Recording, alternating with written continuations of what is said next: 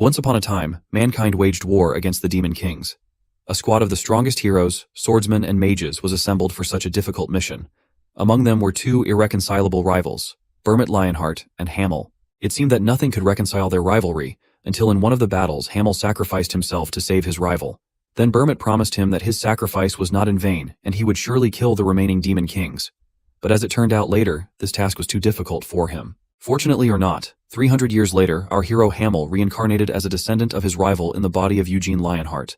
And now reading a book about the events of the past, our hero was just furious that he was given the title of the Foolish, and Burmut somehow became the Great. This silly unknown author even made up a stupid love story about him and a mage girl. If only he knew who wrote it, he could confront them directly. Despite his frustration, he picks the book back up, questioning why others are celebrated with grand titles like the Wise or the Great, while he is labeled the Foolish. He wonders if the book was written by someone he defeated 300 years ago. The same thought extends to his companions, as none of them seem to have been involved in its creation. Then again, they would never have predicted that Hamel, once dead, would reincarnate with all his memories intact. Hamel died 300 years ago during the Demon King's mission, only to be reincarnated as a descendant of Burmut. Now he goes by the name Eugene Lionheart, a 13-year-old with the mindset of a modern-day Zoomer. As Eugene reflects on Burmut's life, he finds it odd that the legendary figure, once disinterested in women, had a harem of girls, aside from his first wife. Eugene wonders if getting older increased Burmut's interest in women. But he also understands that everyone has needs, so having a harem wasn't a big deal. However, only the children of Burmut's first wife are considered the direct descendants, while families like Eugene's, despite sharing the Lionheart name, are classified as distant relatives. This distant relative status comes with restrictions, such as being forbidden from training mana or using real swords before undergoing the blood confirmation ritual. Eugene, however, has been using a wooden sword for 13 years, and now it's time to change that. As he trains, he charges and shatters the training dummy with swift, powerful slashes. His father watches with a mixture of fear and astonishment, noting that this isn't the first time Eugene has shattered it like that. Father also notices that for a 13-year-old, Eugene is remarkably muscular, definitely not natty. All of this scares his father, even though Eugene is his son. His child often doesn't act his age, and his eyes lack the innocence expected of someone so young, reflecting a maturity and intensity far beyond his years. Despite losing his mother at a young age, Eugene has never expressed any longing for her. Eugene evaluates the broken dummy with a ferocious look, silently criticizing the town's blacksmith for crafting such inferior equipment. He views the production and sale of such low-quality weapons as a crime that deserves punishment. His father coughed before telling him that he would give the blacksmith a warning, and then revealed that the blood ritual would take place tomorrow. Eugene couldn't help but think that this entire tradition was ridiculous. The so-called Lionheart ritual, held once every decade, was a farcical custom. All children between the ages of 10 and 15, whether directly related or not, were required to gather at the main family estate to partake in the ceremony. The ritual involved a competition to determine who was truly deserving of the Lionheart surname, but the main family had a clear advantage. They were allowed to train with real weapons and mana from an early age, ensuring that they remained superior while the branch families were kept at their level. Eugene's father gazed at the training dummy, deep in thought. It was clear that he saw in Eugene a talent so remarkable that it almost seemed impossible for him to be his son. His father regretted that if only Eugene had been born into the main family, or if he weren't so gifted, he wouldn't have to face the painful contrast between Eugene's potential and their harsh realities. Curious about his father's mood, Eugene asked what was bothering him. His father waved it off, dismissing it as nothing. Eugene sighed, suspecting his father was likely regretting not being a better parent. Suddenly his father gripped Eugene's shoulders tightly, warning him never to compete against the children from the main family. No matter how skilled Eugene was, he wouldn't stand a chance against those who had been training with swords and mana for years. Eugene gave a small smile and promised he wouldn't. It was a lie. He knew the competition would be an easy victory, especially considering he'd essentially be up against children half his age. Spotting another dummy, Eugene made his way toward it, his thoughts on the upcoming ritual. There would be 3 from the main family and 6 from the branches. One of the main family's participants was the son of the first wife, while the other 2 were twins from a mistress. Besides the 2 most powerful from distant families, the rest would be considered underdogs in the competition. Raising his sword high, Eugene shattered the dummy with a single strike. He was eager to see how the descendants of Burmut would measure up. The next day, as the ritual drew near, Eugene made his way in the carriage, eager for what was to come. In his past life, he had thought of himself as a prodigy. As a child, learning came effortlessly to him, and his progress outpaced that of his peers. Yet Burmut still found reasons to critique his technique, often pointing out that with more effort, he could be much stronger. Eugene had always argued that he was already doing his best. But the truth was, not everyone was born with the kind of genius that Burmut had. The real challenge came not from his own limitations, but from those around him, especially those close to him who were masters of both sword and magic. Burmut was a legend in his own right. But there was someone else above him, Burmut. Burmut was considered as best in both swordsmanship and magic and was known as the god of combat. He was originally a duke in Keel Empire but later retired and was lauded as a warrior up until he died. As for others, Sha the Wise was the youngest person to become master of the magic tower in Aroth Kingdom. Anise the Pious was hailed as a saint in the Holy Empire's Urus, and she even got her own holy book. Morone too had his own kingdom, so in the end they all had good lives till their deaths. But, for all their success, Eugene couldn't help but wonder about why the Demon King was still alive. Burmut once swore to destroy every Demon King however he left one. Eugene knows that he perished at the castle of the Demon King of Incarceration. Yet, it seems that Burmut made some sort of promise to that very Demon King, and as a result, after he died, the war with the Demon Kings ended, bringing an era of peace that has lasted for 300 years. As Eugene ponders these thoughts, Sir Gordon, the man seated next to him in the carriage, remarks that Eugene must be feeling nervous. According to him, if he is, it will only make things harder when he eventually meets the main family. Eugene thanks him for the advice, but Gordon continues, noting that from here on, they are on Lionheart land. He assures Eugene that there's no need to prepare to get off just yet, as the main residence is still quite a distance away. Eugene finds it amusing that Gordon seems so smug, given that this isn't even his land. When Gordon mentions the property's vast size, Eugene comments that it must be inconvenient. Gordon assures him that with several warp gates scattered throughout, it isn't too bad. Eugene considers asking why he isn't allowed to use one of those gates himself, but quickly predicts the answer and decides it's best to just smile and stay silent. After some time, they finally reach the main family residence. It is enormous, with flags, big golden gate, but Eugene has mentally prepared himself for it. As they approach the main building, Eugene isn't at all surprised by the lack of a welcoming ceremony. There are Burmut's Lionheart flags with lion crest everywhere.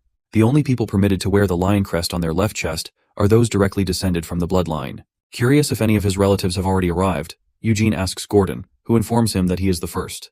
They head to the guest house. A maid named Hera greets Eugene and introduces herself, offering to attend to his every need during his stay. If he requires anything, all he has to do is ring a bell. Eugene appreciates the gesture of being assigned a personal maid, though he's not overly impressed. He asks about her age, and she replies that she is 16, having just completed her training period. Eugene smirks, thinking to himself that whoever assigned him an inexperienced maid is clearly trying to stir trouble. He imagines lecturing her for any mistakes she might make, though he knows it's not even worth bothering with the person who orchestrated the situation. It feels like an intentional attempt to harass him.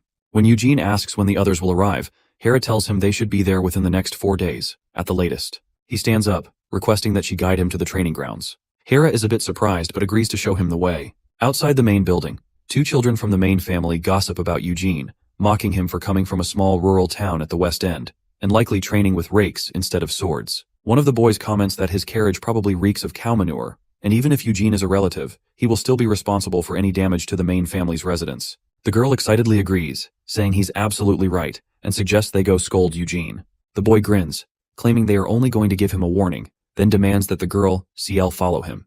Another child from the main family watching from a window notices them. At that moment, CL, who has been aware of the boy, locks eyes with him. With an intimidating gaze, she locks eyes with the boy. CL's intense stare causes the boy to recoil, instinctively backing away. It makes her smirk as they go on their way. In the training ground, Eugene is practicing using a wooden spear and some wraps on his wrists. Even though he never neglected his training in his past life, Eugene has been training his body especially hard since his reincarnation. However, there was one thing. No matter how hard he pushed his body, he never felt tired or sick, and most of his injuries healed fairly quickly. As he swings the spear around, he wonders about his power being beyond imagination after reincarnating into his new life. While he swings the spear with incredible speed, Hera watches in amazement. She is shocked that, even with sandbags on his wrists, Eugene moves so quickly. The main family duo also arrives there and upon seeing Eugene practicing, asks Hera about it. She gets nervous seeing them both and asks why they came there. Cheyenne, the main family boy, instead of answering, asks her again about Eugene. Eugene pauses in the middle of his practice and yells at him, pointing out that he is clearly training. Calling them idiots, he turns back to his training, while CL, hearing that, pushes Cyan about it. Cyan becomes enraged and demands an apology from Eugene. But to his shock, Eugene, instead of yelling back, calmly apologizes. However, Cyan yells at him even more, finding the apology unamusing and demanding that Eugene bow down to him. Eugene refuses, stating that he can't bow to someone younger than himself. To this, Cyan snaps back, claiming that just because Eugene has the Lionheart surname doesn't mean he is their equal. As the argument escalates, CL reminds Cyan about the carriage. Hearing this, Cyan angrily orders Eugene to clean the carriage he arrived in, claiming the seat must stink from his body odor. Eugene, annoyed by the remark, tells Hera to clean the carriage instead, as she is his personal maid. Hearing this, Hera becomes nervous, feeling trapped between the two. Cyan, however, becomes even more enraged, insisting that it was an order he gave and that Eugene must follow it himself. Placing a hand on his crest, he yells, reminding Eugene that he was defying an order from a Lionheart. Eugene mockingly waves, introducing himself as a Lionheart as well. He jokingly suggests that they should be friends, to which CL excitedly waves back, introducing herself. However, Cyan refuses to be friends with someone like Eugene and grows furious at being ignored. Spotting a wooden sword lying nearby, Cyan quickly picks it up, determined to teach Eugene a lesson for insulting him. With that, he challenges him to a duel. A smirk spreads across Eugene's face, as though he had been waiting for Cyan to challenge him. Concerned for Cyan's safety, Eugene warns him about the dangers of recklessly challenging someone to a duel and tells him to leave him alone. But Cyan, undeterred, asks if Eugene is scared of him. This provokes Eugene, especially as Cyan continues mocking him, suggesting that if Eugene is afraid to fight, he should simply bow instead. Eugene clarifies that he doesn't want to duel, nor does he owe Cyan an apology. Cyan's anger intensifies, and he shouts at Eugene, claiming his parents never taught him honor. The insult strikes a nerve, and Eugene silently unties his sandbags, preparing for the duel. Cyan's shock is evident as the sandbags fall to the ground. Eugene stretches briefly before locking eyes with Cyan, demanding he throw down his handkerchief. With a swift motion, Eugene tosses his jacket to the ground, the sound of its impact heavy and resounding. Cyan is stunned, realizing that Eugene had been training swiftly while carrying all that weight, something he had assumed was for show. Regret fills Cyan as he realizes the gravity of his challenge, but with CL watching, he knows he can't back down without facing her mockery for the rest of his life. Summoning all his resolve, Cyan takes out the handkerchief, determined to reclaim his honor. He calls out to Eugene, officially challenging him. Eugene picks up his spear and accepts the challenge. In the blink of an eye, Eugene strikes Cyan in the chest, leaving him no time to react. The force of the blow knocks Cyan to the ground, and Eugene confidently declares his victory. CL rushes to Cyan, worried as he vomits from the impact. Turning to Eugene, CL accuses him of being a coward, claiming the duel wasn't honorable. Eugene, however, disagrees. He calmly explains that the duel had begun the moment Cyan threw down the handkerchief, making it Cyan's fault for letting his guard down. CL reluctantly agrees with Eugene's reasoning but accuses him of training with mana, which gave him an unfair advantage. Eugene denies the accusation, explaining that he can't use mana because he's a distant relative, and to do so, he would need to undergo a blood ritual. CL, however, isn't convinced. She points out his training with the weights and his incredibly fast attacks, which made it impossible for Cyan to react. Hearing this, Eugene smirks, mockingly suggesting that CL's beautiful eyes might have noticed more than she realized. He then sarcastically praises Cyan, acknowledging that Cyan instinctively stepped back to reduce the damage when Eugene attacked, which was impressive for someone inexperienced. Eugene mentions that Cyan has potential but is nowhere near the level of a true Burmit descendant. As Eugene reflects on this, Cyan manages to stand with his trembling legs and angrily calls him a coward for attacking so quickly. Eugene jokes that both Cyan and his sister calling him a coward proves they must be twins. He then walks toward Cyan and suggests he should admit his loss if he truly considers himself a direct descendant.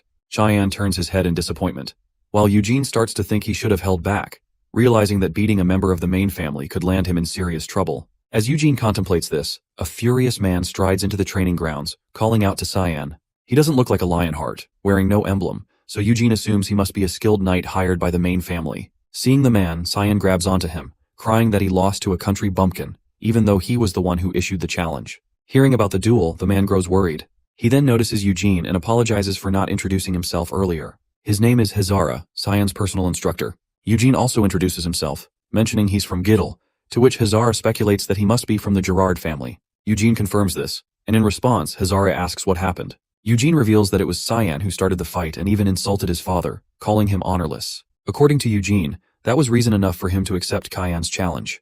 Despite his concern, Hazara agrees with Eugene. He then turns Cyan around, suggesting he treat his injuries first. As they leave, CL excitedly waves, hoping to see Eugene again. Afterward, Eugene goes for lunch, digging into some KFC as Hera arrives with the information he requested. She informs him about who will be arriving after him. Hearing the names, Eugene realizes that the blood confirmation he expected might be starting soon. Eugene's goal remains clear: to screw over the Burmit descendants. While it's a bit much, he has no choice. It's the only way for him to become their direct descendant. In the mansion, Hazar presents Cyan to his mother, Anasilla, the second wife of Gilad Lionheart. Anasilla is furious that her son lost to a distant relative like that. Hazar confirms this and seems a bit worried for Cyan. Anasilla calls out to Cyan in a calm tone, but as he steps closer, she pokes him hard with a stick in her hand. She asks if it's true that he lost in one strike, then turns to Hazari, asking if his opponent had ever trained with mana before. Hazari confirms, revealing Eugene's identity and claiming that Eugene has no mana in his body. Anasilla then calls for CL, asking her what happened. CL explains everything, mentioning how incredibly fast Eugene was, and how, despite Cyan starting the duel, he didn't have a chance to react. Hearing this, Anasilla slaps Cyan in fury, angry that he challenged a distant relative and still lost to someone she deems lowly scum. She's furious because Kyan's father will return soon for the blood confirmation and will know about this, and everyone will sneer at her for it. Kyan apologizes with tears in his eyes. His mother, still furious, calls out Hazar, scolding him for his training, then orders him to retrain Kyan so that he won't disgrace her again. With that, Hazar takes Kyan with him, and as they leave, Anasilla opens her fan and orders Ciel to get close to Eugene. Ciel, confused, asks why, and her mother reveals that although she hates Eugene for defeating her brother, she wants to kill him. However, doing so would make people suspect her, and the guardian of the family code would be dispatched, which she must avoid at all costs. So for now, she just wants Ciel to get along with Eugene. Ciel gets excited hearing that as she already wanted to get closer to him. Hearing this, Anasilla smirks, hiding an evil plan. The next day, 3 distant relatives, Deacon, Hansen, and Jules, arrive at the manor. Hera informs Eugene, who is still training with heavy sandbags on. Eugene thinks they arrived earlier than he expected. However, Hera nervously reveals that the head of House Lionheart is also there. Hearing this, Eugene falls into thought while Hera, flustered, suggests he greet the head but change his clothes first. Eugene, however, decides that wearing clothes will make him late, so he chooses to go while drenched in sweat. Outside, everyone is gathered for the grand entrance of the head. Eugene notices Anasilla, the second wife, and then spots Theonis, the lawful wife of the head. Standing beside Theonis is Yod Lionheart, the eldest son of the main family, who looks nervous and anxious. After some waiting, Gilad Lionheart arrives, with his little brother, Gione, beside him.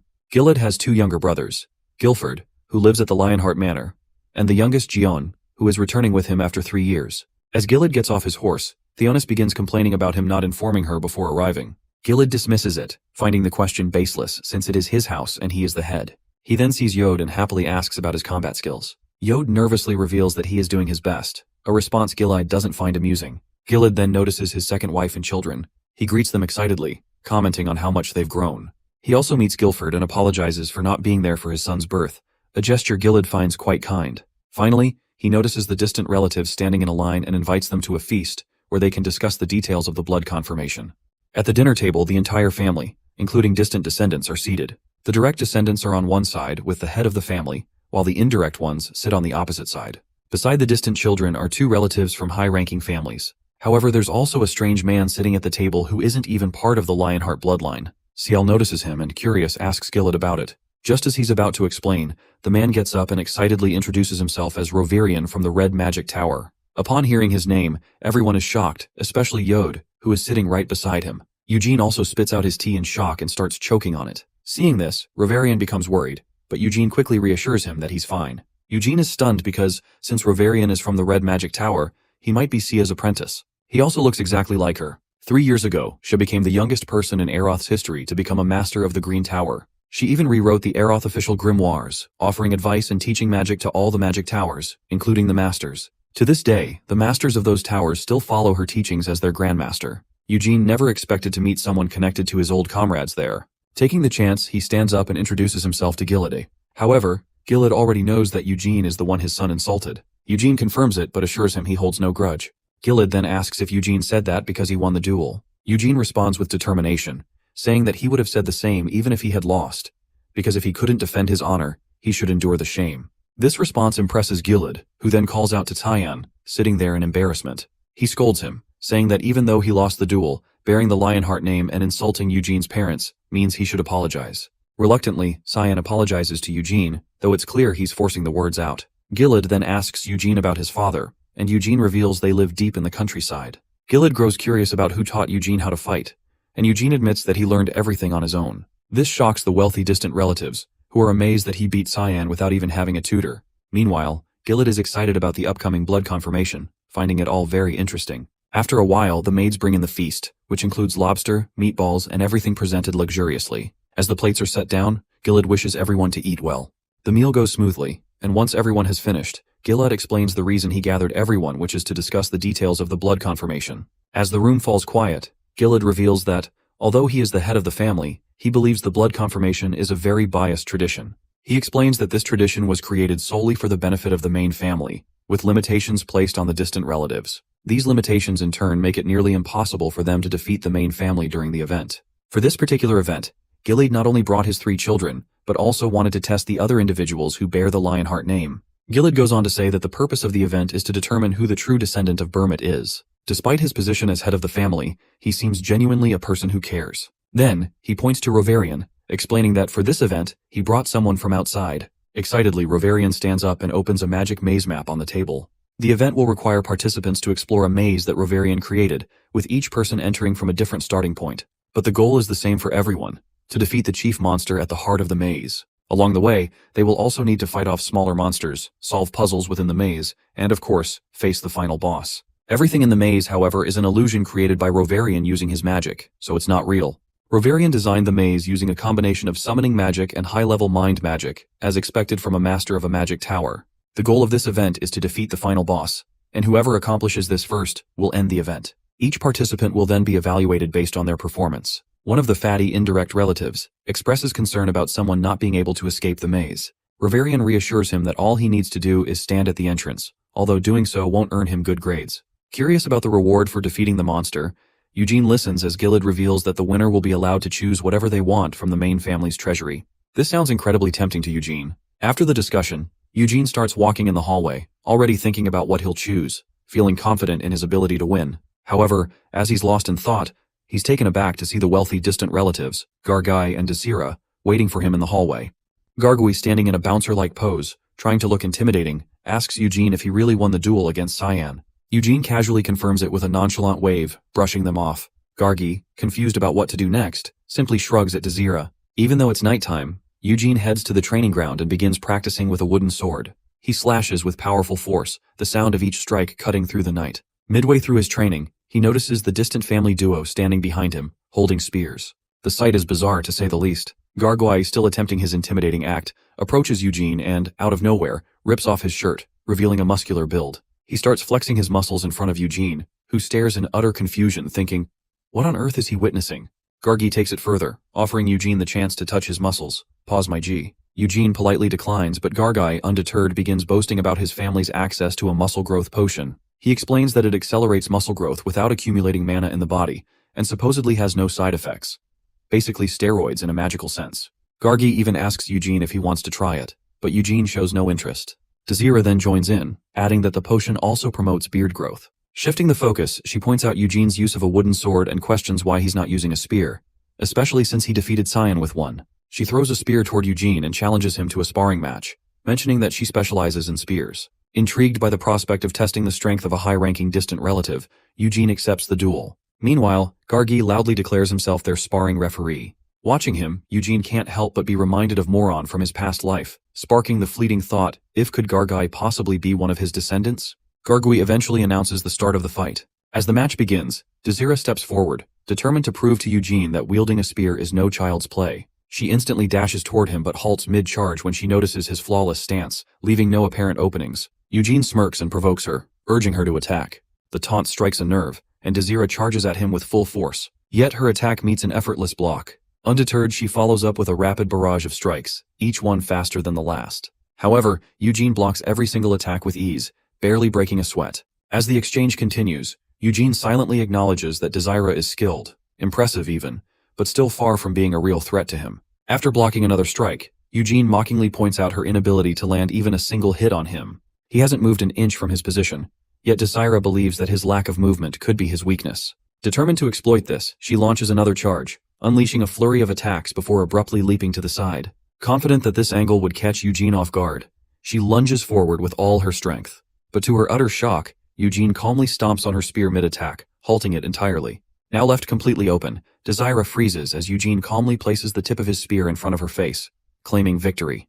After the spar, Eugene goes to sleep, but Gargui soon arrives, offering him a chance to join forces with them. Eugene was furious that Gargai woke him up just to say that, and questioned how they were supposed to team up if they all entered the maze from different starting points. According to Gargui, despite starting at different locations, everyone's destination is the same, and he plans to work together with his sister. He proposes that they all meet at the center of the maze to fight the chief monster together. However, Eugene, confident in his abilities, insists that he can handle it alone. Desira, who overhears the conversation, chimes in, agreeing with her brother. She also wants Eugene to join them, acknowledging his impressive strength. Eugene, however, grows curious about why they are so determined to win. Desira reveals that, in the history of the event, no distant relative has ever won, and now they see a real opportunity to change that. She inquires if Eugene shares the same ambition.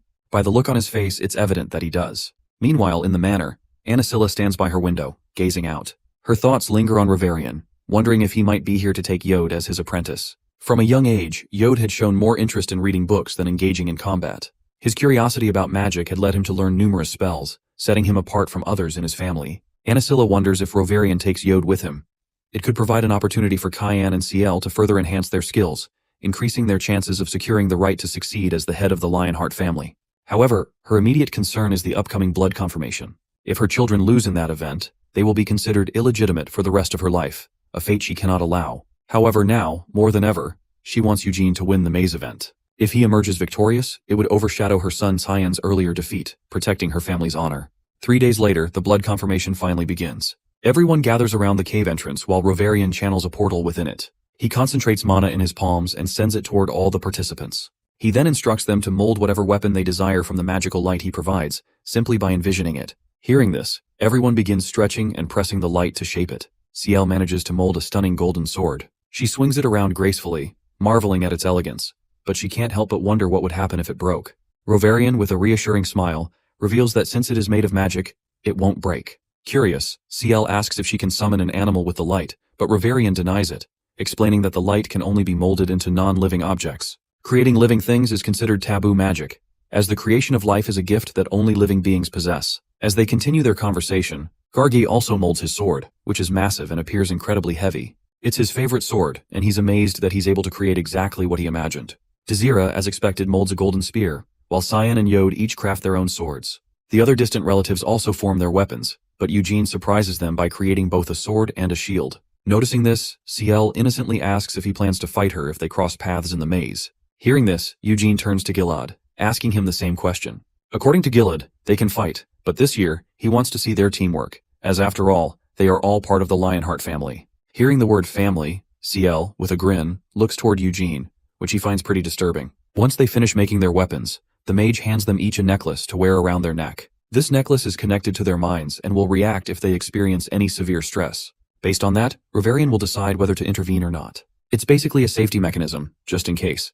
They can also call for help by tapping on the necklace if anyone wants to forfeit. Explaining it all, Rovarian allows them to enter the gate, reminding them that as they step in, they will all have different starting points. Everyone begins walking toward the gate, some confident, some excited, and some nervous. As Eugene is about to enter, Ciel wishes him good luck, and he returns the sentiment. Stepping in and looking around, Eugene is confident that, having explored countless mazes in his past life, this will be easy. As he thinks about it, Eugene notices the narrow walls and ceiling of the maze, realizing that long weapons would be difficult to use there. He feels reassured that he made the right choice by selecting a small sword and a shield. Confident that he can get through the maze with ease, as it seems to be made for kids, he ventures in with determination. As everyone explores around, they start encountering monsters, with the first one being the indirect descendant. He is fighting slimes but gets overpowered by them, and, in panic, asks for help. Hearing the call, Rovarian instantly teleports and takes him out. An hour after the event begins, 3 contestants, all indirect descendants, are eliminated. Seeing this, Gilad is disappointed and orders them to leave and rest. They all agree. Meanwhile, the remaining 6 are still exploring the maze, while Gilad and Rovarian are observing them through the portals. They watch Gargui, who is charging at trolls with full force, but as he swings his sword, it gets stuck in a nearby wall. It annoys him so much that he pulls out the sword with full force, slashing through the trolls with a single blow. He may be a little bit clumsy, but he's pretty strong and has little trouble taking down the monsters he encounters along the way. Meanwhile, Dezira comes across a slime monster ahead of her. She dodges their attack and, with swift motion, eliminates them. Despite killing them, she finds it tricky to fight slimes with a blade, so she sprints away from them, trying to get out. She is skilled and has incredible instincts, avoiding unnecessary combat with the monsters and prioritizing the goal. In another part of the maze, Cyan is also exploring and finds a wall with holes in it. As his mother had already given him a map of the maze to study, he and his sister know everything about it. So, he picks up a rock and as he tosses it in front of the holes, hundreds of arrows come barreling out. It's a trap, but now it's off so Cyan easily crosses it. He's overly cautious, but it's his prudence that helps him, which isn't half bad. Ciel also encounters trolls in her part of the maze. As the troll charges at her, she easily dodges, swiftly moving around. She follows it up with counterattacks whenever she sees an opening. After eliminating the troll and moving forward, she reaches a dead end. She has sharp instincts and is creative, but she's still a bit naive and tends to act like a child. Then there's Yod, who also faces trolls. However, instead of fighting them, he is amazed that these monsters are made of magic. As a troll launches attacks on him, he blocks them and counters with his own attack, killing it. As the troll dies, it evaporates into magic, which fascinates Yod. Seeing him get interested in magic, Rovarian finds it intriguing. According to Gilad, Yod has loved magic since he was a toddler, and he even hired a private magic teacher for him. But one day Yod refused to learn anymore. This was because he was trying to live up to his mother's expectations of becoming the next head of the Lionheart house. Most in their home thinks that magic isn't an advantageous ability when it comes to vying for succession. However, Gilad still wants Yod to learn magic and asks Rovarian to take him as his apprentice, if Yod agrees. Rovarian, however, agrees just for the sake of their friendship, as he doesn't think Yod has what it takes to be his apprentice. Gilad assures him that he doesn't want to force Rovarian. He just wants to help Yod, as he has deep respect for Sia's magic, even more than for his ancestor Bermut. Rovarian also agrees, thinking that he too finds Sia's stories and books fascinating, as every time someone is in danger, she comes up with solutions using her magic. Hearing that, Gilad also reveals that he has a favorite character, which is neither Shia nor Bermut. As he's about to reveal the name, he notices that Eugene is face to face with a huge troll monster. Instantly, as the monster roars, Eugene leaps at it, attacking from all sides. Seeing this, both the head and the mage are shocked, finding it incredibly impressive. He swiftly defeats the monster, sending it crashing to the ground. Gilad finds it incredible that a 13-year-old can display such exceptional fighting skills. Instead of freezing in terror, Eugene decisively incapacitates the monster. Rovarian is also taken aback, as he has placed the troll there, making it larger than a real-life one to test their intelligence and see if they can find a way to avoid it. Gilad believes Eugene possesses a natural-born talent, and Rovarian agrees, calling him a prodigy. Meanwhile, back in the maze, Gargi's also battling that large troll head-on. Despite being worn out and severely injured, he continues to charge at the massive monster with everything he has. Dodging the troll's attack, he swiftly slashes its leg, causing it to collapse. Seizing the moment, Gargi leaps into the air and plunges his sword directly into the troll's heart, ending the fight. This kills the monster as Gargi lets out a victory yell filled with adrenaline. Despite defeating it, he is shocked to realize the toll the fight has taken on him. The monster's attacks tear through his muscles and even fracture his ribs. Having endured multiple traps and fought the troll, Gargi starts to worry about how the others might be faring, given the difficulty of the maze. After taking a few steps, he collapses to the ground from exhaustion. In another part of the maze, Cyan stands nervously in front of the massive troll monster. He quickly realizes it might not have been placed there for combat.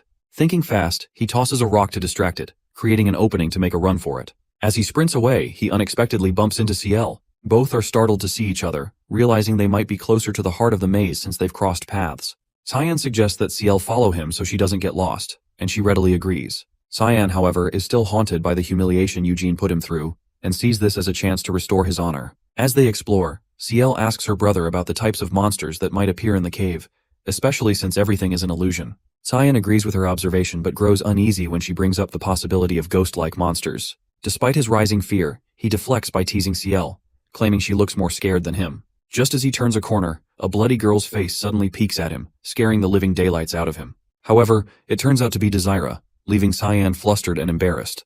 They both get their share of a scare, as neither expects to encounter the other so suddenly. Cyan, recovering from the shock, asks Desira about the blood on her face. She explains that it's from a trap that injured her. Though she's lying, she has actually been trying to ambush them but failed.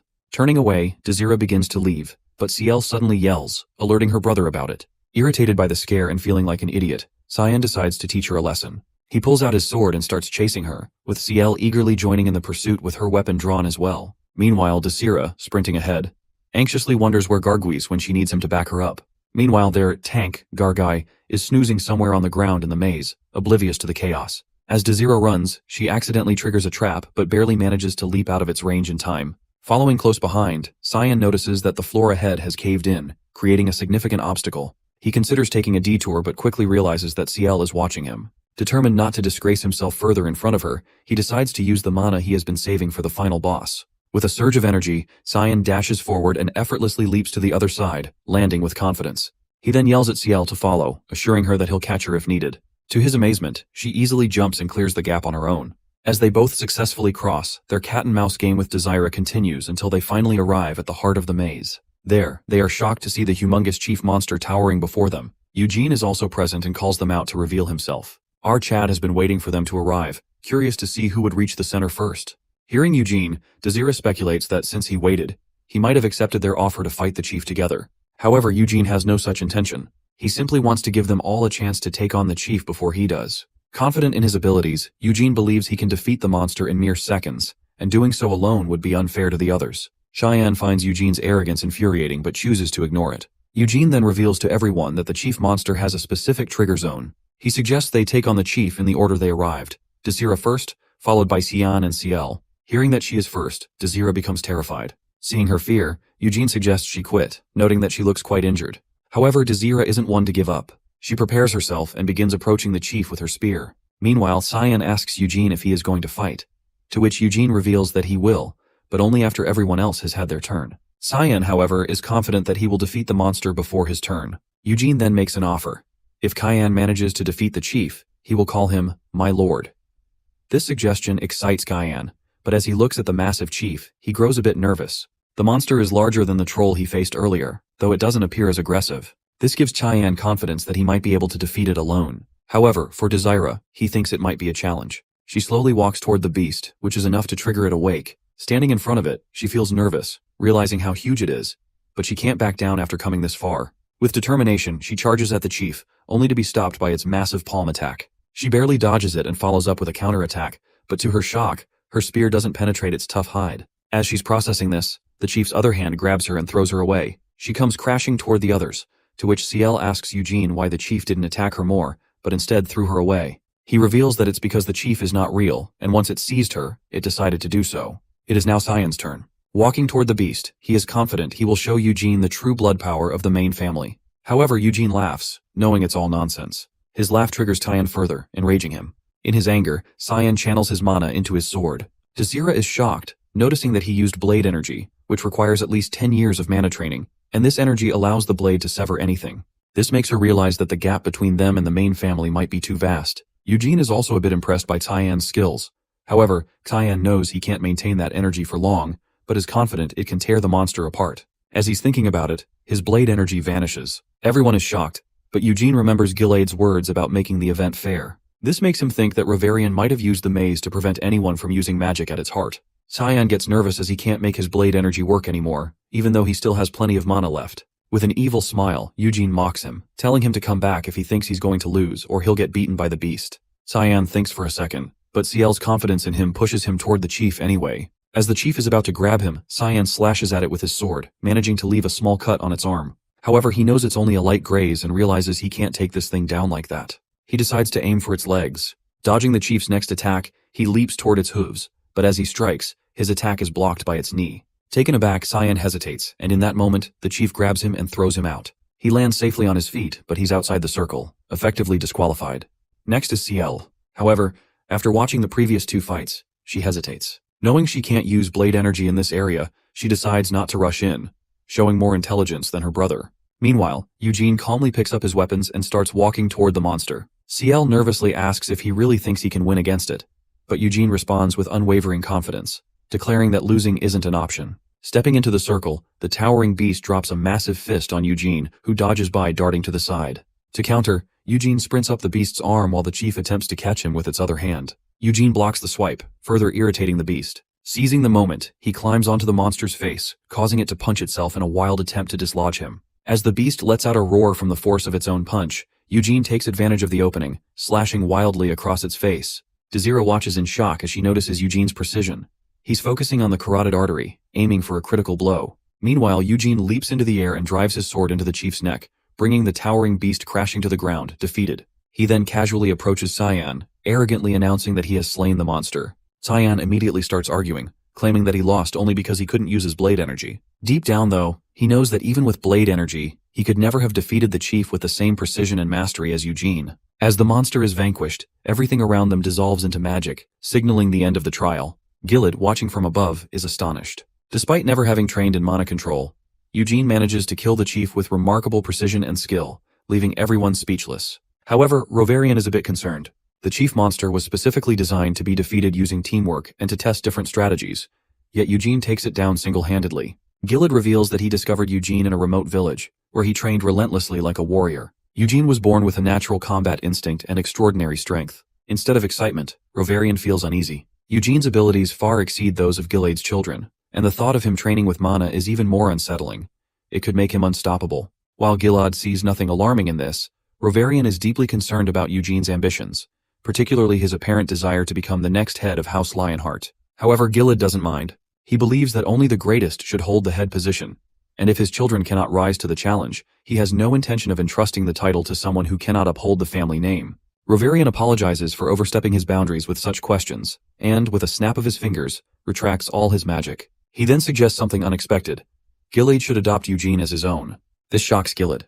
Eugene's presence in the main family could lead to other relatives looking down on them and potentially forming rival factions. The proposition is undeniably tempting for Gilead, but as the children approach, he decides to leave the matter for later.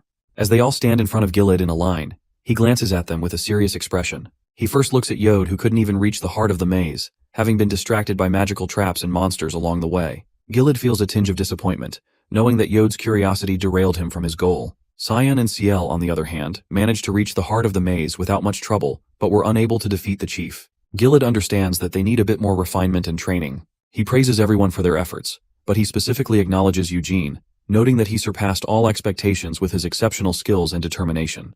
Gilead is especially impressed by the way Eugene faced the troll head-on without suffering a single injury. Hearing that Eugene didn't even have a scratch, Garguille's shocked. He can't believe that Eugene managed to fight such a massive monster with that slim physique. Gargotil regrets that Eugene hadn't taken his family's steroids to become even stronger. Rovarian, on the other hand, is also impressed. He had thought they would take much longer to complete the maze, but they finished it quicker than expected. Truly fitting for a descendant of Bermot. Gilead then orders everyone to rest and instructs Rovarian to escort them to their rooms. As the group starts leaving, Gilead specifically calls out to Eugene, asking him to stay behind for a private word. Ciel, overhearing this, feels a twinge of jealousy. She suspects her father might be taking Eugene to the treasury, a place she had begged her father to take her for 2 years without success. Gilead leads Eugene on a walk through the forest, praising him for his exceptional weapon skills. He mentions how he witnessed Eugene duel against Desira, where Eugene skillfully wielded a spear. However, Gilead emphasizes that the symbolic weapon of House Lionheart is the sword. He then speaks of Bermot, revered as the god of combat and the All-Master, for his ability to wield all kinds of weapons with unmatched proficiency. Gilead also brings up Hamel, another legendary figure known for mastering various weapons. As Gilead casually mentions these parallels, Eugene grows visibly nervous, especially as he is Hamel he is talking of. Eugene asks why Hamel is referred to as the Foolish in the storybooks, to which Gilead reveals that it stems from Hamel's occasional mischief. Gilead then shares a surprising opinion. He actually prefers Hamel over Bermot. He explains that he admires Hamel's human qualities more than Bermot's godlike perfection. According to Gilead, while Hamel may have felt inferior to Bermot, he never succumbed to despair. Instead, he worked tirelessly to overcome his weaknesses. Ultimately, Hamel's selfless sacrifice for others solidified his legacy. Eugene, moved by this perspective, confesses that Hamel is his favorite character as well, which brings a smile to Gilead's face. Their conversation continues as they walk through the forest, eventually arriving at a hidden tower. Entering the structure, they descend a spiral staircase that seems to lead deep underground. Eugene is the first person to visit the treasury after Gilead himself, which makes him a bit nervous. Sensing his unease, Gilead reassures him that he has already discussed the matter with the elders, so everything is chill. The elders of House Lionheart are former heads of the family, including distant relatives of great prestige. According to Gilead, the treasury is a treasure trove of heirlooms collected over centuries, some of which had belonged to Bermot the Great. Among the relics is the legendary Holy Sword of Bermot. However, Gilead explains that he can't give Eugene the sword, as it is a symbol of House Lionheart and cannot belong to any one individual. Gilead also reveals that the Holy Sword has not yet acknowledged anyone since the Great Bermot. Eugene is a bit confused about the acknowledged part, to which Gilead explains that he will understand once he holds the sword himself. As they reach the underground gate, Gilead bites his thumb and pours blood onto the door to open it.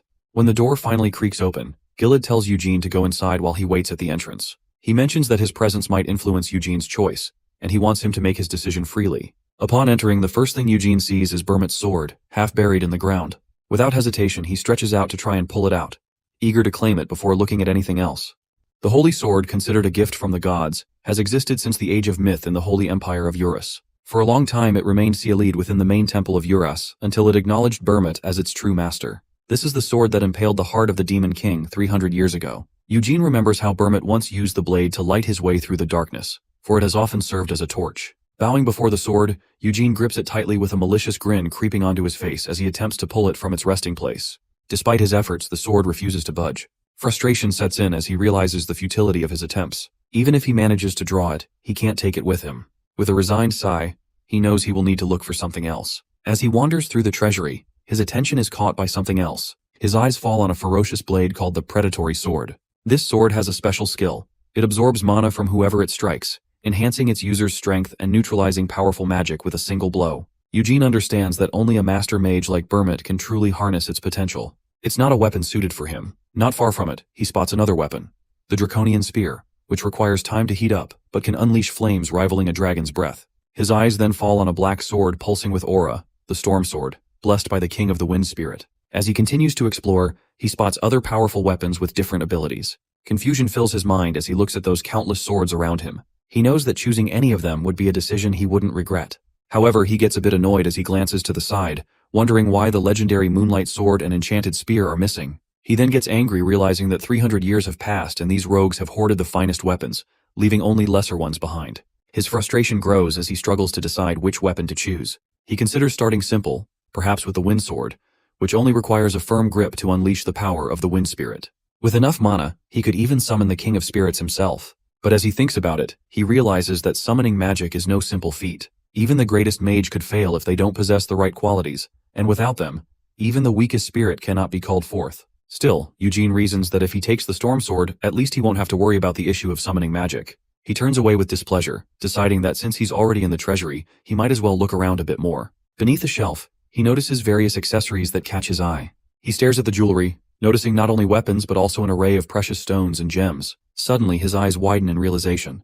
With excitement, he grabs a pendant and is shocked to look at it. He recognizes that it was the same pendant he wore in his past life. He remembers the moment he slayed the monster, the pendant a memento from his parents, who were killed by it.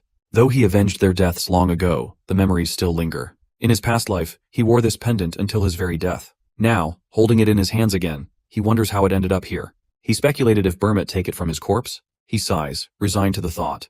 His mind wanders to the Demon King, recalling the peace that came about thanks to the agreement Burmit made with the Demon King of Incarceration. Yet Helmout and the other two Demon Kings are still alive, still a looming threat.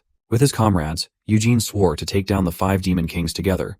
But after his death, they simply placed his heirloom in a place like that, and decided not to keep their pledge. Eugene is pretty confused why his comrades, especially Burmit, did that to him. He can't shake the feeling that it's all because of him, that without his help, perhaps they wouldn't have had the strength to prevail. He's not blaming Burmit or the others, but rather understanding that they must have had their reasons for sparing the Demon Kings.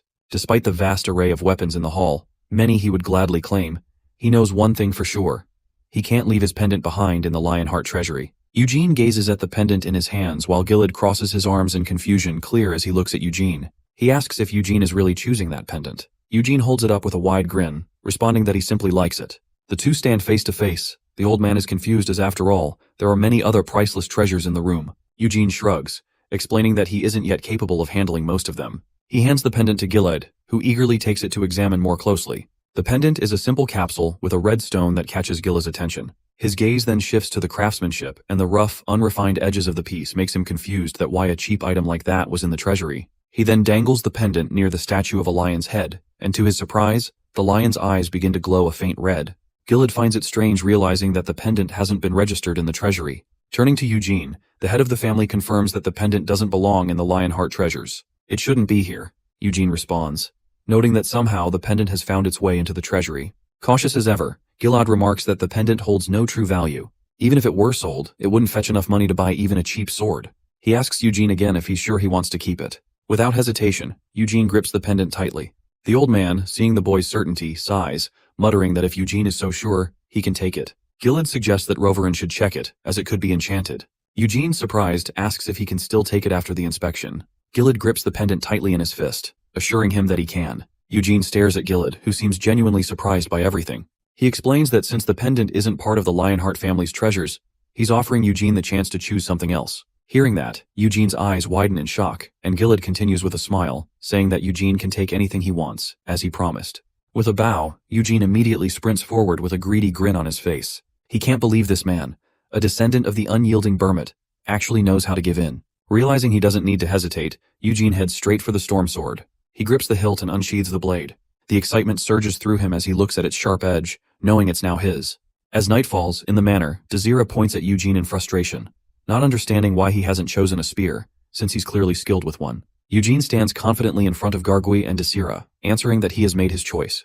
Besides, he has a natural affinity with swords. Dronzer finds it disgusting, but Gargui thoughtfully remarks that the sword seems too light for Eugene's strength. He begins to imagine different axes and hammers, suggesting that with Eugene's power, something heavier, like a hammer or axe, would suit him better. Eugene responds firmly, making it clear that he is the one in charge of his decisions. Hearing that Gargui, flexing his muscles, proudly offers that now the ritual is complete, their family can provide potion to help Eugene increase his strength. Eugene is again uninterested, so he declines. Dronzer, pointing at her brother with visible annoyance, dismisses him as nothing more than a dumb jock. She then turns to Eugene and asks to see the sword. Eugene, confused, turns away as he begins to unsheath the glowing blade.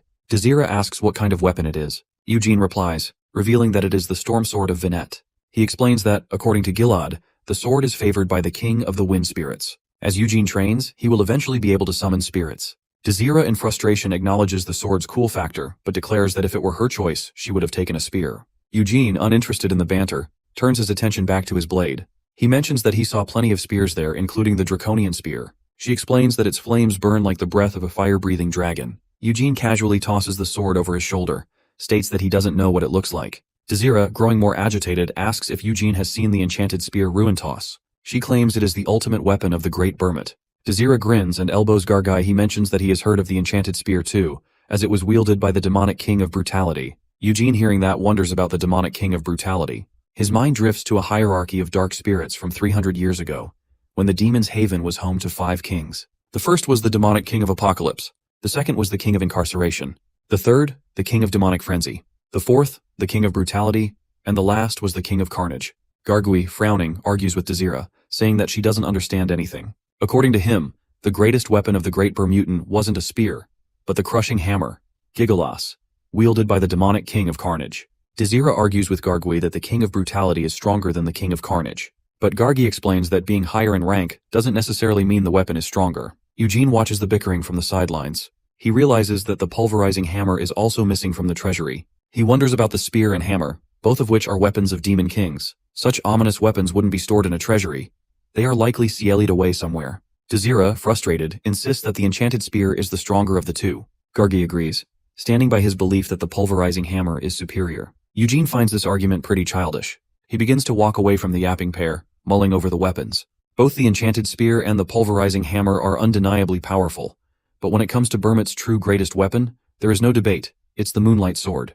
The sword had been wielded even in the demonic city. Its destructive power is immense that it had slain both the demon kings of brutality and carnage. Eugene, now holding the storm sword for the first time, is filled with excitement. This is the first time he has ever held a real sword.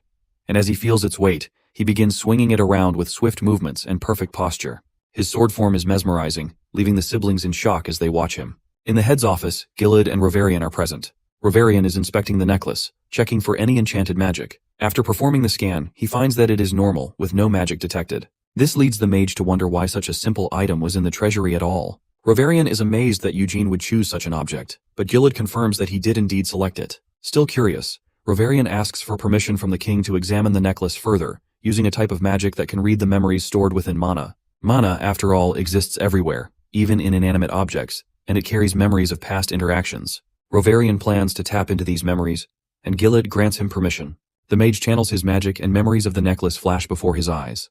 There's nothing particularly unusual, except for the fact that it's about 100 years old and was bought from the streets. Reborn struggles to see beyond that point, as the magic of the treasury prevents the mana memories from extending any further. Upon learning that the necklace is 100 years old, Gilad wonders if anyone might still be alive who could provide more information about it. Finding no further details, he decides to give the necklace to Eugene, who had wanted it so badly. Reborn notices how Gilad has taken a liking to Eugene, and how could he not? The boy has already begun practicing the moment he picked up the sword. Watching Eugene's progress, Gilad reveals to the mage that he plans to adopt Eugene as his son, just as Reborn had suggested earlier.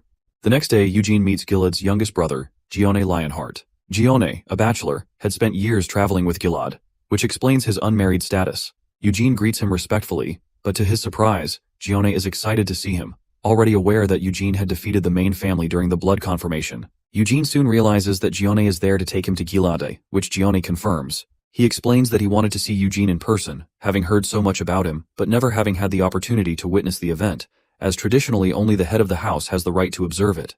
Though Reborn was also present, he had done so in a supportive capacity, not as the head of the house. Gione quickly clears up any misunderstanding, assuring Eugene that he doesn't hold any grudge against his brother for that.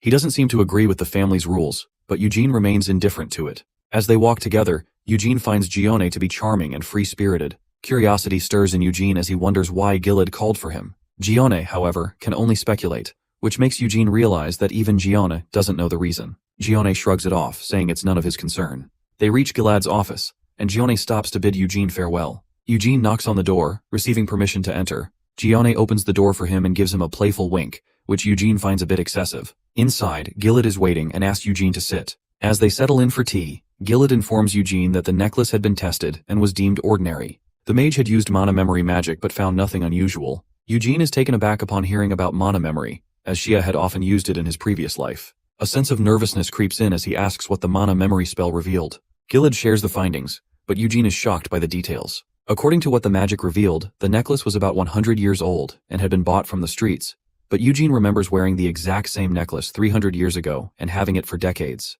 He wonders if the spell was misread, though he knows Rovarian wouldn't lie. It seems the mana memory magic might have been mistaken. However, Eugene knows that a master caster can't make a mistake, so he begins to wonder if Burmit might be involved. Lost in thought, Eugene remains silent while Gilad watches him quietly. As the idea of mana memory swirls in his mind, Eugene suddenly grows excited, realizing that since the test came back clean, he can keep the necklace.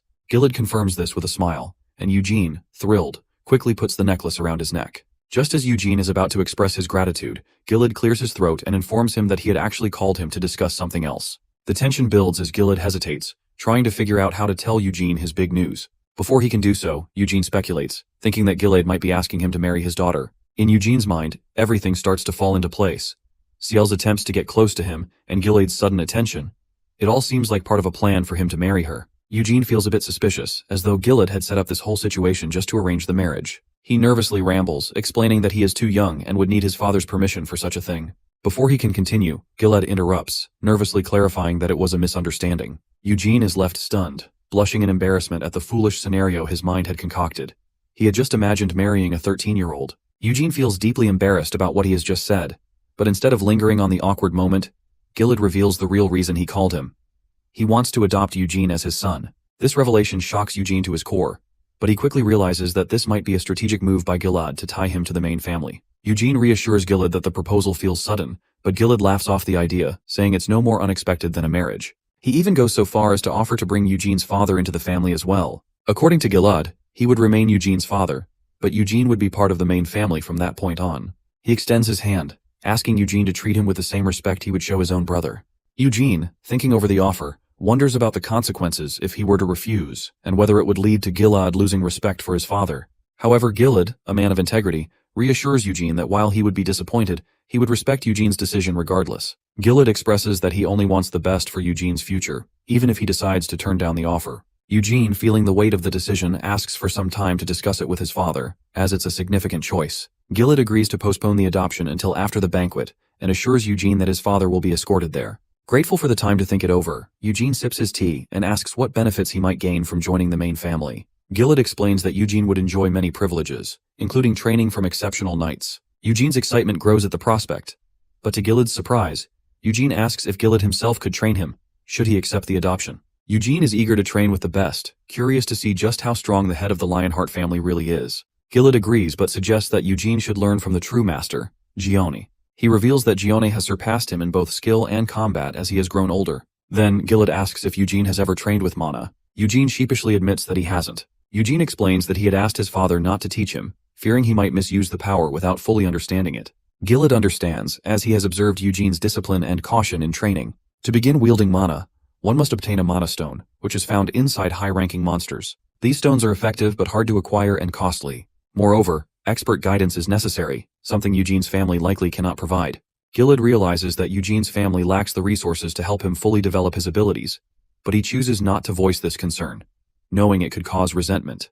Gilad decides that he will speak with Eugene's father about the matter instead. He conveys his thoughts to Eugene but suggests that their discussion isn't over. After their meal and conversation, Eugene prepares to leave. Gilad offers to escort him, but Eugene politely declines, saying he wants to take a breather. As Eugene walks down the hallway, a strange perfume scent reaches his nose. It seems to be coming from a distant corner, but there is no sign of movement. Eugene senses that someone is waiting for him there. Despite this, he continues forward, and soon enough Lady Anasilla steps out, pretending to accidentally bump into him. Eugene sees through Lady Anasilla's act and decides to play along, pretending to be shocked when he spots her. He introduces himself, while Anasilla, with a smile, expresses curiosity about the lengthy conversation he had with Gilad. Though Eugene knows she's eager to know the details, he shifts the focus and asks if she wants something from him. This catches Anasilla off guard, and she finds it surprising that Eugene had not only defeated the child of the main family, but had also claimed victory in the blood confirmation. She realizes that Eugene will likely rise through the ranks of the family quickly, so she decides that befriending him is wiser than making him her enemy. Anasilla's true intentions become clearer. She plans to marry her daughter, Ciel, to Eugene. That's why she had instructed Ciel to befriend him. Eventually, Anisilla asks about the conversation Eugene had with Gilad, but he refuses to share, stating that it was a private matter. This makes Anisilla nervous, and she quickly lies, claiming that she wanted to apologize for Cyan's behavior toward him. Eugene, however, dismisses it, saying that he and Cyan have already made up. Nervously sweating, Anisilla praises Eugene for being mature and not holding a grudge, revealing that she had warned Cyan to ensure they got along. Eugene chuckles, remarking that it was bound to happen, as they are family and share the same surname. His comment lands like a heavy blow to Anisilla. Despite her sweet demeanor, she harbors a deep dislike for Eugene, and hearing him speak of family doesn't sit well with her. As Eugene prepares to leave, Anisilla nervously agrees. As he walks away, he begins to suspect that she might be behind his behavior on the first day, especially since he is a distant relative. He realizes that he needs to be careful and avoid getting entangled in her schemes. Anisilla watches him as he walks away with tense expressions. 2 days later, Eugene's father, Gerard, arrives at the Lionheart Manor from Godal, escorted by Gioni. As he steps out of the carriage, a wave of nervousness and emotion washes over him. He realizes that his son has truly won the blood confirmation event and triumphed over the main family's children. While Gerard always knew Eugene was a prodigy, he hadn't been able to nurture his talents fully. He had expected the blood confirmation to open Eugene's eyes to the harsh realities of the world, understanding that there was a vast difference in training and skill between the main and distant relatives. Yet Eugene's victory defies his expectations. Standing at the gate, Gerard hears Eugene call out to him from a distance, standing beside the head of the house, Lionheart. Gerard rushes toward his son and embraces him tightly with tears streaming down his face. It's an emotional reunion, and he feels an overwhelming sense of pride for his son. Eugene reminds him that he had promised to bring good news after the event. Gerard wipes away his tears and apologizes for doubting him. As he does, he notices Gilad standing nearby, observing the moment. Gerard quickly greets him, and Gilad returns the greeting, apologizing for inviting him on short notice. Gerard, however, expresses his gratitude for the invitation. Gerard then asks if they can have a private conversation, and they head inside. In the privacy of the office, Gilad reveals his decision to adopt Eugene, which shocks Gerard. He reassures him that, should he agree, Gilad would also take Gerard into the main family. Rather than feeling excited, Gerard grows concerned, revealing his worries about Eugene's future. He fears that the main family might persecute Eugene, especially since Gilad already has 3 children. He's afraid they won't accept Eugene as one of their own. Gilad understands Gerard's concerns and assures him that the main family places great importance on the direct line of descent, meaning Eugene would never be considered for the position of head of the house, even if adopted due to his distant relation. Gilad further explains that if Eugene doesn't become too ambitious, he could enjoy privileges similar to those of the royal family and form close bonds with his children. Gerard understands, but insists on discussing the matter with Eugene first. Meanwhile, Eugene is training as usual, swinging his storm sword with precision. As he practices, he notices his father standing nearby, looking disheartened. Eugene senses that the concern might be related to the adoption news and asks his father about it. Before Gerard can respond, his gaze falls on the storm sword in Eugene's hands, and he realizes, with a sinking feeling, that no amount of money would be enough for him to buy such a weapon for his son. Looking away, Gerard tells Eugene that he would like him to accept Gilad's adoption, believing it would be the best path for his future. He also warns Eugene that he will face opposition if he does so. However, Eugene remains confident and assures his father that no one will stand in his way. Gerard, filled with emotion, embraces Eugene, reminding him not to forget their family name, even if he is adopted. Eugene reassures him that his father will always be his true one. The sincerity of Eugene's words breaks Gerard, and he bursts into tears. Eugene realizes that the adoption is indeed happening. Though he's not thrilled about it, he understands the benefits it offers. He has no ambitions of becoming the head of the house, knowing the family wouldn't believe in him, but he's prepared to endure it. He knows that Gilad's 2 wives will likely try to keep him in check, but Eugene is confident in his ability to handle them. His first option is to ignore them, but if that doesn't work, he has the storm sword to deal with them head-on. Gilad invites all the families of the children who participated in the blood confirmation ritual to a grand banquet. The event is less about lamenting the shame brought upon the main family, and more about celebrating the victory of a branch family. Guests mingle and share their congratulations. Some approach Gerard, commending him on becoming part of the main family. Gargi's father even offers to gift him their muscle growth roids. Eugene observes the lively scene from a distance, thinking it best not to mingle with them. He knows stepping into the spotlight would attract an overwhelming and tiresome amount of attention. Meanwhile, in a corner of the hall, Anikella and Cyan stand together. Cyan looks anxious and embarrassed there. Anikella nudges at him gently, urging him to be more confident. She tells him that from now on, people will compare him to Eugene. When they look at him, they'll only remember the duel he lost. They'll laugh and mock that a direct descendant of the main family was defeated by a branch family member. Cyan lowers his gaze. The weight of her words embarrassed him even more.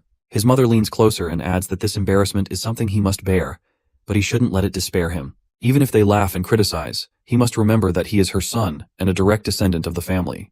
That is something no one can take away. Cyan, despite being nervous, agrees with her. She, leaning aside, continues, telling him that Eugene may not become the head, but that doesn't mean he should feel relieved. Instead, he must work harder and become stronger to try to become the head of the House Lionheart. And above all, he must become friends with Eugene. Cyan in shock inquires if it's because they are siblings. Anicella nods firmly, lying that this bond is why he must treat Eugene like a brother. In the future, Eugene can become his ally, which could be really beneficial. Cyan appears uncertain but ultimately agrees with his mother. Despite his agreement, he struggles to understand how he can befriend Eugene, the very person who defeated him earlier. Meanwhile, Ciel, munching on a piece, reminds Eugene that they are siblings now. Eugene nods, to which she insists that he should start calling her big sister. Eugene raises an eyebrow and replies that she is only a few months older than him. Ciel grins mischievously and declares that she is still the little sister, technically, because she was born just seconds after Cyan. Eugene exhales sharply, muttering to himself that the situation is entirely absurd. However, Ciel refuses to back down, persistently nagging him to address her as big sister. Eugene finds the notion ridiculous, given that they were born just a few months apart, making her demand all the more unreasonable. Despite her persistent pleading, Eugene remains steadfast, refusing to comply. Instead, he mocks her, declaring with a smirk that he would call her big sister only over his dead body. Meanwhile, in the Gilead's office, Reverian addresses the matter, explaining that he can't accept Yod as his disciple unconditionally. At the Red Magic Tower, summoning magic is their specialty, and Yod will need to be first tested for aptitude in that area. Yod's brow furrows as he asks about what happens if he happens to have talent in summoning magic. Reverian reveals that, if that's the case, it will be good news. However, Aroth still won't acknowledge the Lionheart name unless his talent is extraordinary, enough to overshadow every other aspiring mage entirely. Without that, Reverian can't take him on as a direct disciple. Hearing that, disheartened Yod agrees with him. Still, Reverian adds that, as a longtime friend of Gilead, he will ensure Yod has access to plenty of opportunities. He'll be protected from discrimination and placed in an environment most conducive to his chosen magical path. Though slightly disheartened, Yod finds himself growing excited. Even if he won't be a direct disciple, the chance to escape his stifling family and delve into the study of magic is thrilling. He glances at his father, who is in thoughts hearing that. His father offers no reassurance by telling him that this is his decision to make. Yod's mother steps forward, calling him out. According to her, this is a rare opportunity his father has secured for him. He has shown an interest in magic since he was young, and she urges him to embrace this chance with grace. But she reminds him that he must never forget he is her son, and must become the head of Lionheart. She warns him that even in the magical land of Aroth, he must never forget that fact. Gilead hears her shouting and sternly commands her to stop. However, she stands her ground, sharply retorting that she is merely encouraging her son. Internally, though, her thoughts diverge. She pictures Anicella, imagining her gloating once Yod is sent to Aroth. However, she gets frustrated, thinking she can't do crap about it. Yod, in her eyes, is far too naive and weak-willed to be called a true descendant of their bloodline. She knows that he'll be better off in Aroth, as he can forge connections with powerful mages, grow in strength, and build alliances with people who will support him. She turns to her son and reminds him, never forget that he is a legitimate son of Lionheart. Yod's head dips as he murmurs his agreement, knowing there is nothing else he can say. The day after the banquet, Reverian departs with Yod for Aroth. One by one, the other children from the branch families return to their respective homes, leaving the manor quiet and empty. Eugene and Gerard stayed behind and ended up having the whole guest house for themselves. Today marks a significant moment for Eugene, as he will begin learning mana for the first time since his reincarnation. Eugene knows that mana development can be done in two ways: breathing and physical training.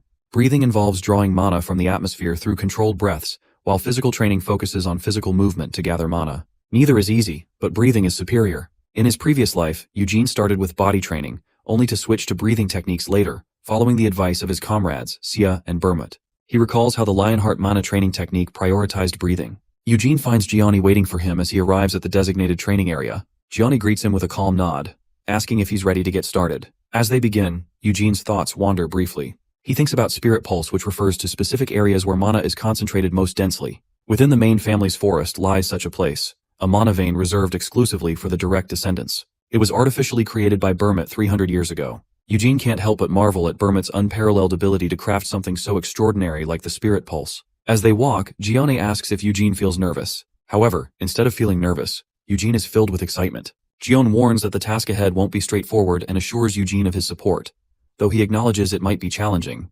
However, he reveals that as he is younger, it will be easier for him to sense mana. Gion explains that Ciel and Cyan began their mana training at the age of 6, managing to sense it within just 3 days, while Yod required about a week. For branch families, mana training typically starts around Eugene's age, but it's not uncommon for it to take up to a month before they even begin to sense mana. However, Gianni confidently states that Eugene won't need nearly that long, especially with his guidance and the advantage of having access to a spirit pulse. When Eugene asks how long it might take, Gione estimates roughly 10 days. Eugene simply scratches his head and laughs, confident that he won't need more than 10 minutes. As they stroll, finally they reach a cabin in the forest.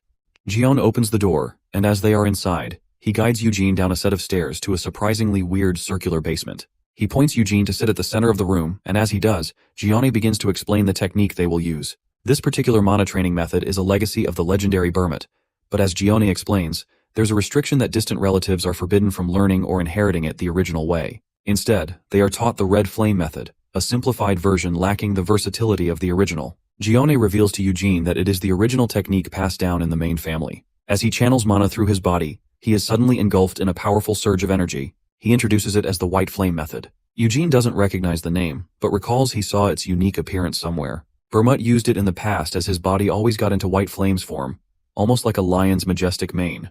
In those days, Eugene had never managed to surpass the brilliance of those flames. As Eugene starts meditating, Gione reveals that he won't be able to sense mana right away, suggesting they focus on Eugene's breathing for now. Eugene casually mentions that he can already feel the mana, but Gione dismisses this as mere imagination. He knows concentrating too hard can cause that sometimes. To prove his point, Gione creates a ball of mana around Eugene. Each time, Eugene correctly identifies its location without hesitation, pointing it out repeatedly. Growing curious, Eugene eventually asks how long they'll keep doing this. Gione, utterly shocked by Eugene's rapid progression, realizes that the child's abilities are developing at an extraordinary rate.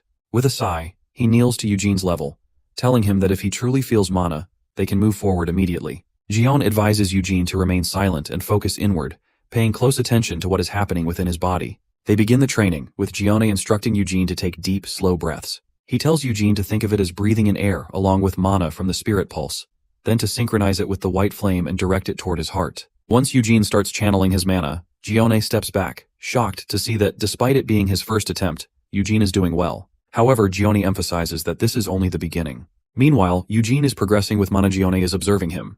To him, this rapid growth is insane. While sensing and channeling mana would have been simple in his previous life, this new body seems uniquely attuned to absorbing it. With each breath, he can feel the mana in his body steadily increasing. However, he recognizes the limitations of his young age and decides it's best to stop for now before pushing too far. Eugene begins directing mana towards his heart, creating a core which causes him to sweat. Gione is immediately taken aback by it. He knows that most people start with a much smaller core, gradually expanding it through mana training. Amazed, Gione calls Eugene a beast, prompting Eugene to ask if that was meant as a compliment. After that, Gione suggests they head back. As they walk, Gione explains a key distinction between the white flame and red flame methods, which is the division of the core. The red flame method doesn't allow its practitioners to split their cores, whereas the white flame technique naturally causes the core to divide once a certain threshold is reached. This process greatly enhances mana efficiency, as the cores resonate with each other to amplify their collective power significantly. These divided cores are referred to as stars. Burmut himself had formed 10 stars, a number unmatched by others. Gilad and Gione have reached 6 stars, while Ciel, Cyan, and Yod currently possess 1 star each. Gione is not sure about Yod, but he confidently predicts that the twins will likely ascend to 2 stars in 2 years, as they started at 6 years ago. Curious about his own potential, Eugene asks how long it might take him to achieve such progress. Gione reassures him that as long as he doesn't slack off, he will achieve them much faster. Eugene gets excited hearing that, determined to do his best. From the inside, he knows that he has reincarnated into such a remarkable body and the opportunity to master Burmut's legendary training technique. While he isn't certain he'll reach 10 stars, he feels confident in his ability to adapt and refine the method as needed. Eugene acknowledges the debt he owes to Burmut, recognizing that the white flame method, passed down to his heirs, will enable him to achieve far more than he could have on his own. As they return, Gione offers to take responsibility for explaining the day's events to Gilad, urging Eugene to get some rest. Eugene agrees to take a break, but he has some other plans. He knows fatigue will be gone with a good night's sleep, but he secretly plans to try something with newly learned stuff. Upon returning, he surprises Hera with his quick arrival and instructs her to bring the storm sword. As she brings it, he draws it, contemplating whether his idea will actually work. Channeling mana from his core into the blade, he is startled when a powerful surge of wind forms around it, nearly sending Hera flying. In the middle of this tornado, a voice calls out to Eugene, but by his original name, Hamel. Startled, Eugene immediately recognizes the speaker as the king of wind spirits, Tempest. Tempest greets him warmly, acknowledging him as Hamel's reincarnation, and Eugene demands to know how he is recognized. Tempest explains that a soul, no matter how much time passes or how many bodies it inhabits, remains unchanged. He adds that it's been a long time since he is summoned through the storm sword. Curious, Tempest admits that he initially thought one of Burmut's descendants had summoned him, but then it felt his soul. Eugene gets ferocious, demanding to know why Burmut never kills the Demon King. He shouts at the Tempest to tell him, as Tempest had stayed by their side in quest of Helmaut even after his death. Tempest explained that he didn't know much about Burmut's intentions, but during the battle with the Demon King of Incarceration, Burmut sheathed his sword.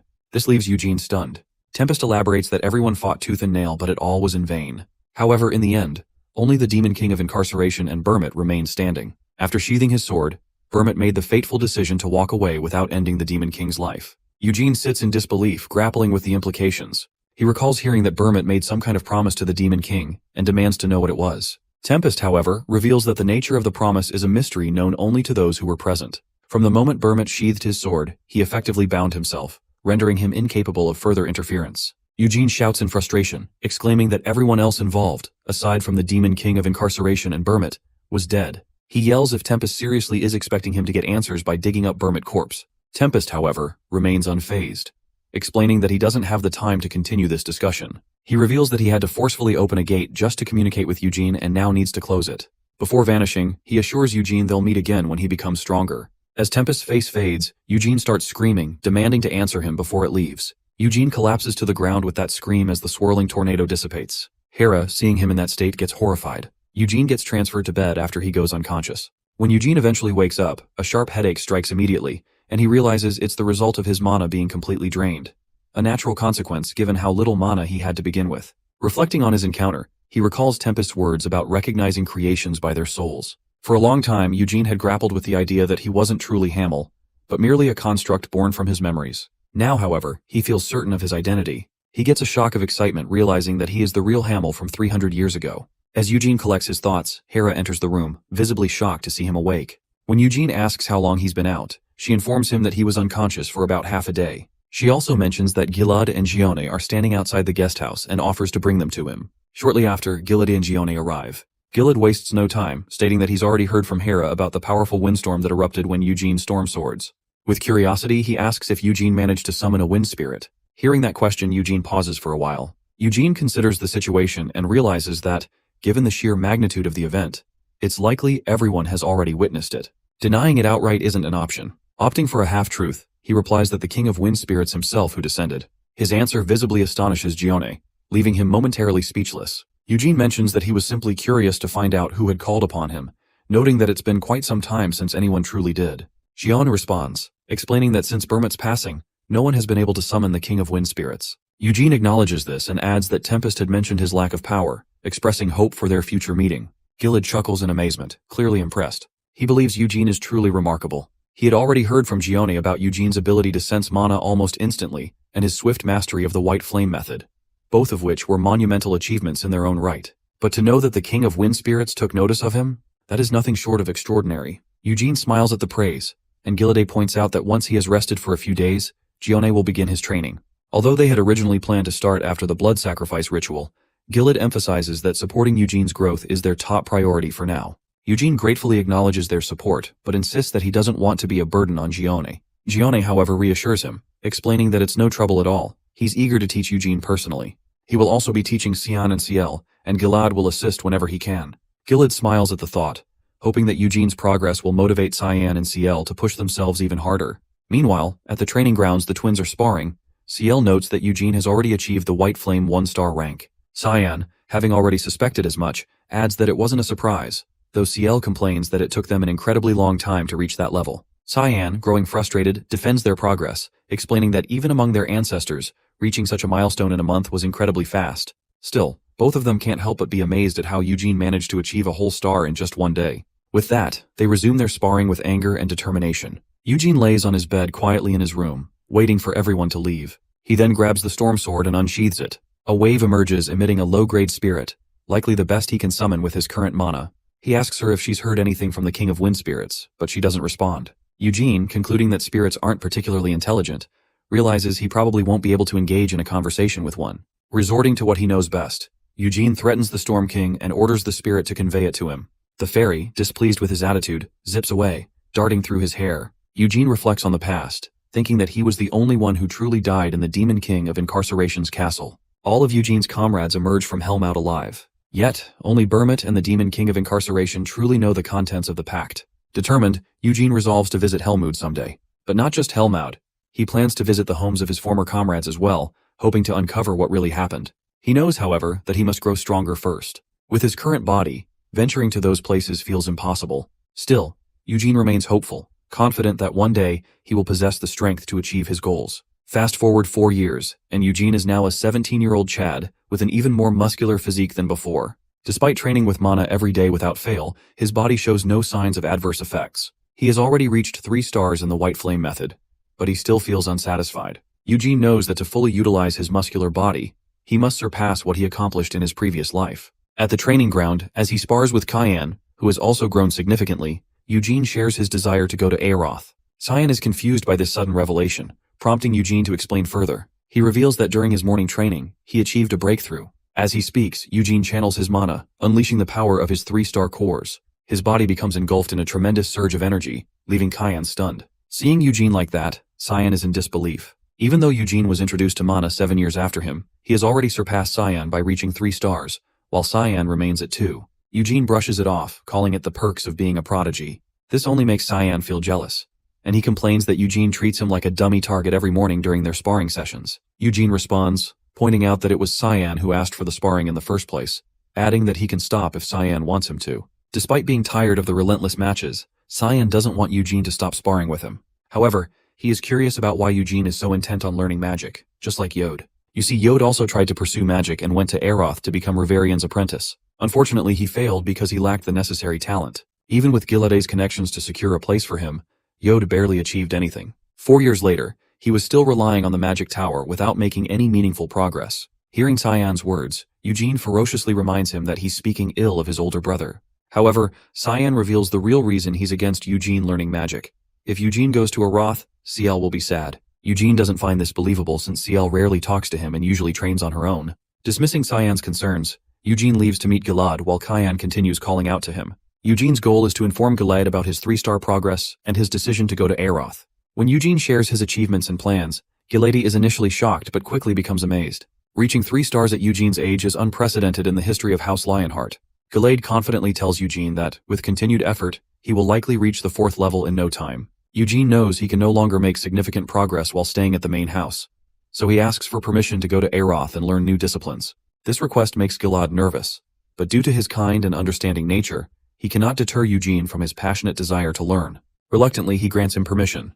However, Gilad warns him to avoid learning magic from the dark mages who reside in the Black Tower. While their public reputation isn't as terrible as it once was, the descendants of Burmut have an unwritten rule that forbids them from practicing dark magic. Eugene is well aware of the dangers of dark magic, having encountered demonic forces frequently in his past life. He reassures Gilad that he despises dark magic and promises there's no need to worry about him straying down that path. After leaving the head's office, Eugene walks past CL's room when she calls out to him from behind the door. With a smirk, Eugene teases her to come outside, but she refuses, explaining that she's sweaty from training and doesn't want to be seen like that. CL then expresses her concern about Eugene going to Aeroth. She's also already heard from Cyan about him reaching 3 stars. Eugene reveals that his purpose for going is to learn magic, but CL suggests an alternative to inviting a mage from the capital to teach him instead. She also adds, with emotions, that she and her brother will work hard to get stronger while he's away. Eugene jokes that it would be more fun to spar if that happens. Speaking of sparring, he asks Cyan for one final match before he leaves. CL, feeling a bit sad about his departure, asks how long he plans to stay in Aeroth.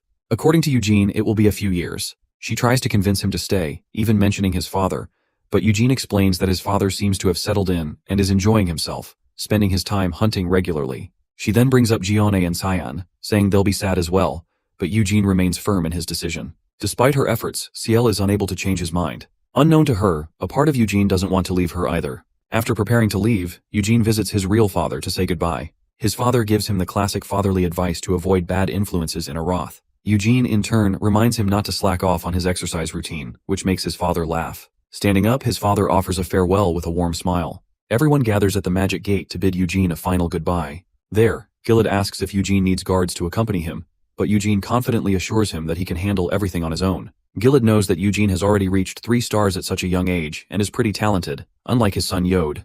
As Eugene steps toward the gate, his father suddenly starts crying. Eugene, ever nonchalant, responds with a smirk, telling him to send his son off with a smile instead. Eugene's father wipes away his tears and forces a laugh, which is enough to bring a smile to Eugene's face. With that, Eugene turns and steps through the gate, teleporting to the kingdom of Aeroth. Aeroth is a breathtaking sight.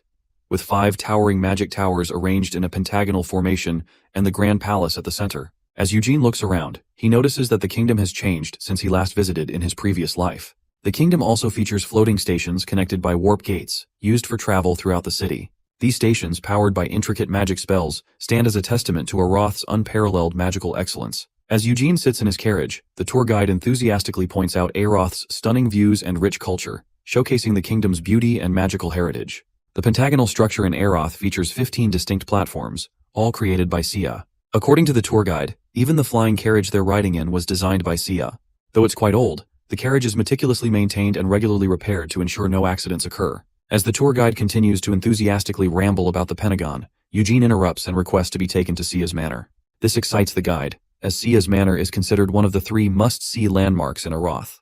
The guide explains that Sia became the youngest master of a magic tower 300 years ago after returning from the demonic city. In her honor, a statue of Sia was erected in the Green Magic Tower, a testament to her legendary accomplishments. The tour guide then reveals that Sia once lived in her manor, but vanished, leaving behind only a note saying she was retiring.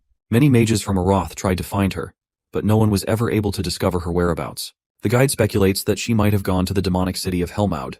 He also reveals that the day Sia disappeared was exactly 100 years after she left the body of Hamel in the demonic city. The guide believes she may have returned to seek revenge for Hamel as, according to him, Hamel was in love with Sia. Right before he died, he professed his love to her. This comment makes Eugene furiously angry, causing the tour guide to become visibly uncomfortable. However, Eugene controls his emotions, causing the tour guide to awkwardly laugh, thinking that Eugene might not be fond of romance stories.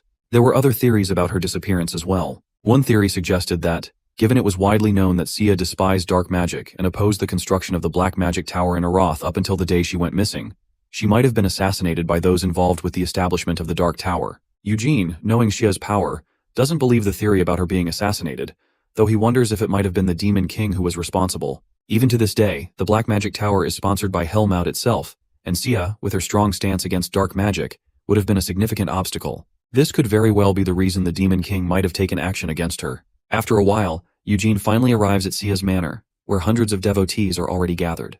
They are praying for success in their tests, papers, and interviews. Noticing the crowd, the tour guide explains that these are students praying for their Magic Tower requirement exams. There is also an entrance fee for the manor, and double fees to enter the actual building. Eugene wonders why it's so expensive.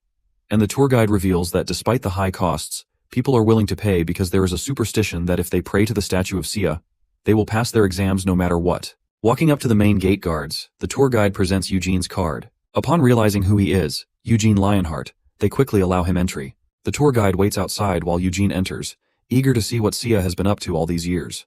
As Eugene walks through the hallways, he notices, as expected, the manor is massive, something that becomes evident considering Sia spent 100 years living there. He recalls the conversation with Sia when she had asked about his future retirement plans. At the time, Hamel hadn't given it much thought, but Sia had her own perspective. She believed they deserved to enjoy some peace, given how much of their youth had been spent fighting in that hellish place. However, Hamel had never seriously considered it. Shah, on the other hand, had been convinced that Morone, too, harbored aspirations to become a king. Hamel had mocked that idea, but Sia had remained confident in him, believing that people should be allowed to dream. When Hamel questioned her about her own future plans, it had caught her off guard.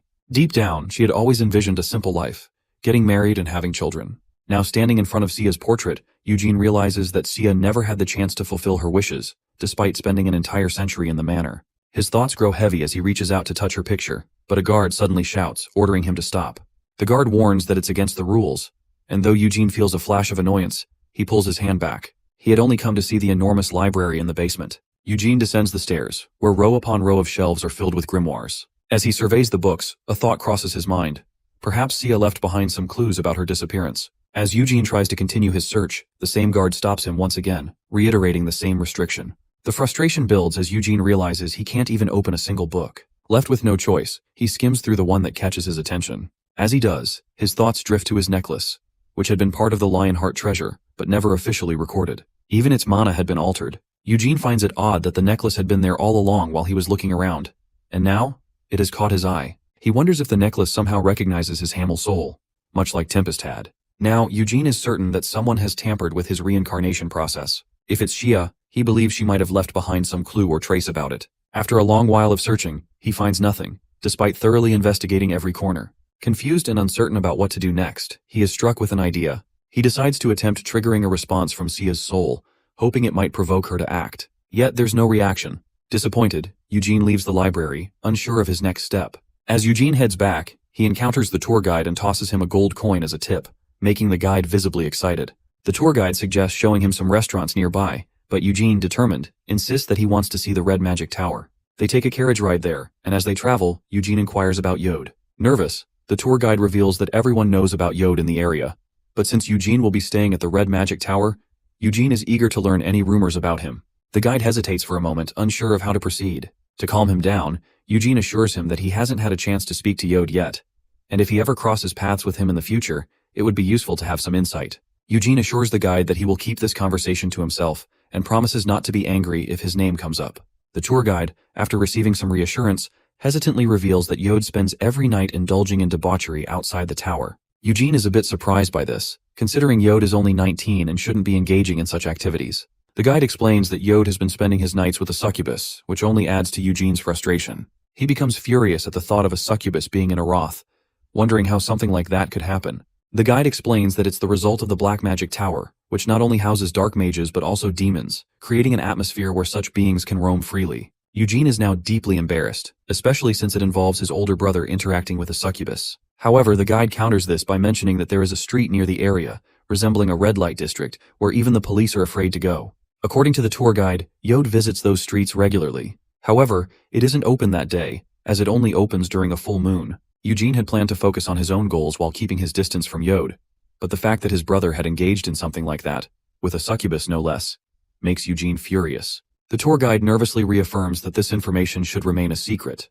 to which Eugene agrees, though his anger toward his brother still lingers. Despite his frustration, Eugene is now determined to visit that street once the next full moon arrives. As they continue their conversation, the carriage finally reaches the Red Magic Tower. At the entrance of the Red Magic Tower, Eugene is welcomed by Hera, a mage from the tower. She informs him that the master has been expecting him, but there is a problem. As she speaks, a huge blast erupts from one of the tower's floors. Hera nervously explains that it was caused by a training session focused on summoning magic, a discipline known for its high risk of failure. The blast occurred, and 2 monster spirits escaped the tower. Thankfully, the spirits were quickly recaptured by Rovarian, the Red Magic Tower's master.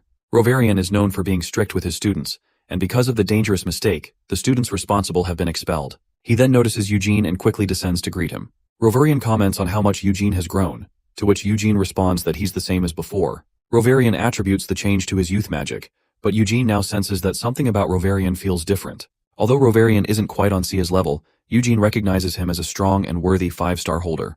Rovarian has already been informed by Gilad about Eugene's reason for arriving, and expresses confidence in Eugene's abilities, believing he will do well. As they continue their conversation, the main door of the Red Magic Tower swings open slightly, and Eugene is shocked to see Yod in a severely weakened state. He looks as if his life force has been sucked by a demonic woman. Rovarian asks Yod to meet Eugene, but Yod, barely able to speak, mumbles uncertainty, unsure of what to say. Eugene greets him with a sense of disappointment, while Rovarian orders Yod to return and continue his reading. Once Yod disappears inside, Rovarian apologizes to Eugene for the sight and inquires about Eugene's goals. Eugene expresses his desire to learn magic on his own, confident that it's the best way for him to grow. Rovarian, attempting to meet him halfway, suggests that he accept Hera as his assistant, a proposal Eugene doesn't immediately oppose. When Rovarian welcomes him, Eugene's first request is to be taken to the library. From that point on, Eugene spends every single day for a month in the library, reading grimoires from morning till night. He also practices his mana control for several hours each morning and night, pushing himself until exhaustion takes over. Eugene's naturally gifted body helped him recover quickly, even without much sleep. With this advantage, he managed to get through all the entry-level grimoires in just a month, and felt ready to try his hand at magic. When it comes to magic, Shia's unique method divides it into multiple stages, a system that countless mages across Arath follow. One of the key stages involves a circle, shaped like a star, through which mana is manifested. Once a mage's mana surpasses the boundaries of the circle, a new one is formed. Most mages are introduced to magic through these circles, regardless of whether they practice dark or spirit magic. To refine his skills, Eugene begins training with Hera. She explains that they are focusing on the circle method, as it has been the most effective approach for the past 300 years among all other techniques. However, Eugene wants to modify the method by applying his own Lionheart House mana control technique. Hera warns him that this technique is different from theirs, and if he doesn't execute it properly, he may not be able to manifest any magic. There's also the possibility of causing severe damage to himself in the process. Despite her concerns, Eugene is confident in his abilities, having read through all the grimoires for this very moment. Still skeptical, Hera agrees to let him try but summons her staff, ready to intervene if things go wrong. With a nod, Eugene begins the process.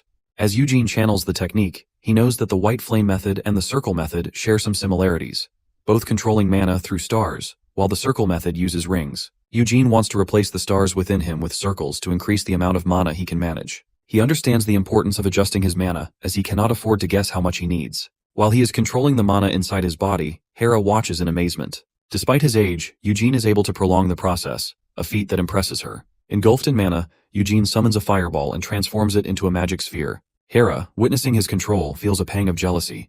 He's done all of this with nothing but his mind. Curious, she asks him to summon a golem. To demonstrate, she conjures a Cabrium-made golem in front of him. It lacks defensive abilities, but it is exceptionally resilient to magic. Eugene, however, is in need of something to test his magic missile on, and the golem seems like the perfect target. With a focused aim, he fires the missile, which pierces through the golem's chest and destroys it instantly. Rovarian is called in to witness the result, and he's shocked by the power of Eugene's attack. Despite the golem being just a monster, Eugene's strike was devastating. Hera, though surprised, explains that even though Eugene used his own technique, the power of his attack was comparable to that of a three-circle mage. This realization horrifies Rovarian, as Eugene has just done the impossible, replacing the physical mana control with the circle method. Rovarian now finds himself considering whether to elevate Eugene's skills to the status of a three-circle mage. Rovarian, deep in thought, inquires about Eugene's background. Hera reveals that Eugene has an appointment scheduled. After a brief pause, Rovarian asks Hera if she believes Eugene could be granted access to the Royal Library of Acreon. This suggestion shocks Hera, as only high-ranking mages and nobles are typically allowed entry. However, Rovarian feels Eugene is deserving of this privilege. He notes that Eugene has not only mastered the basics but has also seamlessly integrated his own technique with theirs. And of course, the way he destroyed the golem speaks volumes about his potential. Rovarian decides to write a letter of recommendation for Eugene, confident in his abilities. However, Hera remains worried, concerned about other mages raising objections to such a bold decision. Rovarian dismisses Hera's concerns, unconcerned about the potential objections from other mages. He asks her where Eugene is, and she reveals that he went to meet a friend, which surprises Rovarian. Meanwhile, Eugene is strolling through Murdain Square in a wrath. As he gazes at a statue of Sia, a familiar figure approaches him. It's Gargui, now sporting a beard, despite being only 18 years old. Bro sure is juicing hard on his family steroids. Both Eugene and Gargi comment on each other's growth, exchanging a firm handshake. However, as soon as their hands meet, Gargi immediately starts pitching his family's muscle growth potion again, something Eugene quickly rejects. Gargi's taken aback, mentioning how it had helped Eugene's father lose fat, yet Eugene still declines the offer. Eugene, growing impatient, cuts to the chase and asks Gargi why he called him. Gargui, shifting his tone, brings up the Demon Red Light District. He reveals that the balls of a giant will be up for auction there. Our boy is in disbelief that this guy called him all the way to talk about buying some giant balls. However, RIP poor giant whose balls are getting sold.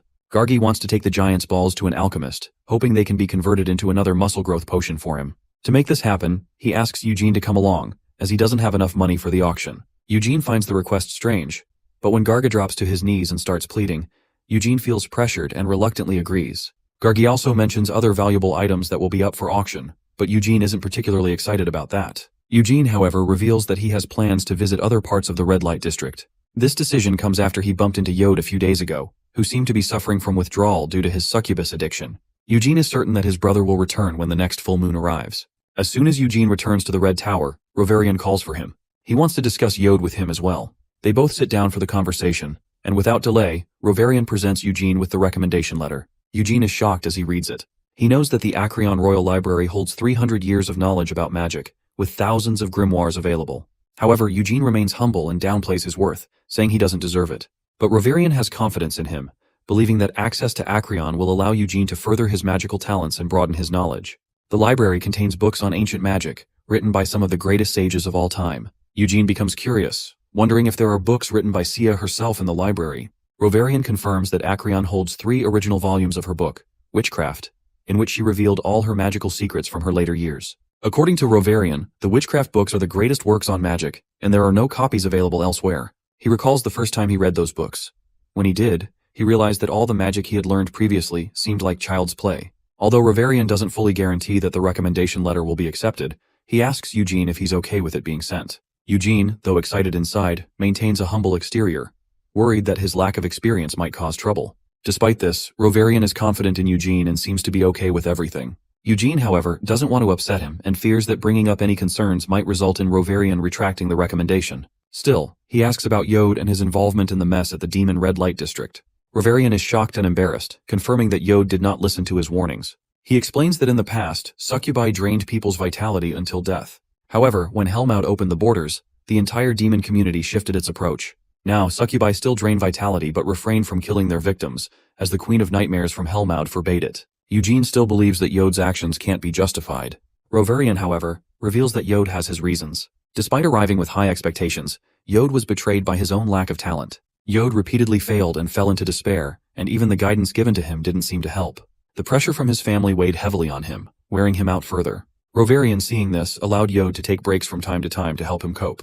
Without those breaks, Roverian believes Yod would have collapsed much earlier. Eugene understands Yod's struggles, but he also knows the dynamics of the main family. Both of Gilead's wives were constantly scheming and competing for the position of head, all for the sake of their children. Meanwhile, Cyan and Ciel were both incredibly talented, and Yod was left to suffer under the pressure of living up to the expectations set by his family. Eugene understands that, despite Yod still being mocked at the Red Tower, his life may be more bearable compared to his time back in the Lionheart house. However, Eugene still believes that messing with a succubus goes too far. No matter the circumstances, succubi are demons, and they can never truly coexist with humans. This conviction drives Eugene to determine exactly what Yod has been doing with a succubus. Oh man, I think you don't want to find that out. At the full moon, the Demon Red Light District is alive with activity. Among the bustling crowd, Gargi and Eugene use disguise magic to blend in, ensuring that no one knows they're there. The tour guide from earlier is already in the area, keeping an eye out for Yod, while Eugene and Garga stroll nearby. Eugene is concerned that it might be difficult to spot Yod, suspecting he might be using disguise magic as well. However, the tour guide reassures him that Yod never uses disguise magic and always wears the same robe. This information only fuels Eugene's frustration, as he feels Yod is deliberately drawing attention to himself. Gargui, unaware of Eugene's plans with Yod, is simply there to attend the auction with Eugene, hoping to secure the giant's balls. In the Red Light District, countless auctions are taking place, each with anonymous bidders. Every party is assigned a private room for bidding, ensuring their identities remain hidden. A masked figure leads Eugene to their bidding room, explaining how the process works with buttons placed in front of them. Eugene, accompanying Gargui, is intrigued by what the auction might offer, and curious about the types of items up for bid. As the auction begins, a masked host greets the room, revealing that they specialize in rare magical materials, as well as high-quality goods from Helmaud. The auction starts with items like a magic horn and root flowers, but Eugene remains focused on waiting for the giant's balls to appear. After a few items, the host introduces a mysterious piece of metal from the Kajard Hills, hidden in a box. The host notes that no one has bought it yet, as they've been trying to sell it for a while. But today, someone seems determined to purchase it. Eugene gets curious about it. The masked host reveals that it is a durable piece of metal that shines under the moonlight, suitable for decoration, and little more. As the box is opened, Eugene, without hesitation, presses the bid button, confusing Gargui. Eugene bids 1 million, recognizing the item as part of the famous Moonlight Sword. He wins the bid, as no one else participates. Gargi's still baffled by Eugene's sudden decision to bid on the piece, but Eugene knows its true value. The Kajard Hills, where the metal was found, were also where Bermot discovered the Moonlight Sword. Eugene speculates that Bermot might have shattered the sword into pieces to prevent anyone from obtaining it, though he senses nothing special from the fragment. Perhaps its aura has faded after 300 years. As Eugene inspects the fragment, the tour guide informs him that Yod has arrived. Eugene prepares to leave, handing his credit card to Gargui in case he needs more money to buy the balls. Outside, he learns that Yod is at a store called Rafflesia. Following the directions from the street signs, Eugene arrives at the store, where demon guards immediately catch his attention. He wishes to enter, but the entry fee is a staggering 2 million if he wants to dream. Fortunately, Eugene has the funds. Inside, the place is packed with chatter and activity. Eugene sits at a table but doesn't see Yod, so he asks a server where he can go to dream. She informs him that it's downstairs, and to entice him, she offers him a drink. Eugene declines and insists that she take him downstairs. Sensing his hesitation, the server reassures him that everything will be fine. As they head down the hallway, Eugene keenly observes his surroundings, which is the main reason he came here in the first place. Once they reach the bedrooms, Eugene lies, claiming to be a bit nervous since it's his first time, but the server reassures him again. Eugene pushes to pay for the drink, telling her that he decided to leave and sleep at home. She escorts him to the exit, which leads to a nearby restaurant. There, Eugene orders some meat and begins to eat. As he enjoys his meal, he notices 2 demon guards escorting Yod out through a hidden underground door. My guy looks like a crackhead level 1000. Seeing Yod in such a state infuriates Eugene. His elder brother is tarnishing the reputation of House Lionheart, and Eugene can't stand it. As the guards escort Yod out, Eugene rises from his seat, determined to follow them and discover where they are taking him. He trails them to a dark alleyway where they stop outside a hidden room. Sneaking up behind them, Eugene is abruptly stopped by a group of individuals who block his path. They warn him in an intimidating tone to back off, insisting that it isn't a store. Eugene, confused and suspicious, questions them. But before he can get an answer, one of the figures grabs him by the throat, trying to assert dominance. Eugene, in a swift movement, delivers an uppercut that sends him flying back. Seeing their companion fall, the others draw their weapons, rushing to attack Eugene. Eugene dodges their strikes in a blur of motion, countering before they even have a chance to blink. He lands with a swift and precise strike, stepping on one of them to demand answers about the place they're guarding. Realizing the man is likely knocked out cold, he decides to find out himself. Eugene smashes the door open, and inside, a thick smoke fills the room, making him wonder if his brother has gone so far as to take drugs. The sight inside is chaotic, and before he can process it, he's spotted by 3 figures. What catches his attention, however, is the strange mix of a human, a demon, and an anthropomorph, all standing together. They charge at him, drawing their weapons out. But Eugene is faster. With a quick motion, he blasts them all to the ground, incapacitating them in an instant. As they lay there, Eugene stands over them, demanding answers about Yode's whereabouts. However, realizing he isn't going to get the answers he wants from them, he decides to find his brother himself. He draws his storm sword, channeling mana through it, and sends a powerful whirlwind spiraling around him.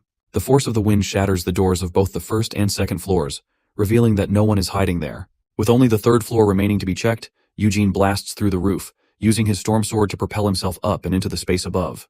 There is only one room on this floor, and as Eugene approaches, a dark magic spell materializes at the door. Without hesitation, Eugene hurls the shard of his moonlight sword at the spell. The shard makes contact and the door explodes into pieces. Seeing that it works, Eugene is thrilled. The shard still carries the moonlight's traits, and it proves to be just as powerful as he hoped. Inside the room, a dark mage stands with his eyes widening in shock. He had expected the spell to kill Eugene, but instead, the magic had been deflected by something unknown. Eugene recalls the warnings from his father, Gilad, about avoiding dark magic, yet it seems his own brother, Yod, has now become entangled in it. The dark mage, clearly terrified, tries to back away, but Eugene doesn't show any interest in pursuing him. Instead, he calmly tells him to get out of his way, assuring the mage that he won't chase him if he complies. The mage, looking at Eugene's white flame, recognizes him from somewhere. Suddenly, the bulky guards escorting Yod come out of the room that the dark mage is guarding. Seeing them, Eugene recognizes them as well, both of their claws transforming into their real demon forms. Eugene draws his storm sword and prepares for the attack. As they charge at him, he channels his mana into the sword and, with a single slash, sends a tornado toward one, cutting him all over his body. Despite feeling nervous, the other guard continues his charge, but his hand is severed from his arm with a single slash. Eugene isn't done. He rushes toward the demon and, grabbing its face, slams it against a wall, killing it instantly. The dark mage watches the scene unfold, terrified as he realizes that this person is Eugene Lionheart. Eugene warns the mage once again to get out of his way, but the mage tries to explain something. Despite the explanation, Eugene steps toward him, prompting the mage to launch another attack, which Eugene easily deflects. As Eugene charges toward him, the mage starts sweating, wondering if these are his final moments. However, Eugene stops his blade inches away from the mage's neck, warning him not to move or interfere in his business.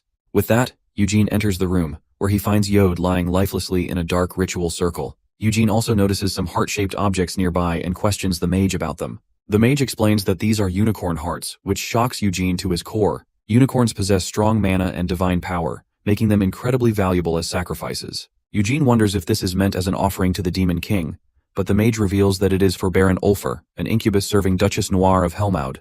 Noir is known as the Queen of Nightmares, and to Eugene's shock, she is still alive after 300 years. Helmaud is ruled by the Demon Kings, and although Noir isn't on par with them, her status as the Queen of Nightmares grants her enough power to be a duchess. Eugene pieces everything together. Yod has been making a pact with one of Noir's subordinates, sacrificing a unicorn heart and losing himself to drug addiction in the process. The anger in Eugene's eyes is unmistakable, and the mage kneels before him, pleading that he only did this for the money and on Yod's orders. Eugene knows it is the dark mage's greed that led him to initiate the pact, hoping he too might have a chance to gain power through Noir. Eugene walks up to Yod and, seeing his deteriorated state, slaps him hard. The slap jolts Yod back to some semblance of awareness, and he recognizes Eugene as his brother. Yod is surprised to see Eugene there and begins explaining how he ended up in such a situation. Eugene, now understanding how Yod had fallen to this point, remarks that visiting such a place once in a while might be forgivable. However, grabbing Yod's face, he furiously adds that the moment Yod got involved in dark magic was when he crossed the line. Eugene is enraged that, as a direct descendant of the Lionheart family, Yod made a pact with a demon. And not even a powerful one, but a mere incubus. As Yod tries to justify himself, Eugene headbutts him, shouting that the pact means his life now belongs to the demon, and he is bound to follow its orders. Eugene yells, demanding what Yod would do if the demon ordered him to kill his parents, siblings, or even steal the Lionheart family's treasure. Terrified, Yod admits that the incubus had promised and assured him that he would not have to follow all its commands. This infuriates Eugene even more, as he reminds Yod that demons never keep their promises, valuing nothing but their own gain. He points out that Yod couldn't even face reality, and instead escaped into alcohol and delusions. So how could he ever defy a demon's orders? Yod is left speechless, but Eugene presses him for an answer. Tears streaming down his face, Yod reveals that Eugene has no right to criticize him. He confesses his jealousy, that ever since Eugene was adopted into the family 4 years ago, he had received all their father's attention. Eugene argues back, insisting that Yod had the same opportunities. He inherited the white flame and was given the chance to become a Rovarian apprentice. Eugene bluntly states that his recognition comes from his talent, not favoritism, flexing that he was born with abilities that earned him that attention. Yod, still crying, laments that talent isn't something he can gain no matter how hard he tries. Eugene counters by showing him the reality. Eugene himself trained hard, and even Cyan and Ciel were back at the manor working tirelessly to improve themselves. Meanwhile, Yod wasted his time indulging in drugs and reckless behavior. Eugene reminds him that at this rate, he can never become the head of the Lionheart family. However, Yod doesn't want to be the head of the family. He declares that he wants to be a dark mage and live freely in Helmhout. Hearing this, Eugene punches Yod with such force that it sends him flying. Blood pours from every hole in Yod's face as Eugene, enraged, berates him for seeking acknowledgement from demons rather than valuing his family's principles. What angers Eugene most is Yod's belief that a demon's approval is more meaningful than his family's trust. Eugene makes it clear that Yod is worthless beyond carrying the Lionheart name. Saying this, he calls Rovarian. When Rovarian arrives with guards, the dark mage is escorted out while Rovarian stands before Yod radiating pure disappointment.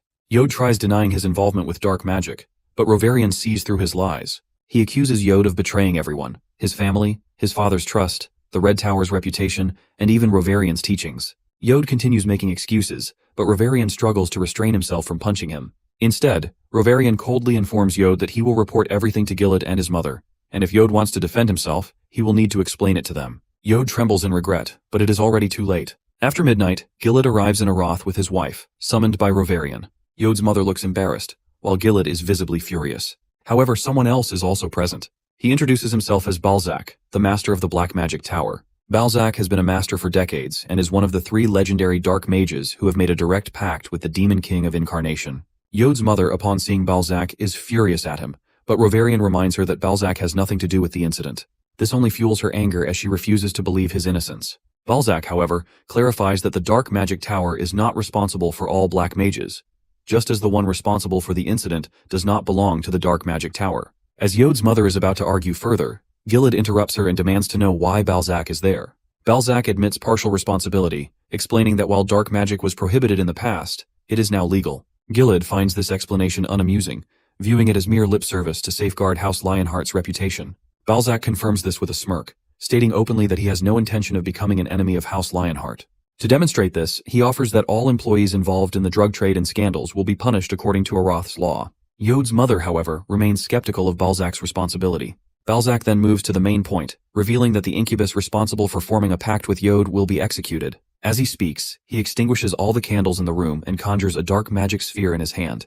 He then delivers a message to Eugene from the Demon King of Incineration. Eugene is visibly shocked as Balzac conveys that the Demon King wishes to execute the incubus personally, as an apology to the house of his beloved Bermit for the incident. Hearing the Demon King refer to Bermit as beloved enrages both Eugene and Gilad. After delivering the message, Balzac offers a formal apology for everything that has transpired, and as he prepares to leave, he smirks at Eugene before departing. Gilad, still seething with rage, requests Eugene to step out of the room. Once Eugene leaves, Gilad apologizes to Rovarian for Yod's actions, and expresses his intent to take Yod back to House Lionheart. This declaration terrifies Yod's mother, who immediately protests in Yod's defense, insisting it was a one-time mistake and promising it will not happen again. However, Gilad remains resolute, pointing out that no one in 300 years of the Lionheart family's history has ever attempted to become a dark mage. He refuses to allow Yod to remain in Arath. Yod's mother, desperate, begins to argue, reminding Gilad that before Yod was sent to Arath, Cyan and Ciel overshadowed him in the main family. After this incident, she believes Yod must stay in Arath. Panicked, she accuses Gilad of never providing Yod with proper opportunities, while Cyan, Ciel, and even the adopted Eugene received his favoritism.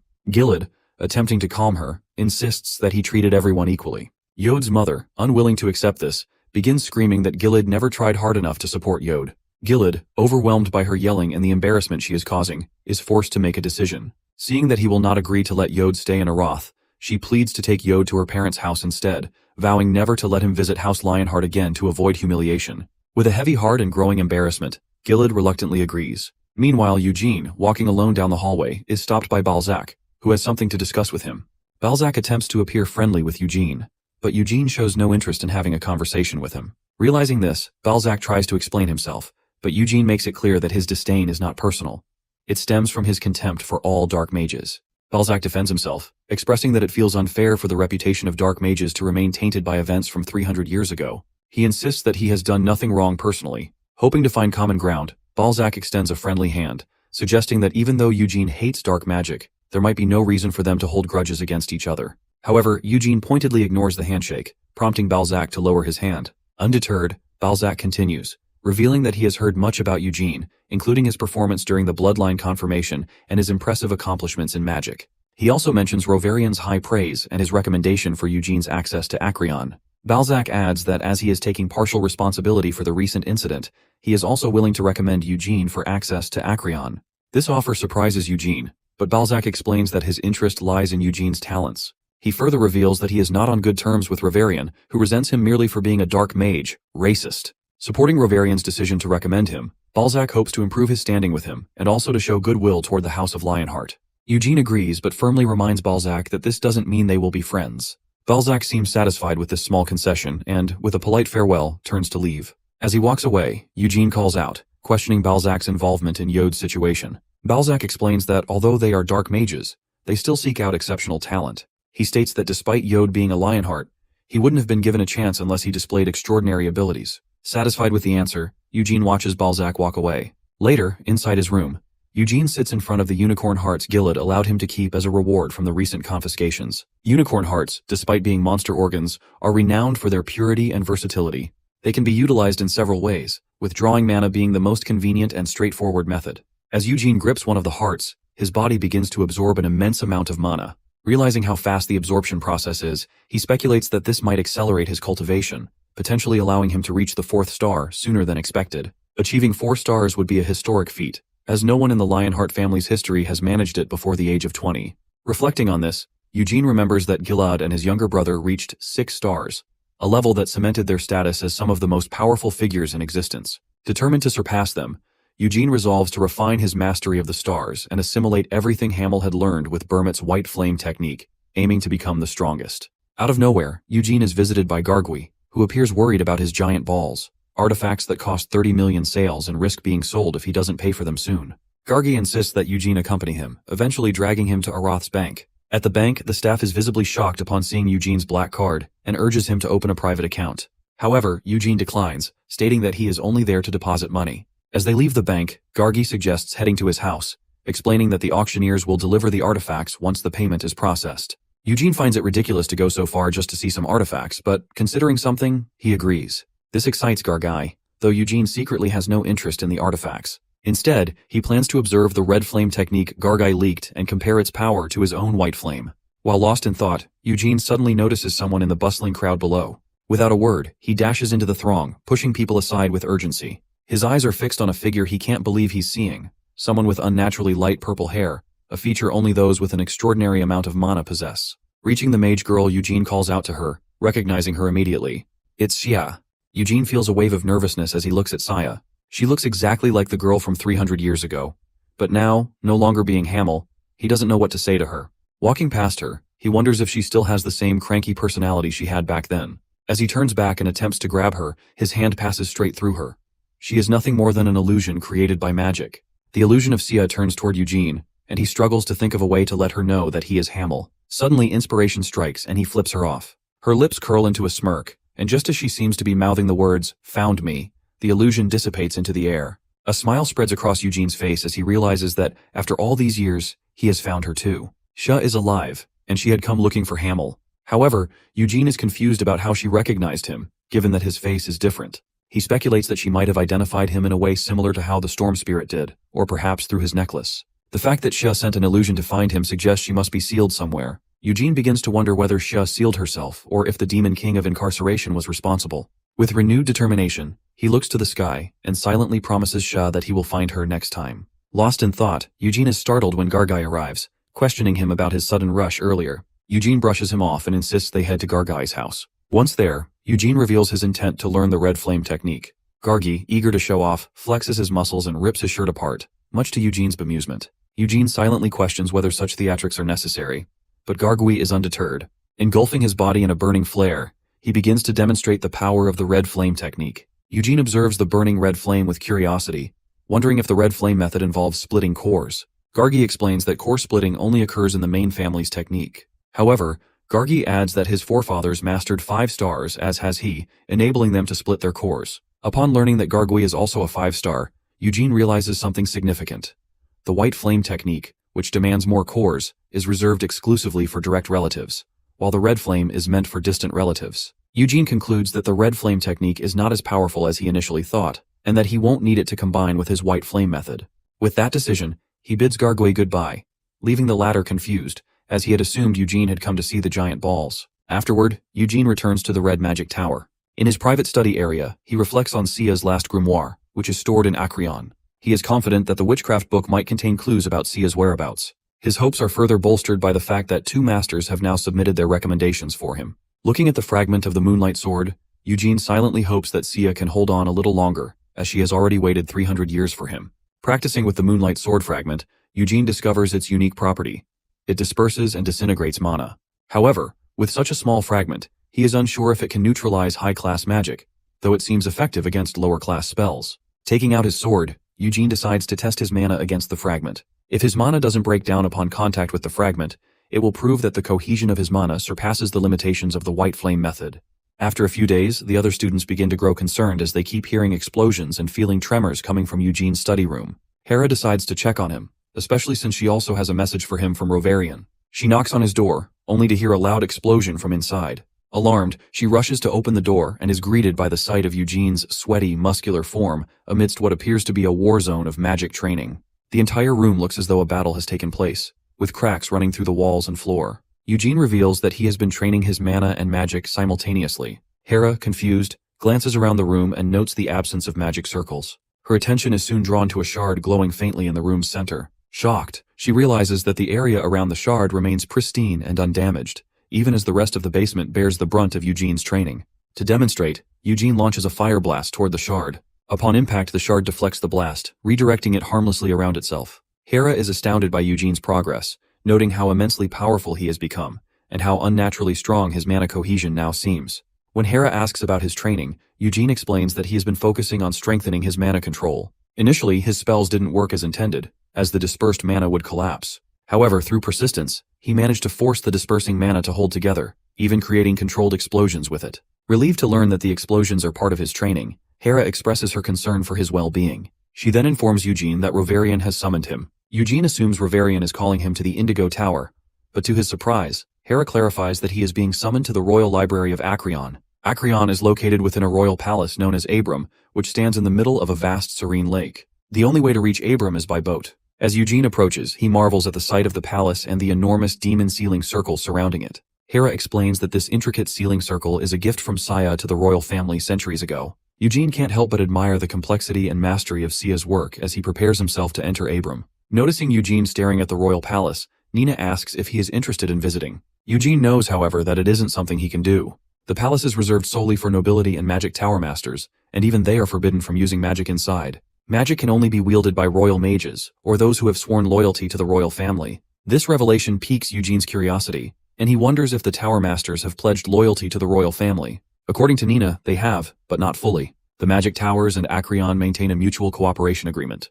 The parliament has close ties with the tower masters and supports the magic towers. As they reach the palace, Nina reveals that the masters of the Blue, Green, and Mage Guild towers have disapproved of Eugene being recommended to Acreon. She advises Eugene to gain their approval if he hopes to be allowed to visit Acreon. With that, she waits outside, leaving Eugene to walk into the palace alone. Inside, Eugene shows respect to everyone present. All the tower masters are there, including Tremple, the captain of the royal mages. The crown prince of Acreon, Honain, is also in attendance and seems pleased to see Eugene, as he has heard of him before. Honain, who is first in line for the throne, has reached 5 circles of magic himself, making him a prodigy in his own right. The master of the Blue Magic Tower voices his concerns about Eugene's recommendation to Acreon. While he acknowledges Eugene's skill with a sword, he doubts the young man's talent in magic. He considers Eugene too young to be allowed into Acreon. The Blue Magic Tower also suspects that Rovarian's recommendation is a political move to establish ties with the Lionheart family, and the Black Magic Tower has joined in on that. Eugene understands the master's point and asks what he should do to prove himself. Rovarian reveals that Eugene should demonstrate his magical prowess in front of them. The Blue Tower Master, with a mocking grin, speculates that Eugene likely has no magic research to present, adding further pressure. With that, Eugene begins his test. Eugene first summons his magic circles, engulfing himself in white flames. The masters watching are shocked, realizing that Eugene hasn't separated his cores and seals, but instead used both to form a single circle. The fact that he is just starting to train his mana and is already able to do this impresses everyone. Eugene then summons a whirlwind spell in one hand while conjuring a fireball in the other, followed by a magical energy sword. The royal captain is stunned, witnessing Eugene transition between different magic types without reciting any incantations. The Green Magic Tower Master asks if Eugene can use both his blade and his magic spells at the same time. With a confident smirk, Eugene takes out his storm sword, still holding his magic circle and energy sword. The Blue Magic Tower Master is fascinated by this. Despite being impressed, they decide to discuss the matter among themselves before informing Eugene, instructing him to step outside.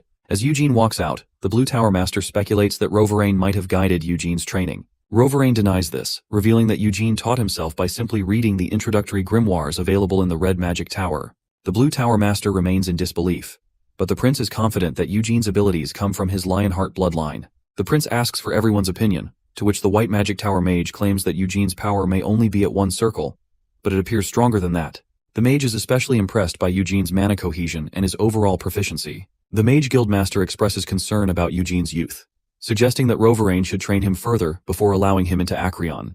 The royal captain agrees, noting Eugene's immense potential for growth and suggesting that he could be a good investment for them. However, the captain emphasizes that, due to the strong ties between House Lionheart and the royal family, Eugene must be given special favor in order to secure their investment. The Green Magic Tower Master argues that Eugene is adopted, and investing in him might be futile. Balzac also speaks up, revealing that Cyan will be the next heir to House Lionheart, as Yod was caught in a scandal. However, according to him, they cannot ignore Eugene's strong position in the main family. The captain agrees with this, suggesting that Eugene be invited to Aeroth in the future when he marries and moves out of House Lionheart. Balzac expresses his confidence in Eugene, even calling him the next Bermit. The Green Magic Tower Master notices Balzac's excessive praise for Eugene and asks if it is his personal opinion. This confuses Balzac, who denies the implication. The Green Master then expresses his suspicion that Balzac might be influenced by his pact with the Demon King of Incarnation. Balzac laughs at this accusation, denying any involvement with the Demon King and claiming that if that were the case, he would have used his power rather than discussing the matter. The group is taken aback by his response, but Balzac apologizes for sounding too aggressive. The White Magic Tower Mage, trying to steer the conversation back on track, suggests that they hold a vote. The prince agrees, and the voting begins. As the first vote is cast in Eugene's favor, Eugene stands outside, staring at something written on a long slab. This library is not only for the study of grimoires, but also holds the legacies of countless mages who have played a significant role in Aroth's history. The walls are covered with inscriptions detailing Aroth's past, resembling a museum. As Eugene looks at the slab, he reads that the library has a total of 15 floors, with Sia's books located from the 12th floor onwards. While he is studying the slab, the White Tower Master calls him over. She is the greatest spirit summoner of the era and the first in history to make pacts with two spirit kings simultaneously. Eugene, noticing her, wonders if the meeting is over, to which she confirms it. She then reveals that the vote has been tallied, with 5 in favor of granting Eugene permission to visit Acreon, and 2 against it. Eugene, hearing this, asks if he can now visit the upper floors of the library, since the majority voted in his favor. Although he doesn't directly ask, she reveals that during the vote, she remained neutral because she didn't want to get involved in the heated debate. But she agreed. She points towards the masters as they are leaving, noting that most of them look unhappy with the decision, and will likely oppose it again in the future. She also reveals that despite his earlier criticism, the Blue Tower Master voted in Eugene's favor. The White Tower Master then mentions that the opposition came from the Green Tower Master and the Guild Master. Eugene doesn't seem to care about their opposition, surprising her. She is taken aback that he isn't bothered by the fact that they dared to look down on a Lionheart. Ignoring her, Eugene starts to walk away, but she stops him, asking about the Storm Sword, the one blessed by the Wind King himself. She reveals that she once wanted to make a pact with the Wind King, but despite her efforts and even asking other Spirit Kings to put in a good word for her, the Wind King never appeared. According to the other Spirit Kings, the Wind King does not make pacts with anyone. She continues talking about how she wrote a letter to House Lionheart to request the Stormblade, but her request was rejected. Eugene realizes that with all her talking, she wanted to ask for the Stormblade, so he bluntly denies her request. Despite his refusal, she persists, asking for just a day with the sword. This makes Eugene wonder.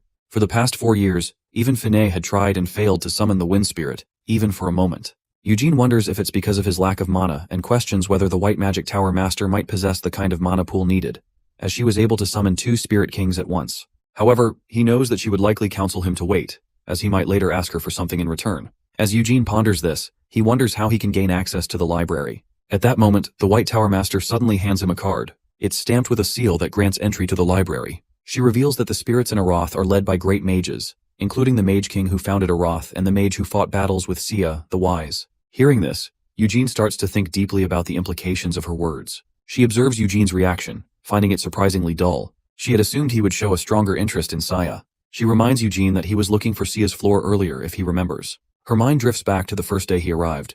He had eagerly toured Sia Mansion. Then there was the time he met an acquaintance from a related branch over at Murdain Square. Eugene, startled by her extensive knowledge, wonders how she knows so much about him. With a sly smile, she remarks that he probably doesn't realize it, but he's somewhat of a local celebrity. Eugene shrugs it off with a sarcastic remark. She quickly refocuses on the matter at hand, asking if he's going to lend her storm sword.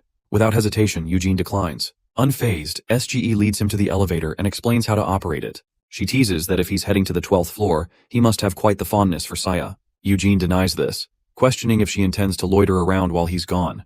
Tower Master laughs, saying she has better things to do but had briefly considered joining him, though it might make him uncomfortable. She adds half-jokingly that the truth waiting for him upstairs might hit so hard it could leave a permanent mark. She jokingly suggests Eugene to pack a diaper with him there.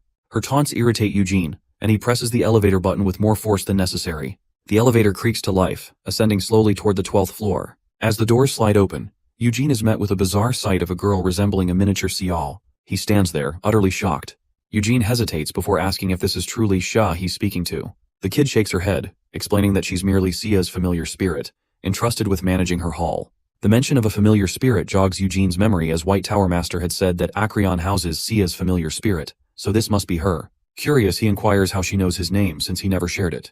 She clarifies that his name was registered into Acreon, and because all familiar spirits are interconnected through Acreon's magical system, they are privy to such information. When Eugene asks what she prefers to be called, she responds that Xia used to call her Mei. By the way, guys, while her name is Mei, you will also hear me calling her Mur, so don't be confused by it. Eugene raises an eyebrow at the name, wondering aloud if it's related to Sia's surname, Murdain. Mir nods, adding that it's a name she considers both meaningful and honorable. Eugene finds the situation odd.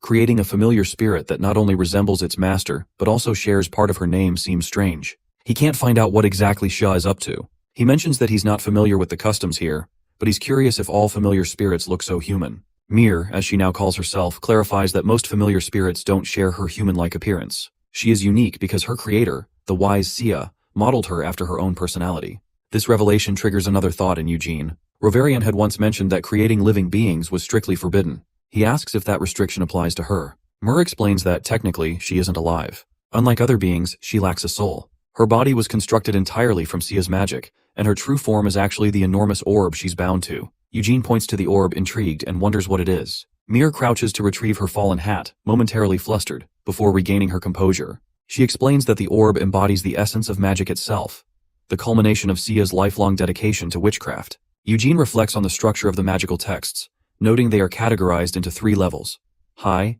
intermediate, and low. He recalls they were completed just before Sia's retirement, but wonders if it could even count as a book. Mir interjects, explaining that books don't have to conform to the traditional notion of what a book looks like. That, she says, is just a common misconception. Her comment irritates Eugene, who finds her words both confusing and dismissive. She seems unbothered, pointing out that his lack of understanding is expected. Even the Magic Tower Masters struggle to grasp Sia's magic. Eugene studies her carefully. Her pride is unmistakable, accentuated by a display of oddly condescending attitude towards him. It's as if she embodies Sia's younger personality perfectly. Curious, Eugene asks if she truly remained like this until the end. Mir shakes her head, explaining that Sia underwent a significant transformation. The attitude Mir reflects is based on Sia's youth, but as she aged, she grew more refined and composed. Still, Xia became more serious, rarely smiling, and devoted herself entirely to advancing her magical research. Eugene finds this shift difficult to imagine, but decides not to press further. Instead, he asks if Sia's consciousness really resides within witchcraft. Mir confirms that it does. Her consciousness was constructed from the spells embedded in witchcraft. Her sole purpose is to protect and oversee the hall, a role she has fulfilled for over 200 years under Sia's explicit orders. As Eugene approaches witchcraft, Rovarian's words echo in his mind that his own magic had been described as rudimentary, almost childlike, after reading these texts. It's undeniable that Sia's magic operates on an entirely different level, beyond the scope of what is commonly understood. He hesitates before asking if Mir knows where Xia retired to. Mer's response is definitive that she doesn't know. According to Mer, Xia's departure was shrouded in such secrecy that even her students, the staff at her mansion, and Mei herself, remain clueless. Mir recounts how, despite her ignorance, high-ranking figures like the King of Aroth and numerous magic tower masters interrogated her about Sia's whereabouts. They refused to accept her answers and even attempted to probe witchcraft, hoping to uncover hidden memories. Their efforts, however, were in vain, and yet they persist, returning every few decades as if something might have changed. Eugene reflects that searching through her memories likely isn't just about finding Sia's whereabouts. Regardless of the respect and reverence mages hold for her, the opportunity to dissect and study such an exceptional creation would be irresistible to any curious mage. He shifts the topic, commenting that he heard the only version of witchcraft available publicly in Acreon is the high-level one. He asks if the other two parts, intermediate and low, are also stored there. Mer nods and clarifies that what Eugene sees now is the original text. However, Xia extracted the intermediate and low sections from the original and donated them to Acreon, leaving only the high-level part behind. Amused by Eugene's persistent curiosity about Xia, Mei remarks on it, prompting Eugene to wonder why he wouldn't be curious. Mei acknowledges his point, adding that he's not a typical mage. Coming from the Lionheart family makes him particularly fascinating. He's the first descendant of Burmit she's ever encountered. According to her knowledge, after returning to Aeroth, Xia never visited the Lionheart family, not even Burmit himself. Eugene recalls the written records of the Lionheart family, which state that Burmit never reunited with his old companions after their time in Helmaud. Xia, Anis, and Marone only gathered once more when Burmit passed away. Though Burmit wasn't known to be overly social, the complete absence of contact with his friends after founding the Lionheart family feels oddly inexplicable. Curious, Eugene asks if Xia ever mentioned her companions. Mir confirms she did, though not in flattering terms. She often called Marone a moron and referred to Anis as a snake. Hesitant, Eugene then asks how Xia spoke about Hamel. Mei pauses, then begins trash-talking insults towards Hamel, which Eugene finds shockingly crass for someone as refined as Xia. Mei chuckles, remarking that even an elegant lady can let loose a string of expletives now and then. However, she notes that whenever Xia talked about her companions, there was always a sadness in her expression. This was especially true when she mentioned Hamel. It was clear his memory caused her the most pain. Eugene inquires about what Xia said when she spoke of Burmit. Mei explains that surprisingly, Xia neither praised, judged, nor insulted him, not even once. As Eugene gazes at a portrait of Xia, he realizes it's identical to the one in her mansion. Mer comments that the smile in the portrait is entirely fabricated. Xia never smiled like that, not even in her conversations with Mer. Out of curiosity, Mer once asked her why she faked such a cheerful expression in the painting, when it was clear she was deeply saddened. Xia explained her reasoning, which was that it's better to leave behind a smiling face for future generations to see, rather than one filled with sorrow. Mer adds that, though she's never left Acreon and hasn't seen it herself, she's aware that a similar portrait hangs in Sia's mansion. In that particular version, the artist took the liberty of painting a smile without Sia's request, which annoyed her slightly. Still, Xia acknowledged the truth in her earlier sentiment.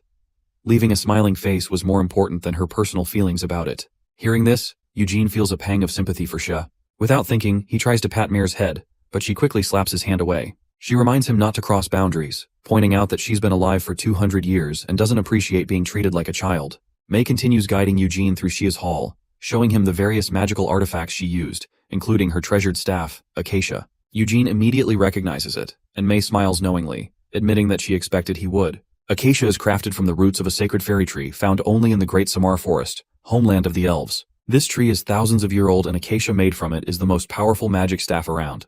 This tree is believed to house the spirits of elves' ancestors, and to hold up the entire world. Mei emphasizes the gravity of the situation, saying dozens of mighty elves cut into the roots of this ancient thousand-year-old tree to create the staff as a gift for Xia. The sacrifice was immense, a testament to just how much Xia was respected. Eugene reflects on Xia's life, realizing that while she was unmistakably human, her ties to the elves ran deep. She didn't know her parents, having been abandoned as a baby in the vast Samar Forest, which is a sprawling jungle in the southern continent.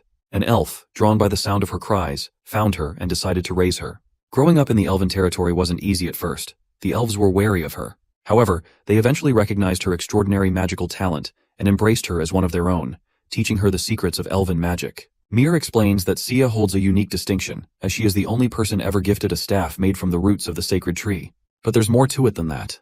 The red jewel in the staff is a dragon heart, which is an exceedingly rare and powerful magical ingredient. As far as anyone knows, only 2 staves in the world incorporate dragon hearts. Xia's staff, Acacia. Before she can finish, Eugene cuts in, naming the second staff, Blood Mary.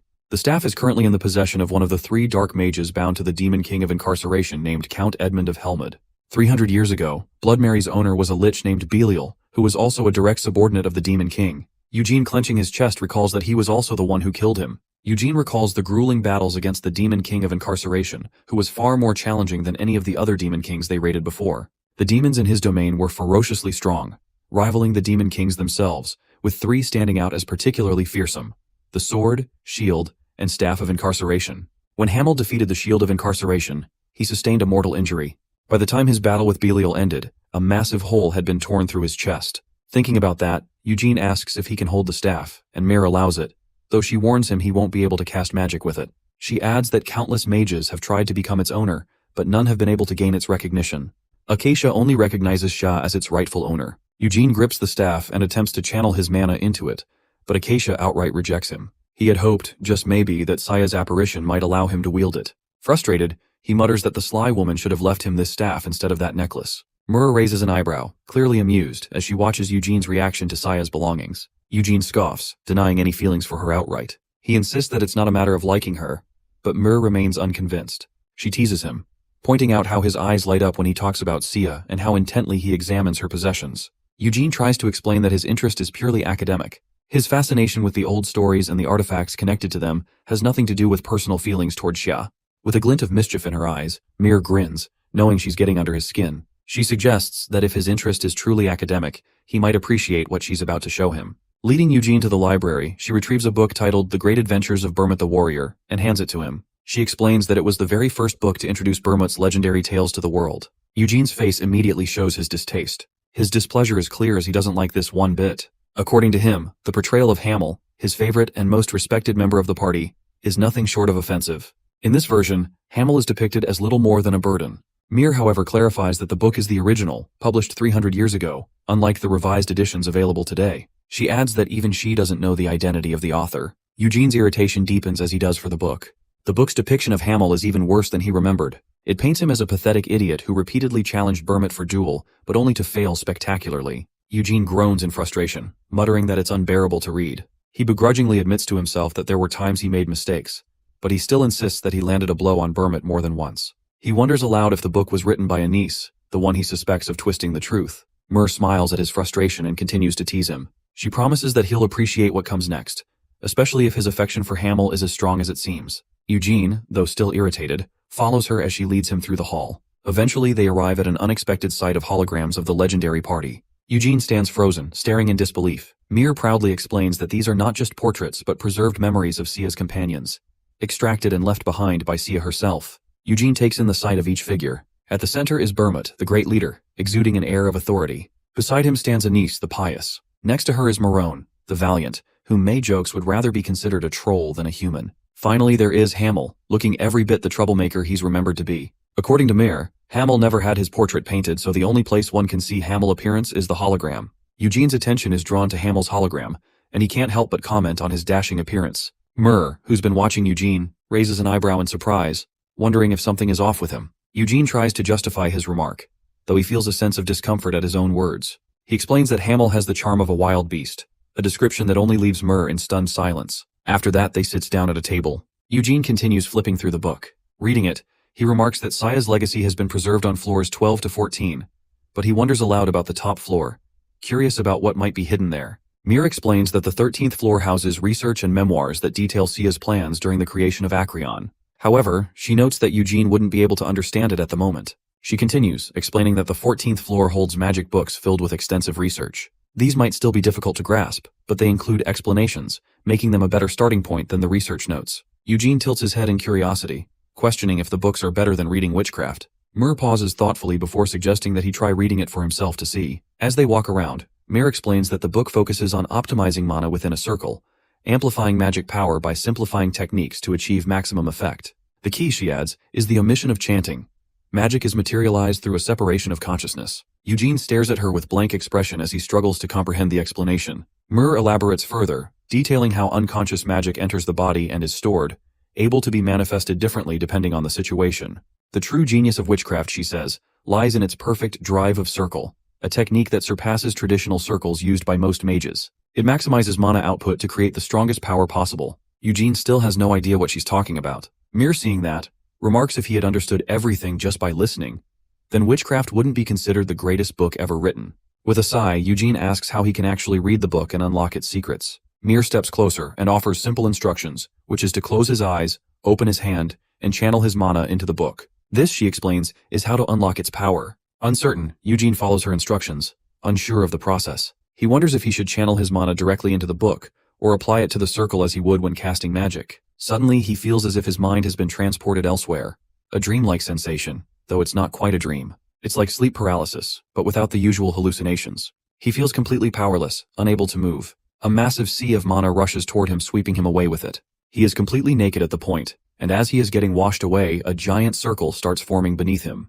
The circle begins creating smaller circles in it, following up with circular patterns. Eugene soon wakes from the strange, surreal experience, feeling groggy and disoriented. He asks Mir if he did something strange while unconscious, still trying to shake off the disorienting sensation. Mir raises an eyebrow, her tone dry as she notes that fainting instantly is certainly unusual. However, she reassures him that his reaction is better than most. Many mages lose control so badly that they, quite embarrassingly, soil themselves on their first attempt at witchcraft. Eugene, on the other hand, had only foamed at the mouth and fainted for 2 hours, which, as Mir points out, is a much milder reaction. She mentions a few others, like Melkith from the White Magic Tower and Hiraduth from the Blue Magic Tower, who both had particularly rough first experiences with the book. Eugene remembers what Melkith had told him about accidents during such practices, realizing that she wasn't making a joke.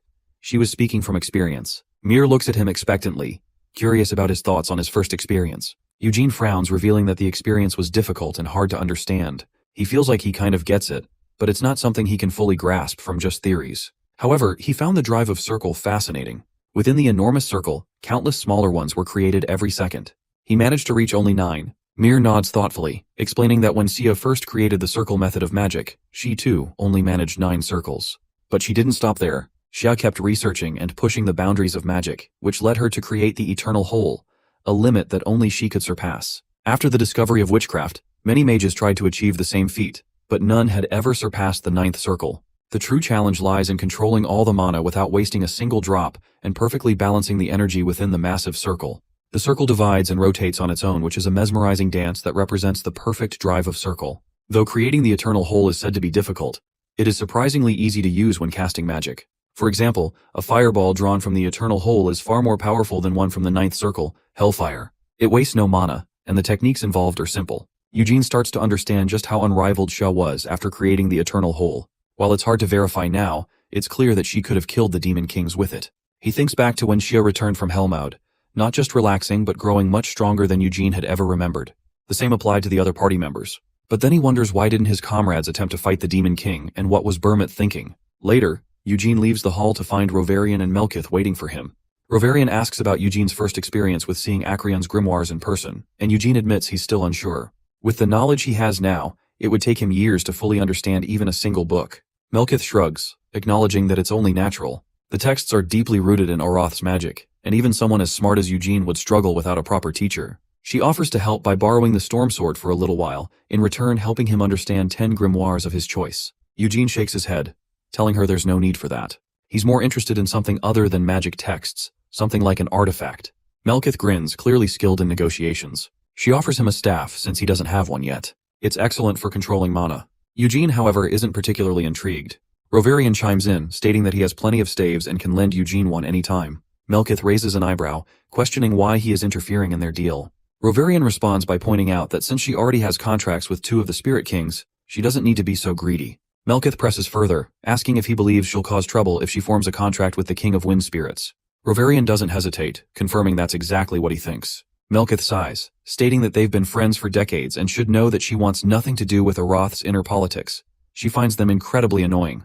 Rovarian, however, notes that she's saying that now, but who knows how she'll act once she holds great power. Melkith acknowledges that Rovarian is right, but assures him that she doesn't intend to change because of power. Even if she does manage to sign a contract with the King of Wind Spirits, she won't let it corrupt her. Rovarian shrugs, saying that she swore on her mana, so he'll trust her word, as she made the vow herself. Eugene, still not convinced, admits he's thought about it but doesn't want a staff from her. Melkith, quick to respond, retorts that she never said she was giving him one, she was merely offering to lend it. Eugene clarifies that he'll only lend Stormsword for a few days if they come to an agreement, and if the price involves borrowing one of her artifacts, he'd rather not strike a deal at all. Melkith, slightly annoyed at his bargaining, says she'll lend him an artifact for 1 year for every day she keeps the Stormsword. Eugene raises an eyebrow, calculating the deal. To him, 7 years for 1 week is pretty absurd.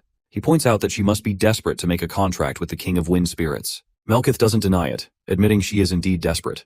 To her and many other spiritualists, the King of Wind Spirits is like a dream come true. After all, the great Burmit himself signed a contract with him. Rovarian, intrigued, adds that Melkith also possesses a very precious and powerful artifact. This catches Eugene's attention even more. With a hint of excitement, Rorian mentions it's called the Cape of Darkness. Melkith, growing irritated, snaps at him to stop talking. Despite that, Rovarian reveals that she hasn't used the cape in the past 10 years, so she feels she should give it to someone who can use it practically, rather than keeping it as a decoration. Melkith is left speechless while Eugene presses her to make a deal for the Cape of Darkness. According to Rovarian, the cape has ordinary uses, like keeping one warm and comfy. However, she quickly adds that it is also instilled with the highest level of dimensional magic. The cape can absorb and redirect magical attack projectiles. Melkith grows frustrated as Rovarian continues gushing about how cool the cape is. She continues revealing that it can easily shield against 5 circle attacks just by wearing it. It also has otherworldly magic, allowing the wearer to store several weapons inside and use them when needed. Melkith, standing in the background, grows more frustrated as Rovarian lists its worth. Eugene, with a smile, agrees to strike a deal for the Cape of Darkness, but first has to ask permission from the House of Lionheart. Melkith claims that she hasn't agreed to anything yet. Eugene ignores her, still lightheaded from his experience, and asks Rovarian to join him for lunch.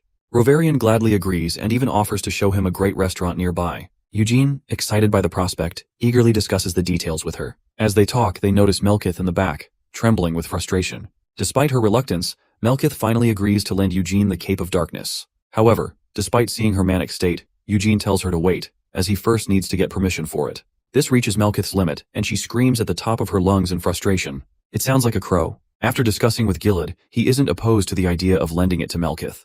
However, he suggests having a witness from House Lionheart present when lending it to her. Later, Melkith arrives wearing the Cape of Darkness, which looks pretty cool. Eugene, looking at her, mockingly remarks that it might look better on him, irritating her even more. She asks about the witness for the deal, to which Eugene reveals that Gilad's brother, Gione, and the Guardians are coming to serve as witnesses. It's the first time House Lionheart is lending a treasure from the main family, so they want to handle the deal with Yod properly. Melkith recalls the Guardians of House Lionheart, who are like their hounds, but according to Eugene, they are actually called the Black Lions of the house. Their orders aren't different from that of hounds, as they follow every command. Gione, Gilade's younger brother, has also joined the Black Lion Order. It isn't that difficult to join the force, as anyone who pledges loyalty can join. There's also the White Lion Army, which pledges loyalty only to the main family, while the Black Lion Order is devoted to the Lionheart name. The Black Lions are also backed by a council composed of distant and direct relatives and nobles. This council holds more power than even the head of House Lionheart. Eugene has never seen the Black Lion Order once in his 4 years there. A smirk creeps across his face as he wonders about their power, with the council and the Lionhearts backing them up. As Eugene is lost in thought, the royal carriage arrives, accompanied by the Black Lion Order personnel. However, Melkith isn't fond of their entrance, which leads Eugene to speculate that she might not like Burmit. Melkith clears things up, stating that she only opposes the main family because of their oppressive practices toward distant relatives. Hearing this, Rovarian suggests that she keep her feelings to herself for the time being to avoid offending anyone if she wants to obtain the Storm Sword.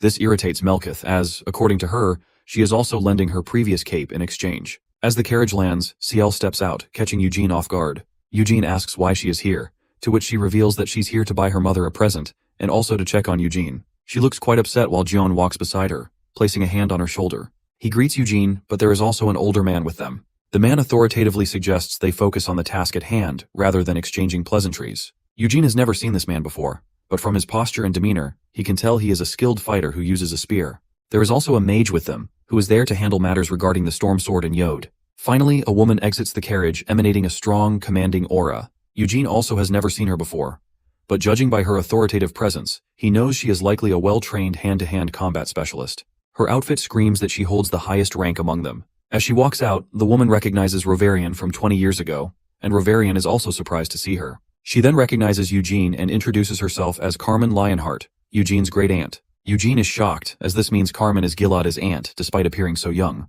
However, Eugene understands, as both Rovarian and Melkith look younger than their actual ages, so Carmen could be the same. Afterward, Rovarian invites them inside, where they all sit around a table. Carmen Lionheart introduces herself as the younger sister of the former head of the family, and also the captain of the 3rd Division of the Black Lion Order. The old muscular man introduces himself as Nathan Lionheart, a distant relative who holds the position of vice captain in the 3rd Division of the Order. The mage, named Palago, is the mage of the division, responsible for handling dealings with Melkith as a mage himself. Palago speaks out loud the terms of the deal and asks if there are any objections. When no one objects, he shows them both the magical contract he prepared, which lists the price Melkith must pay if she loses the Stormblade. The price is her life. According to Carmen, this is a House Lionheart treasure whose worth cannot be determined, so Melkith must risk her life to borrow it. Melkith tries to argue that her life is worth more than that, but Carmen shuts her down with a counter-argument. However, Pelago reveals that, out of respect for Melkith as a mage, he might consider another condition in case the Stormblade is destroyed at some point. Melkith is annoyed that the control will be under House Lionheart's authority, to which Carmen directly suggests that she leave the deal if she cannot accept the terms. Melkith claims that she knows the real reason behind the Black Lion Order's arrival. It isn't just about this deal. Carmen confirms it, revealing that they have a scheduled meeting with Balzac in an hour. Once they are done discussing, they will head to interrogate the Dark Mage locked inside Aeroth's prison. Rovarian, a bit hesitant, argues that Gilad accepted following Aeroth's law regarding the Dark Mage. Looking at her large pocket watch, Carmen argues that the Council has decided otherwise, as the Dark Mage has spoiled the Lionheart name, and thus, the Dark Mage must pay for it. Eugene and Melkith are both curious about the pocket watch, but Carmen ignores their questions and suggests they handle the interrogation of the Dark Mage, as they have the necessary permission. Eugene understands that this permission likely came with a bribe to the Parliament to allow the interrogation and punishment of the criminal. Carmen, looking at Melkith, urges her to make a decision about the Stormblade, as they don't have much time. After calculating for a moment, Melkith concludes that since she will need 3 hours to summon the Wind Spirit, she can only lend the cape for at most 2 months. With that, she agrees to the deal, and both Eugene and Melkith get what they want. As Eugene tries on the cape, Carmen admires its lion mane-like appearance. However, she suggests that it would have been more fitting if it had white fluffy accents like the White Flame method. According to her, the black color might be better suited for a Black Lion Order member. Eugene doesn't quite understand what she's trying to say until CL whispers that Carmen wants to try it on. Eugene doesn't think it looks that way, but he agrees and offers the cape to Carmen. Without hesitation, Carmen wears it and begins striking tomboyish poses, praising herself. She then hands it back with a light suggestion that a lion-shaped ornament should be placed on its chest. Seeing Eugene hand the cape to Carmen, Melkith gets annoyed and reminds him that she just lent it to him. Carmen ignores her, as it's time for them to leave and continue with their other matters. CL, however, stays behind with Eugene as they all handle the Yod matter. As they leave, Eugene and CL take a walk around the town, discussing the strange bunny magazine that Cyan hides under his pillow. Eugene asks CL to give Cyan a hint about distancing himself from things like that.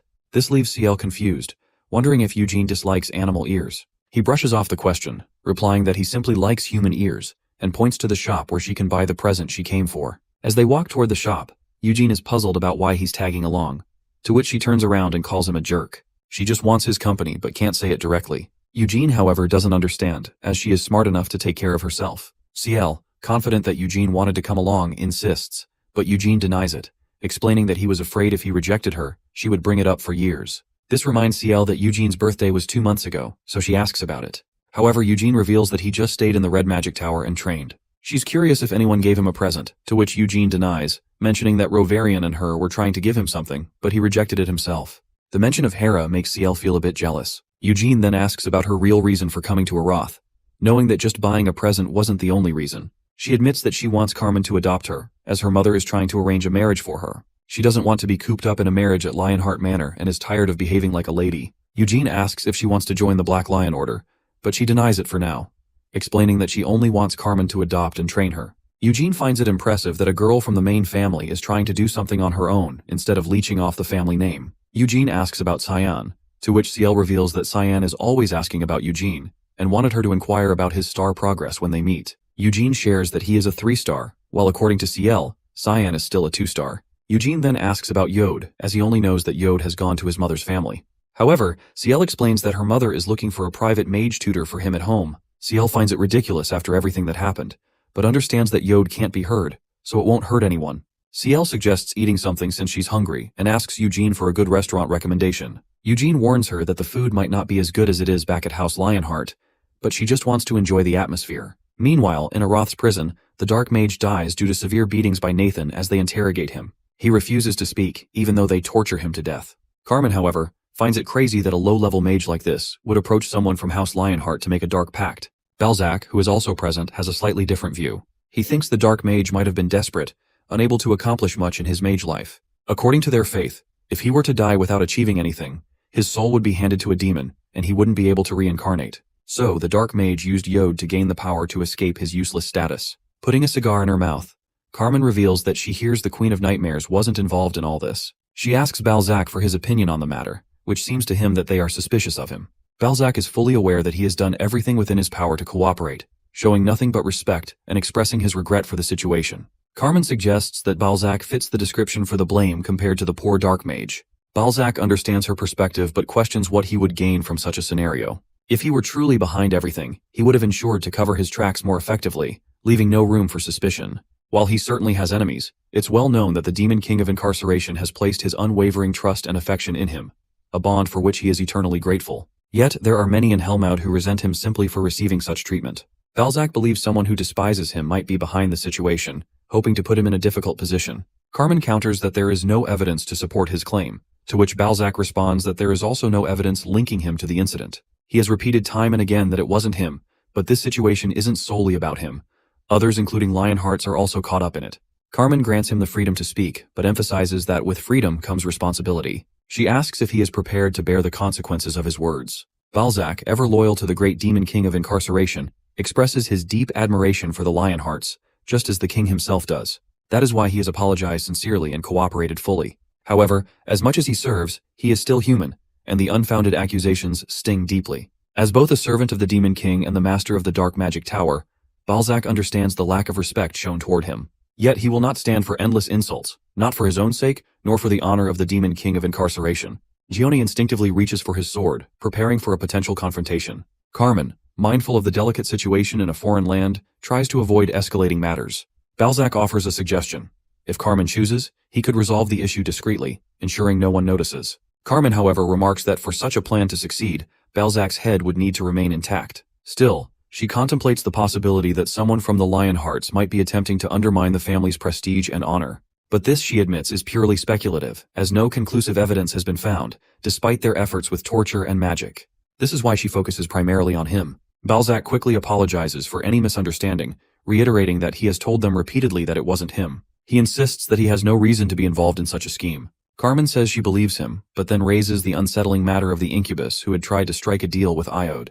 It's not something she can easily forget, having witnessed much cruelty and vile acts in her life, and one of those acts is now standing before her. Balzac, sensing her insistence, warns her that if she truly desires it, she'll get it. With a snap of his fingers, a dark hand emerges from the shadows, pulling the incubus's severed head into view. Balzac explains that the Demon King of Incarceration claimed the incubus's soul. If they wish, they can take the head. He drops it before her, and she kicks it so hard that blood splatters across him. With that, they begin to walk away, but not before Carmen delivers a warning that if he ever hears from Eugene Lionheart, there will be severe consequences. Balzac firmly asserts that she has no right to tell him what to do. As they leave, Carmen turns to Gione and asks what he truly believes happened. She suspects that Amelia, the Queen of Nightmares, is behind everything. A person who despises the Dark Magic Tower Master role and everything it represents. The Demon King of Incarceration, she notes, allows his contracted dark mages the freedom to act as they wish, without interference from him when his subordinates clash. Gione suggests that if Amelia were behind this, then Nahama would likely be involved too. Carmen acknowledges that Nahama is indeed suspicious, and believes there's a high chance a war will break out in a few years. Turris, with its long-standing issues with Nahama, is likely to be the first target. And once Nahama invades Turris, Kiel will have to prepare for war. According to Carmen, the Lionhearts will also be called upon for the effort. Gione contemplates the possibility that Amelia may have orchestrated everything with this future conflict in mind, but Carmen entertains the idea that it could be an isolated incident with no deeper conspiracy. Carmen then asks Gione what might have happened if she hadn't overlooked Balzac's earlier provocation. Gione admits that had they confronted him then, everyone, except for Carmen, would have perished. Carmen chuckles at his humility, but Gione insists he's not suited for combat against mages. She counters that it's her own lack of confidence that has prevented them from fighting him. Yode, meanwhile, will remain under surveillance, as a Black Lion has already been dispatched to his residence. According to Carmen, although Yode's part of the main family and won't be killed, his future remains uncertain. Should he make another mistake, he won't be so fortunate. Carmen notes that Yode's right to claim the head position has been stripped away, and his prospects for leadership have been forgotten. Meanwhile, his mother is searching for someone skilled in magic to teach him, but Carmen worries that someone with ulterior motives might soon try to contact him. Gione, reflecting on Yode's past, remembers how much he once loved magic. It had fascinated his untrained mind, but they don't know what had led him down the path of dark magic. The next day, as they prepare to leave, Gione and Ciel bid farewell to Eugene. Carmen then turns to Gione and asks if he has considered joining the Black Lion Order. The position of 2nd Division Captain's subordinate is currently vacant, and if Gione is interested, she can recommend him immediately. Eugene immediately declines the offer, and Carmen remarks that it's truly a shame.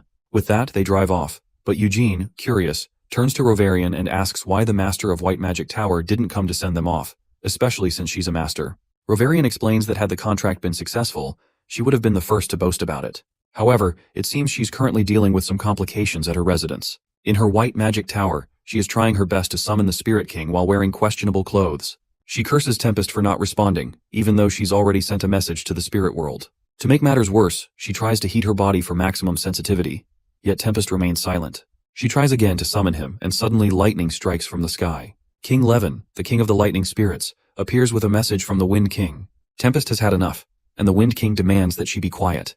He's no longer interested in forming a contract with her. Undeterred, she begins to rant about being the greatest in the world, swinging the sword around wildly. Levin, unimpressed and rather embarrassed, sighs and electrocutes her just enough to calm her down. He then explains that she cannot offer what Tempest desires. The hurricane spirit, Tempest, wants her to move northward, to the northernmost region of the demon realm, a place that has never been conquered. This is a wish Tempest has carried for centuries. The next day, she approaches Eugene, now looking like she's been doing crack with Yod. Eugene, utterly bewildered by her sucked-up face, asks how the contract went. She tells him not to ask, as he already knows full well what happened. She begins screaming, cursing Tempest for all her misfortune. Myrrh, who has been reading a book, finally loses his patience and tells her that this is a place for silence. Meanwhile, the Melkith is completely losing it. Eugene, seeing the chaos unfold, asks if Tempest really dismissed her like that. She responds with frustration, questioning why she would lie about something so significant to her. Eugene, with a hint of humor, explains that if they wait until today, it will mark 10 years of lending. He kindly shortens it to 9 years and demands she return Storm Sword reluctantly. She hands it back, insisting that he take good care of her cape. Eugene returns to his reading and comes across an interesting passage about the chief of the giants, Kamash. The passage reveals that Kamash was enormous, over hundreds of years old, and the strongest chief in all of giant history. The tale recounts a battle where thousands of humans fought against hundreds of giants, but the soldiers, terrified of the giant's overwhelming strength, hesitated to engage. However, the soldiers' fear didn't matter because Bermut, the knight, was there. He tried to introduce himself, but his words went largely ignored. The soldiers wanted to join him, but their combined strength wouldn't even scratch Kamash, the giant chief. Bermut, however, has one true ally, one person he relies on, Hamel. Together they face the deadly giants. With great effort, Bermut succeeds in defeating Kamash, who possesses the power of a demon king. Despite their leader's death, the giants don't back down, still determined to eradicate humanity. But then Sha shows them true power. After reading this, Eugene wonders aloud if Sha wrote the book herself, as it seems to praise her to an extreme degree. Myrrh, overhearing, scoffs, calling it an insult. She is mad that who would write a story about themselves and glorify their own name like this? Eugene stands up, thinking he might give witchcraft another try. Myrrh is pleased, but acknowledges Eugene's arrogance, noting that Eugene is still too arrogant for the level he's currently at. Eugene, however, simply enjoys tackling difficult tasks, even if they take time. He then turns his attention to witchcraft, musing that recreating the eternal whole is impossible for him at this point. It has been 10 days since the Black Lion Order left, and since then, Egwene spent most of his time in Acreon. Standing in front of witchcraft, he wonders about manifesting the eternal whole. To do so, he would need at least the 9th circle, an advanced circle that contains infinitely escalating powers. One can rotate it, destroy it, recreate it, or even increase their mana. But Eugene doesn't use a circle. Instead, he employs the white flame method as a substitute.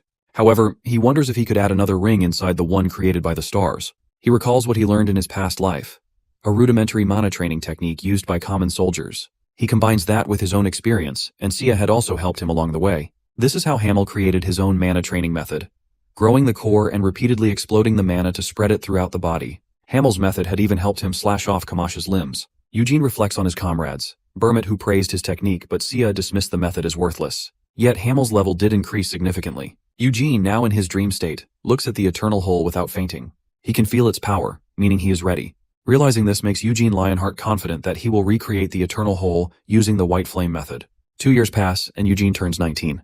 During his 19th summer, he is still in his room writing something. Myrrh, sitting across the table from him, asks if Eugene isn't hungry, as it's nearly mealtime. Eugene replies that he'll eat soon. If he leaves now, he'll lose all concentration on his work. Myrrh asks why Eugene is in such a hurry to write, and Eugene explains that it's better to take his time so there are no mistakes. He feels that writing slowly just feels more right. He isn't rushing, making sure he doesn't slip up and constantly revising. But in truth, he hasn't made many mistakes.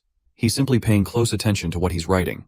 Myrrh comments that mages spend decades of their lives working on their theses about magic. Eugene counters, pointing out that it didn't take him decades to learn magic, so he is confident that it won't take that much writing thesis. Myrrh stands up, noting that this is precisely the issue. It's quite arrogant of him to be writing his thesis so soon. She suggests he should focus on learning for a few more years before attempting to write his thesis. Eugene observes that she's being embarrassed, and Mir urges him not to cross that line. She's already told him countless times not to refer to her that way. Having lived at least 200 years more than him, she expects some respect. Eugene teases her by calling her an embarrassed grandma, which leaves her wondering if she should just kill him and be done with it. Unfazed, Eugene asks if she doesn't want him to leave. She hesitates slightly answering it. Eugene points out that he's been coming and going here for 2 years, yet he's the only one who still visits regularly. Mir notes that it's pretty obvious, even to the untrained eye. Other mages have witnessed witchcraft long before and were amazed and shocked to their core. They desperately tried to analyze and understand it fully, but in the end, they all failed and gave up, instead focusing on completing their own magic. Meanwhile, Eugene has come to action every day for 2 years straight, trying his best to understand witchcraft. She asks if he's really going to leave Arath once his thesis is completed. Eugene wonders what else he could possibly do there if he didn't. Mir explains that there are a lot of possibilities. While she's not sure when the Red Magic Tower Master will retire, she's quite certain he would gladly take Eugene on as his successor. Eugene responds that he doesn't want to be a Magic Tower Master, as the job seems dull. Mir suggests another option, joining the Palace Mage troops. She mentions that Captain Tremple seems interested in recruiting him. Eugene notes that Tremple acts too friendly, which he doesn't like. Mir adds that the prince has also taken a liking to him. If Eugene worked with him in any capacity, the prince would boast about it for decades. Eugene says he appreciates the prince's admiration, but doesn't feel like pursuing any of it. Mir is puzzled, asking why Eugene wants to return to the Lionhearts if he can't become a head. Eugene asks if he really needs a grand reason to go home. Mir explains that what Eugene has accomplished these past few years is extremely impressive, even in her eyes. In just the half year since he began writing his thesis, he has managed to simplify complicated and elaborate magical theories while also improving his own magic in the process. Eugene explains that this thesis is simply for his own satisfaction, as he is the only one who can use it in the first place. He writes it down because he likes keeping things organized, not because he plans to share it with the academic association. After all, no mage would be able to use the circle flame method anyway. He reflects on the time Rovarian told him that not considering magic and understanding it properly is physically impossible. However, Eugene doesn't follow a typical circle magic method for his magic. His substitute is the white flame method, which starts with a circle, but that doesn't mean the main family's white flame method users can replicate it. He tries following his thesis but gets stuck right from the beginning.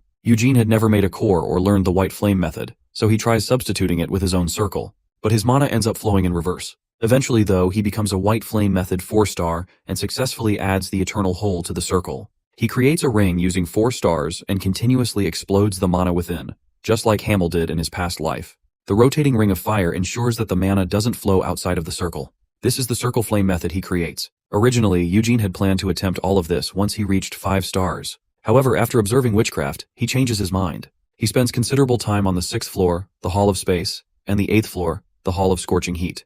The Hall of Scorching Heat houses magic from the world's most powerful and renowned flame mages, and Eugene knows he needs to learn space magic to fully utilize the Cape of Darkness. Rovarian took Eugene on as his direct pupil, helping him revise his thesis and assisting with fixing some basic circle magic spells to work with his circle flame method. During this period, Eugene spends half of his days in Acreon and the other half learning magic from Rovarian. If there's one word to describe the 2 years Eugene spends in Acreon, it's grueling. Eugene wonders if Mir is upset with him for saying he will leave, even though it's clear she doesn't want him to. Mir assures him that she's not upset, as she has no right to stop him from leaving. If he wants to go, he can. She's never felt the desire to leave anywhere herself, and even if she did, she couldn't. So, she tells him to leave and let her be alone in this boring, quiet, and lonely place. She insists that she's not sad at all about saying goodbye, even after all these years together. After all, she's not human, and she knows well enough that humans do whatever they want. Eugene wonders if that's truly the case as he puts his thesis away. Mir confirms it, noting that she has lived far longer than him and is accustomed to goodbyes.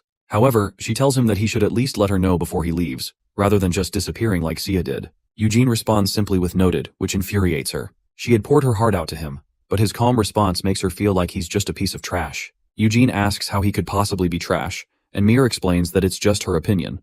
There's no need to dwell on the how, because in the end, it's simply the truth. She admits that she actually hates him, seeing him as just a kid who doesn't show any respect for his elders. She pauses for a moment, then adds that if he stayed in Arath because of her, she would be baffled. Her personality, after all, is based on a younger version of Sia, which makes her emotions and behavior childish at times. She acknowledges that she sometimes says childish things and can be stubborn.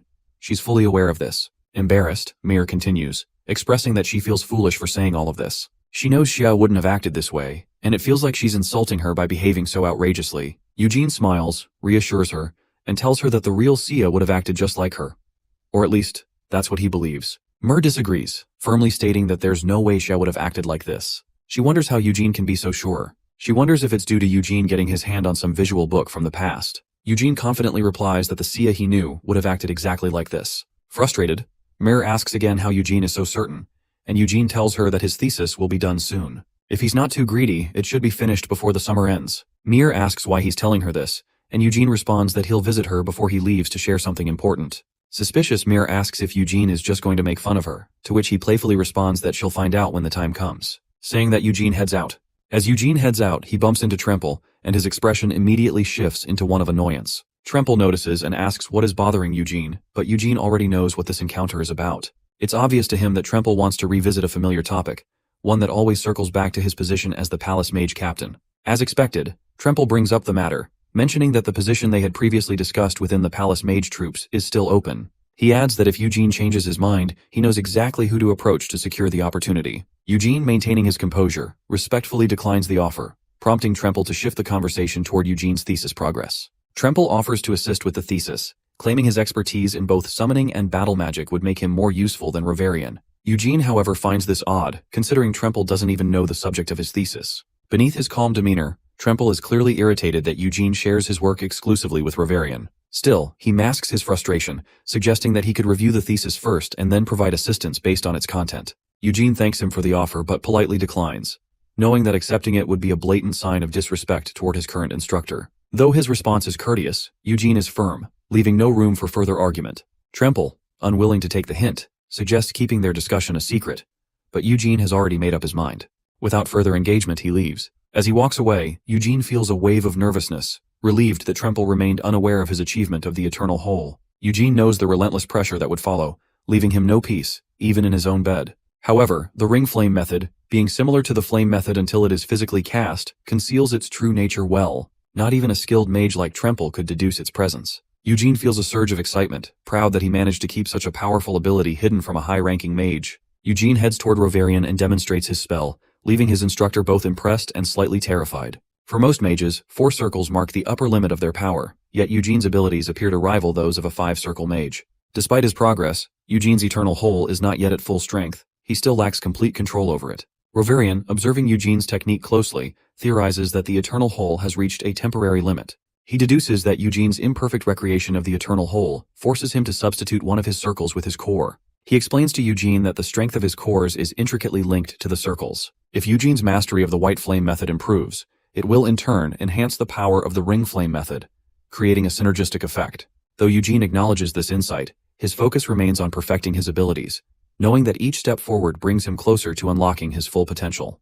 Reverian warns Eugene about the potential flaws in his Red Flame method that he has yet to discover. According to Reverian, the Ring Flame method allows Eugene to cast advanced circle spells and even use 5-circle magic with ease. However, he strongly advises against attempting 6-circle spells, cautioning Eugene about the risks. Eugene agrees, understanding the importance of restraint for now. The conversation shifts as Reverian asks about Eugene's plans after completing his thesis. Eugene reveals that he intends to travel to the Luhar Kingdom in the north, seeking their famed ice crabs. This revelation surprises Reverian, who finds it odd that Eugene would go so far for something readily available in Aroth. It was the place that Marone once was a king of. However, Eugene remains firm in his decision, explaining that he wants to experience the place itself. He further shares his plans to visit Nahama for their scorpion delicacy, a desert region that also holds historical significance. It was the last place Saint Anise was seen after leaving Eurus 200 years ago. Despite Eugene's clear intentions, Reverian attempts to steer him toward a local seafood place, but the outing takes an unexpected turn when they encounter Crown Prince Honain. The prince, direct and confident, offers Eugene the position of Royal Mage Captain, contingent on Eugene remaining in Aroth. While Eugene acknowledges the offer, he believes it to be an unlikely proposition. Honain, undeterred, assures Eugene that he will ascend the throne in 10 years, and can fulfill his promise then. Reverian finds Honain's ambitions bold, considering the current king is still alive. Honain clarifies that the king has already promised him the throne, and that the people of Aroth support him. To sweeten the deal, Honain acknowledges Eugene's immense magical potential, observing that his mana is on par with a 5-circle mage. The prince also probes Eugene's understanding of the Eternal Whole, but Eugene counters his inquiry with a sharp remark, inadvertently confirming Honain's suspicions. Realizing that power and position hold little appeal for Eugene, Honain shifts his strategy and offers knowledge as an incentive. He reveals that 2 other volumes of witchcraft, believed to have been taken by Sia, are actually in the royal treasury. This revelation shocks both Eugene and Reverian. Honain clarifies that the ones in the treasury are copies gifted by Sia to the royal palace. Eugene grows intrigued by the offer, as access to the witchcraft volumes could greatly aid his research. Honain assures him that, while he cannot grant access now, he will use his power to do so once he becomes king. He presses Eugene for an answer, leaving Eugene deep in thought as he weighs his decision. The offer is quite attractive to Eugene, as over the last 2 years, he has come to realize that witchcraft is truly incredible. He also wants to search for clues about Sia's disappearance in the other volumes of witchcraft, hopeful that he might find something that even the royal family of Aroth couldn't uncover. Eugene offers to return to Aroth if Honain takes the throne within 10 years. Honain understands Eugene's perspective and agrees to send him a letter once his succession is official. Eugene thanks Honain and leaves. Meanwhile, in the library, Mur grows increasingly nervous as she reads, trying to think of ways to improve Eugene's core and eternal whole. She knows that Eugene's eternal whole, while not on par with Sia's, far surpasses the magic circles widely used elsewhere. When Eugene arrives, she quickly shuts her book, feeling a bit embarrassed. She praises Eugene for his method of mastering the eternal whole, calling it incredible, but also expresses her worries about him leaving Aroth now that his thesis is complete. Eugene's departure is set for 2 days from now, as he needs time to rest and attend the farewell event hosted by the Red Magic Tower. Mur wishes him luck but doesn't seem happy about it. Eugene smirks, knowing she doesn't want him to go. He reminds her of something he wanted to tell her a couple of months ago. Hearing this, Mur stands up nervously, but Eugene walks away, saying he needs to check something before revealing it. As he steps away, Eugene asks Mir if she tells other students stories the way she told him. This question triggers Mir, as she interprets it as Eugene implying she is a snitch. She argues vehemently, claiming that even if others dismantle witchcraft and study it forcefully, they wouldn't be able to learn anything. According to her, all the data acquired in the hall remains stored deep within the memory storage systems. As Eugene continues to walk away, Mur follows him, insisting that she would never snitch unless someone tries to destroy witchcraft entirely. Eugene, looking at his comrade's holographic figure, asks if what he is about to say next will also remain confidential, given the system's foolproof nature. Before Mur can argue further, Eugene reveals that he was reincarnated. This revelation comes out of nowhere and is unbelievable to Mur. Eugene clarifies that he was reincarnated with memories of his past life intact. Mur still thinks he is joking, but when Eugene reveals that he was Hamel in his past life, her eyes widen in shock. As the realization sinks in, she begins to understand how he could have achieved so much. It makes sense to her now. How he mastered the eternal whole in just 2 years and broke all learning barriers with his extraordinary talent. If he was Hamel in his past life, it all aligns. As Hamel the Foolish was a peculiar and exceptional individual in many ways. You see, she learned magic in the forest from the elves. Morone is the son of the chieftain of Bayar, a tribe famous for their rigid builds. Anis has been in training and development under the cardinals of the Holy Empire since a young age. Bermut, on the other hand, was once a slave destined to be sacrificed to the demonic lords. However, he stole a sword and freed the entire slave caravan, even though he had never held a sword before. According to Mare, she initially thought these might just be stories, but Eugene confirms that they could be true, especially since Bermut was a Chad. Mir also finds Hamel unique, noting that he shares a similar background with Bermut. Hamel picked up a sword simply to survive after his village was attacked by monsters. Fueled by his hatred for monsters, he fought them relentlessly. Despite his humble beginnings, through hard work and dedication, Hamel grew strong and stood by his comrades for years to come. Mir reflects that although Hamel was foolish, as his name suggests, his growth was impressive. Seeing Eugene now, it all makes sense to her. However, Eugene denies this, admitting that he could never surpass Bermut's magical potential, no matter how hard he tried, which is why he focused on weapons instead. He claims to have faced Bermut in hand-to-hand combat but failed every time. Mir's thoughts are that, by normal standards, Hamel was good, but Hamel himself didn't care about such comparisons. All he wanted was to surpass Bermut, but he died before achieving that goal. Mir now realizes why Eugene praised Hamel's hologram as soon as he walked into the library. Eugene finds her mocking tone annoying.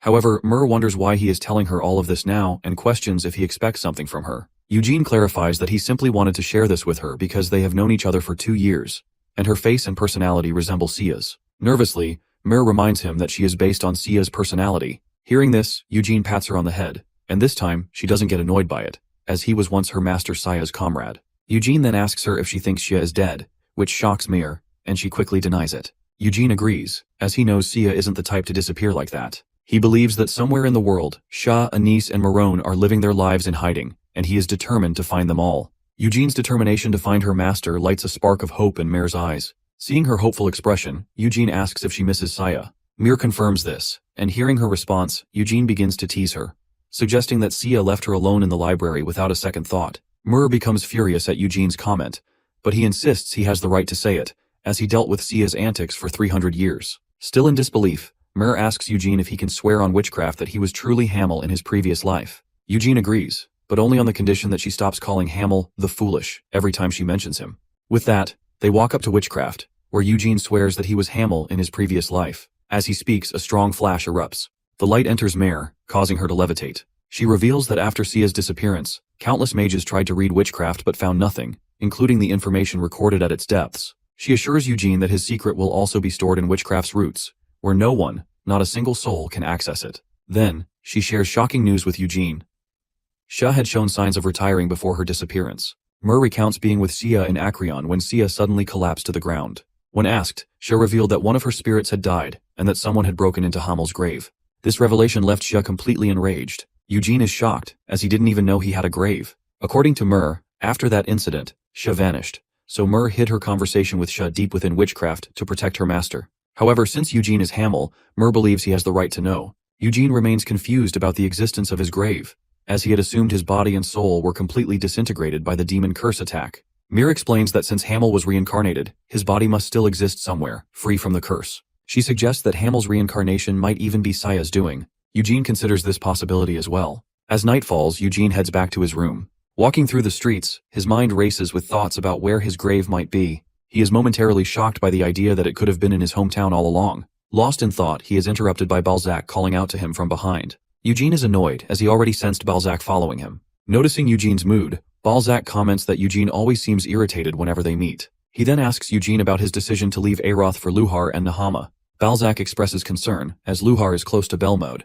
and the ban on demons and dark mages entering Luhar was lifted long ago. He warns Eugene that the Lionheart name holds no value there, and that there are species of demons in Luhar who follow other demon kings. Hearing this, Eugene realizes Balzac is hinting that the demon king of Apocalypse is preparing his army for war there. However, Balzac denies this, explaining that the demon king of Apocalypse greatly respects the demon king of Incarceration and would not act against him. Eugene recalls the one time he saw the demon king of Apocalypse. The memory is vivid. The overwhelming, dark, and powerful aura that emanated from the demon king was unlike anything he had ever experienced. At the time, Eugene couldn't even comprehend what he was witnessing. It was just a blinding light on the other side of a vast plain. Even his comrades stood in shock, their minds nearly shattered by the demonic presence. It was only thanks to Anissa's prayers that everyone's minds were calmed, preventing them from losing their sanity. Balzac, however, claims that even if the demon kings aren't interfering directly, there are others who might cause chaos, as demons by nature are not a species that enjoys peace. Eugene understands that Balzac is warning him about demons who might target him despite the peace maintained by the demon kings. Balzac adds that it might not be limited to followers of the demon king of Incarceration. Followers of the demon king of Apocalypse might also be after Eugene due to his Lionheart name. According to Balzac, with positions for demon kings still vacant, Duchess Isabella has her eyes on one, and could do anything to claim it. Hearing this, Eugene jokes about demons voting for the king's position, which makes Balzac laugh. Demons, after all, are not known for such practices. However, Balzac's statements make Eugene wonder if he could defeat the Queen of Nightmare at his current power level if it came to that.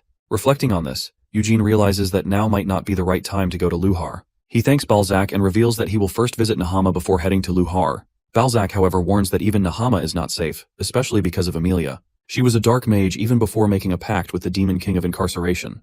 What makes her particularly dangerous is the excessive freedom granted to her by the Demon King, which could spell trouble for Eugene. To ensure Eugene's safety, Balzac hands him a dark envelope, suggesting that he give it to Amelia if he encounters her in the desert. It will protect him from her harm. Curious, Eugene asks Balzac if he can open the envelope. Balzac agrees, but as Eugene rips off the seal, he is shocked by what he finds inside. The envelope is literally empty, but Balzac assures Eugene that its contents are unimportant. What matters is that it is written by Balzac himself. Saying this, he snaps his fingers, and the envelope reseals itself as if untouched.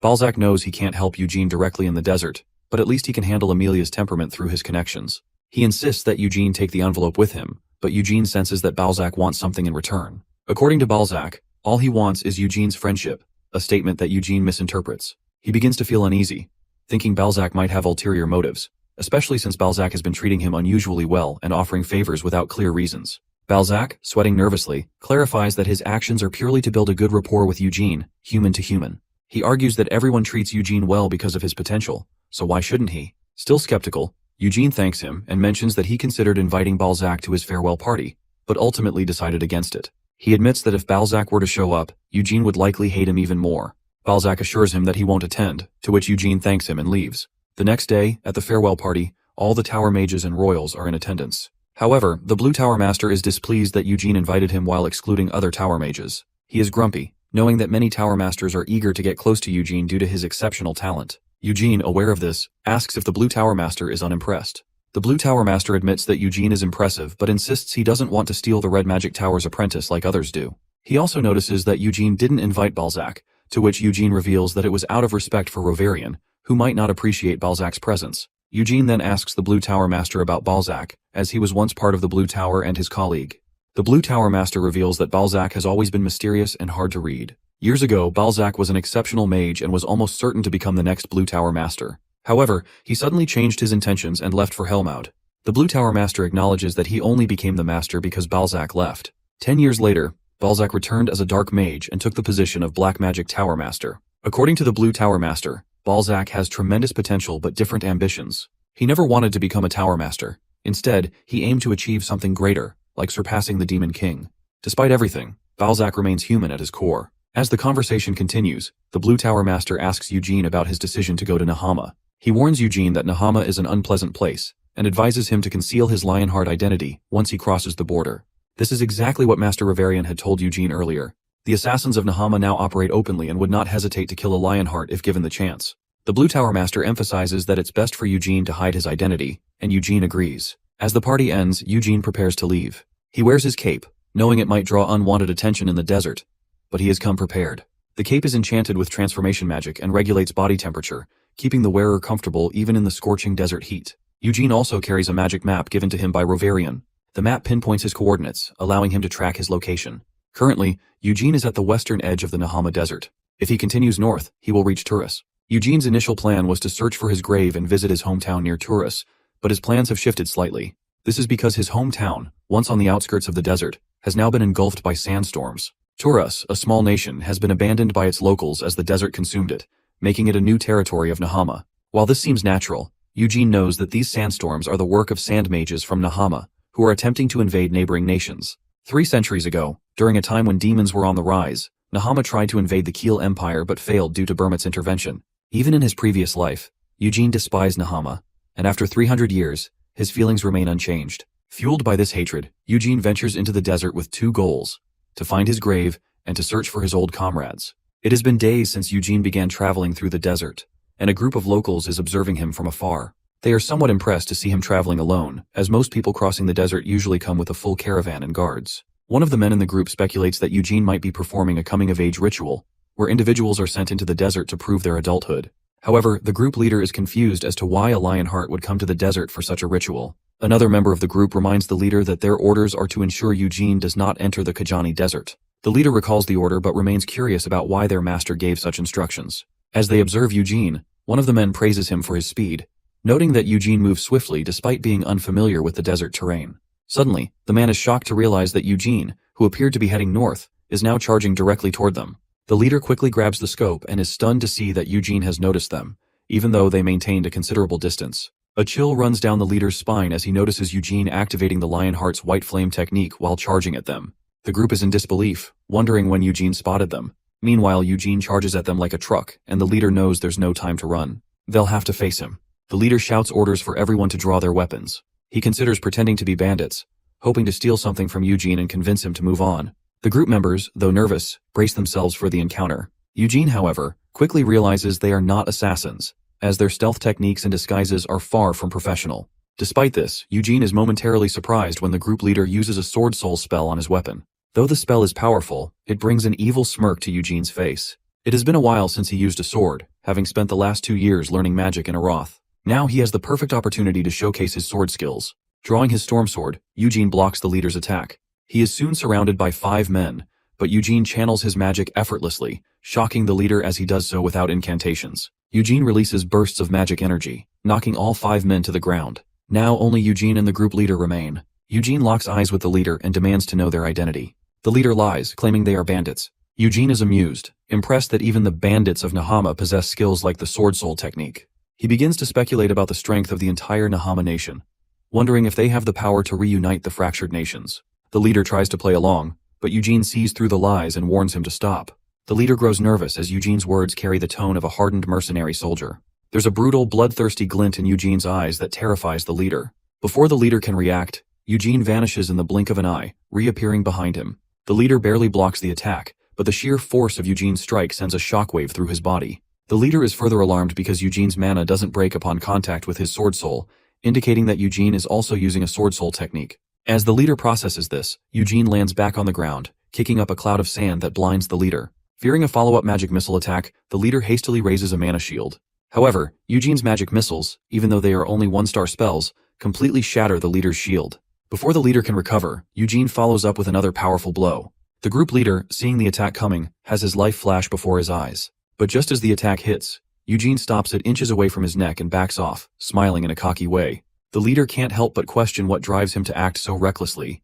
It's a brazen insult to a swordsman's honor. Fueled by either newfound courage or unrelenting rage, he charges at Eugene with all his might. Yet, Eugene skillfully dodges every strike, no matter how unpredictable or wild they are, even parrying some with ease. This battle is unlike any Eugene has faced since his reincarnation. His opponent has a sword soul, making the fight feel meaningful for once.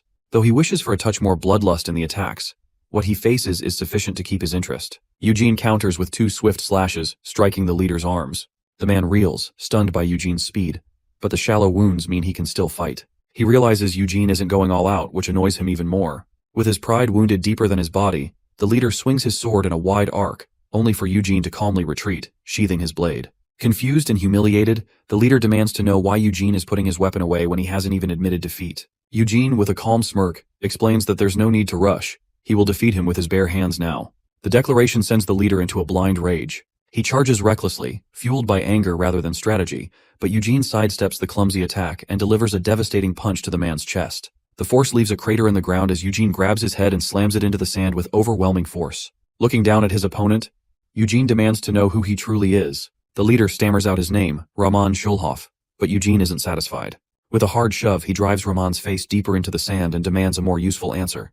Who is giving him orders? Rahman, battered and hesitant, refuses to speak, prompting Eugene to pound his head into the ground again, prompting the man to explain it all in panic. The subordinate explains that Al-Madani is the emir of Kajitans, a city near the western gateway Eugene has recently crossed. This revelation makes everything click that Rahman and his men are agents of the town's lord. When Eugene inquires why Al-Madani wants him stopped, the subordinate confesses they haven't been told much, only that they are to prevent him from reaching Kajatan at all costs. Satisfied for now, Eugene releases the leader and begins to piece things together. Kajatan isn't just any desert. 3 centuries ago, it was Hamel's homeland, but now it's an unforgiving wasteland plagued by sandstorms that erode the lands of Trath. Its harsh conditions make Eugene wonder if the Sand Mage's base might be hidden there. For an outsider like Eugene, especially one from the prestigious Lionheart family, wandering through such hostile territory would surely draw attention. That explains Al-Madani's caution. Still, this isn't the only danger Eugene has to contend with.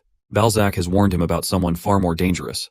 Amelia Marwin, who is contracted with the Demon King of Incarceration. Luckily, her rumored dungeon in the Asur desert is far from where Eugene is now, or from where Anise was last seen. For the time being at least, he can focus on the threats closer to him without worrying about crossing paths with her. Eugene takes a moment to consider the situation before making his decision. He instructs the group to return, keeping only their leader with him. His determination to enter Kajani is unwavering, no matter the obstacles, and he makes it clear that he needs someone by his side to handle any complications. After all, if issues arise, the leader will be crucial in resolving them. Eugene assumes that, surely, the leader understands by now why his presence is necessary.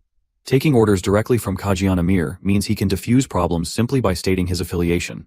The leader hesitates, uncertain about Eugene's proposal. Sensing this, Eugene presses harder that if the leader isn't inclined to accept that fair deal, he could always head back to the Lionheart estate and explain to the patriarch that the Emir of Kajian has disguised his men as bandits in an attempt to steal a prized Lionheart family artifact. He asks the leader if he would prefer that scenario instead. Fear flickers in the man's eyes as he stammers out a denial of any such intentions. Eugene, unfazed, pulls his cloak aside to reveal something remarkable. He holds up the Stormblade, the legendary blade wielded by the Lionheart family's founder, Burmit, both in his lifetime and during the Demon Wars. With such a priceless artifact in his possession, Eugene knows that most people would believe his story, that Kajin Amir orchestrated this chaos to steal the sword.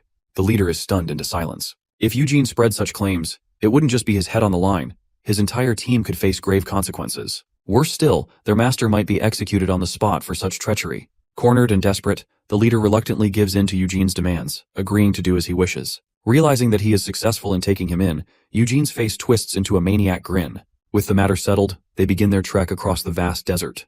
The leader trudges alongside him, consumed by guilt and dread. He is worried as he disobeyed a direct order from his master, who had explicitly forbidden the boy from ever entering the Kajani region. Now, as his supposed guard, he can't shake the shame of his betrayal. What haunts him most, though, is the fate awaiting his subordinates who had returned empty-handed, having failed to complete their mission. Eugene catches the man's attention, then asks pointedly about his role in the current situation. Rahman begins explaining, somewhat cautiously, that he is the captain and leader of Legion 2, the Red Desert Warriors, and the primary affiliate guard troops under Al-Madani, the Emir of Kajitan. Eugene smirks, already having assumed Raymond's skills as a captain and his higher rank as it seems natural fit to him. Shifting gears, Eugene asks whether there are any desert mages hidden within the Kajani Desert. Rahman's reaction, genuine surprise, immediately tells Eugene he's either clueless or a skilled liar. Eugene doesn't buy the act and warns him not to feign ignorance unless he wants to endure another ass-whopping.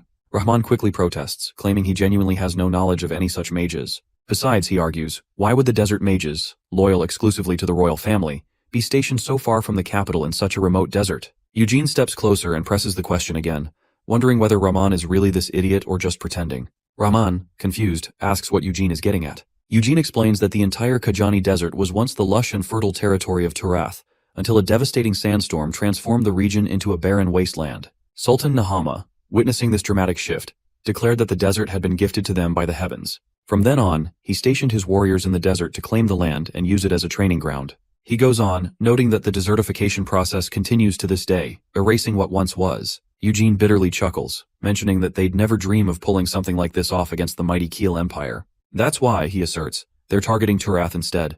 Rahman shakes his head, dismissing the idea as impossible, as even if there's some truth to Eugene's words, he's adamant that his master would never involve with something so sinister. He insists that his master isn't that kind of person. Eugene sighs and coldly reminds Rahman that he himself is from Kajani. According to Eugene, Rahman survived that sandstorm by sheer luck, saved by his master. Eugene gets it. Rahman probably worships his master because he saved him, which is why Rahman can't bring himself to believe that his master would have any part in something so dark. Rahman falters, unsure how to respond. Sensing hesitation, Eugene presses no further but leaves him with a warning. He tells Rahman to keep one thing in mind. He's not here to start trouble with another nation, so he'll let this go. But he warns Rahman not to think for a second that Eugene doesn't know why his master doesn't want him in the Kajani Desert. As Eugene turns, he adds one last point.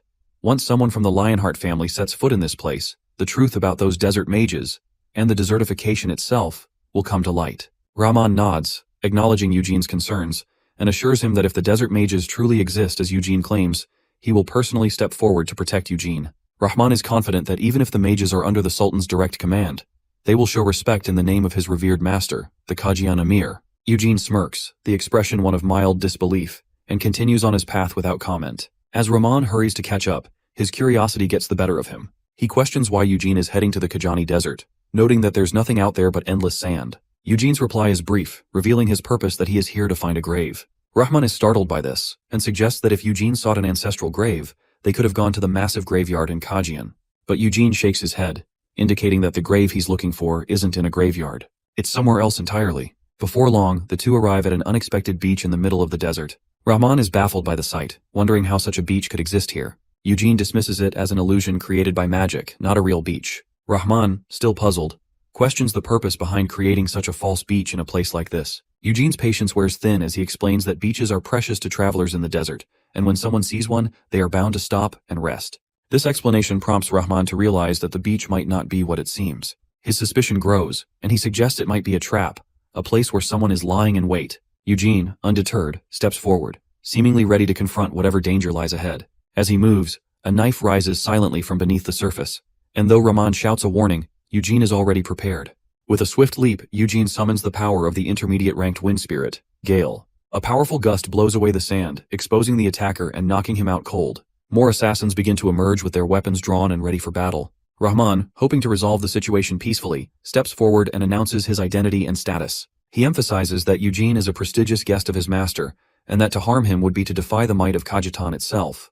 However, the assassins remain undeterred, closing in and tightening their grip on their weapons. Rahman, stunned by their audacity, tries once again to assert Eugene's importance, reminding them that Eugene is also a son of the great Lionheart family. But the assassins remain unfazed. Eugene places a firm hand on Rahman's shoulder, urging him to stop as it was of no use. Pleading won't work, he points out, and in fact, it is only making things easier for the attackers.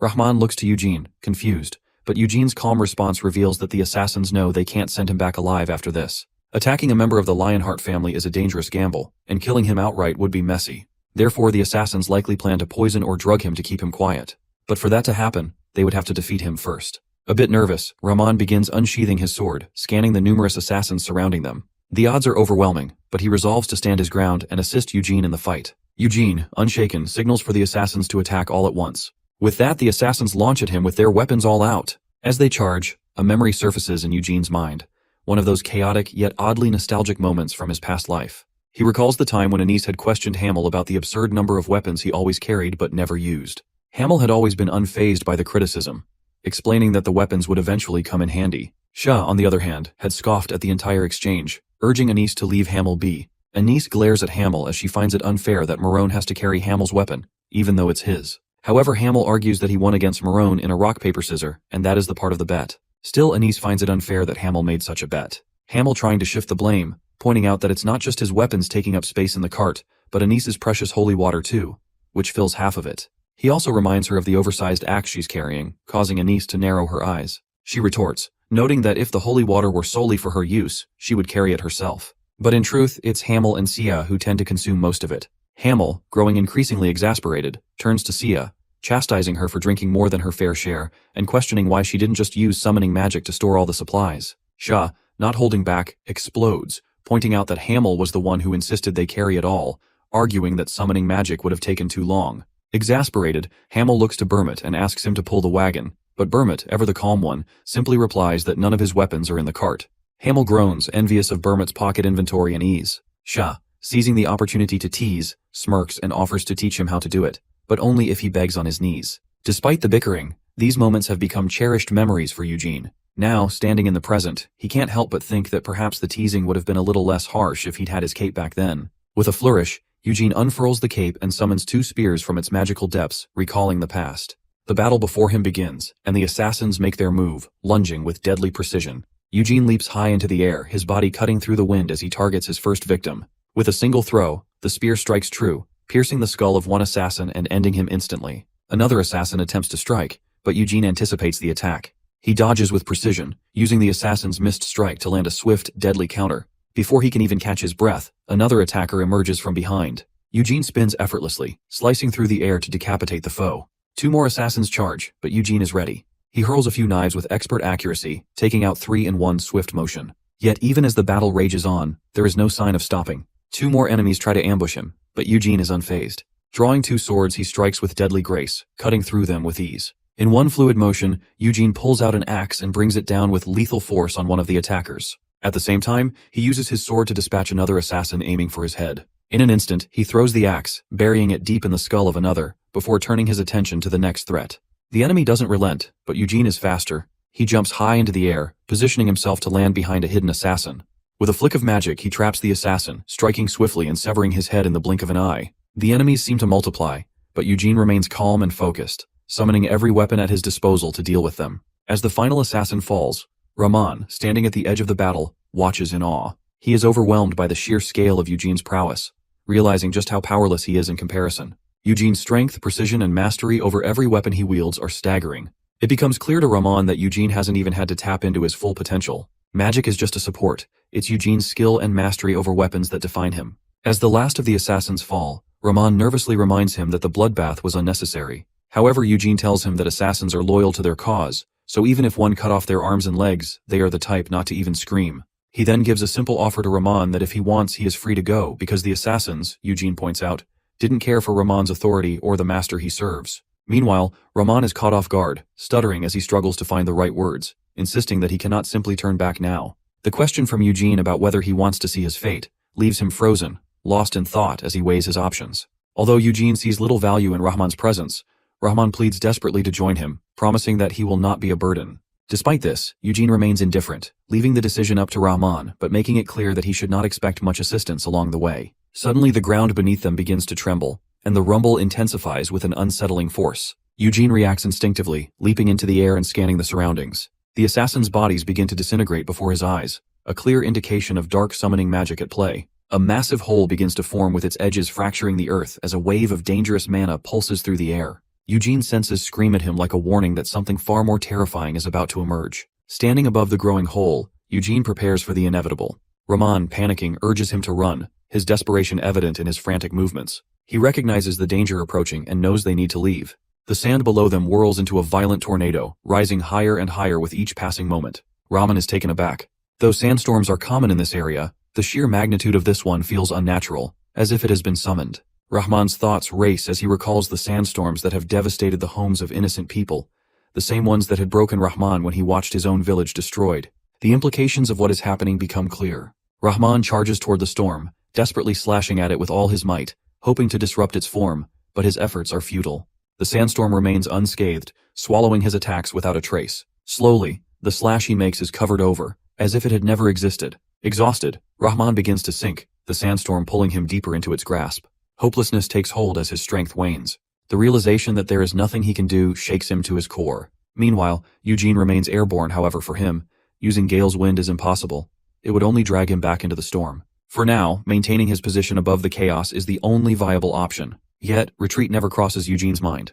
The immense surge of mana emanating from the storm signals the arrival of something far more dangerous. He braces himself, fully aware that he needs to be ready. As he watches Rahman struggle to hold on, Eugene's thoughts snap into action. He uses his magic to lift Rahman and throw him to safety, questioning his own hesitation in not doing so sooner. Just as he does, a massive sandworm erupts from the ground beneath Eugene, swallowing him whole before he can react.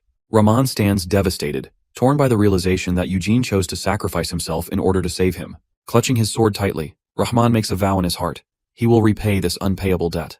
No matter the cost, he will slay the sandworm and save Eugene, even if it costs him his life. Inside the sandworm's cavernous body, Eugene falls, momentarily stunned by the sensation of being consumed. He reflects on the nature of sandworms, which are one of the few monsters capable of erasing everything they devour, using energy in a way that leaves no trace. Naturally, they lack any excretory organs, making escape impossible once consumed. But for Eugene, this presents no challenge. His resolve hardens as he begins to use his white flame and circle flame methods, drawing on their energy to break through the sandworm's tough hide.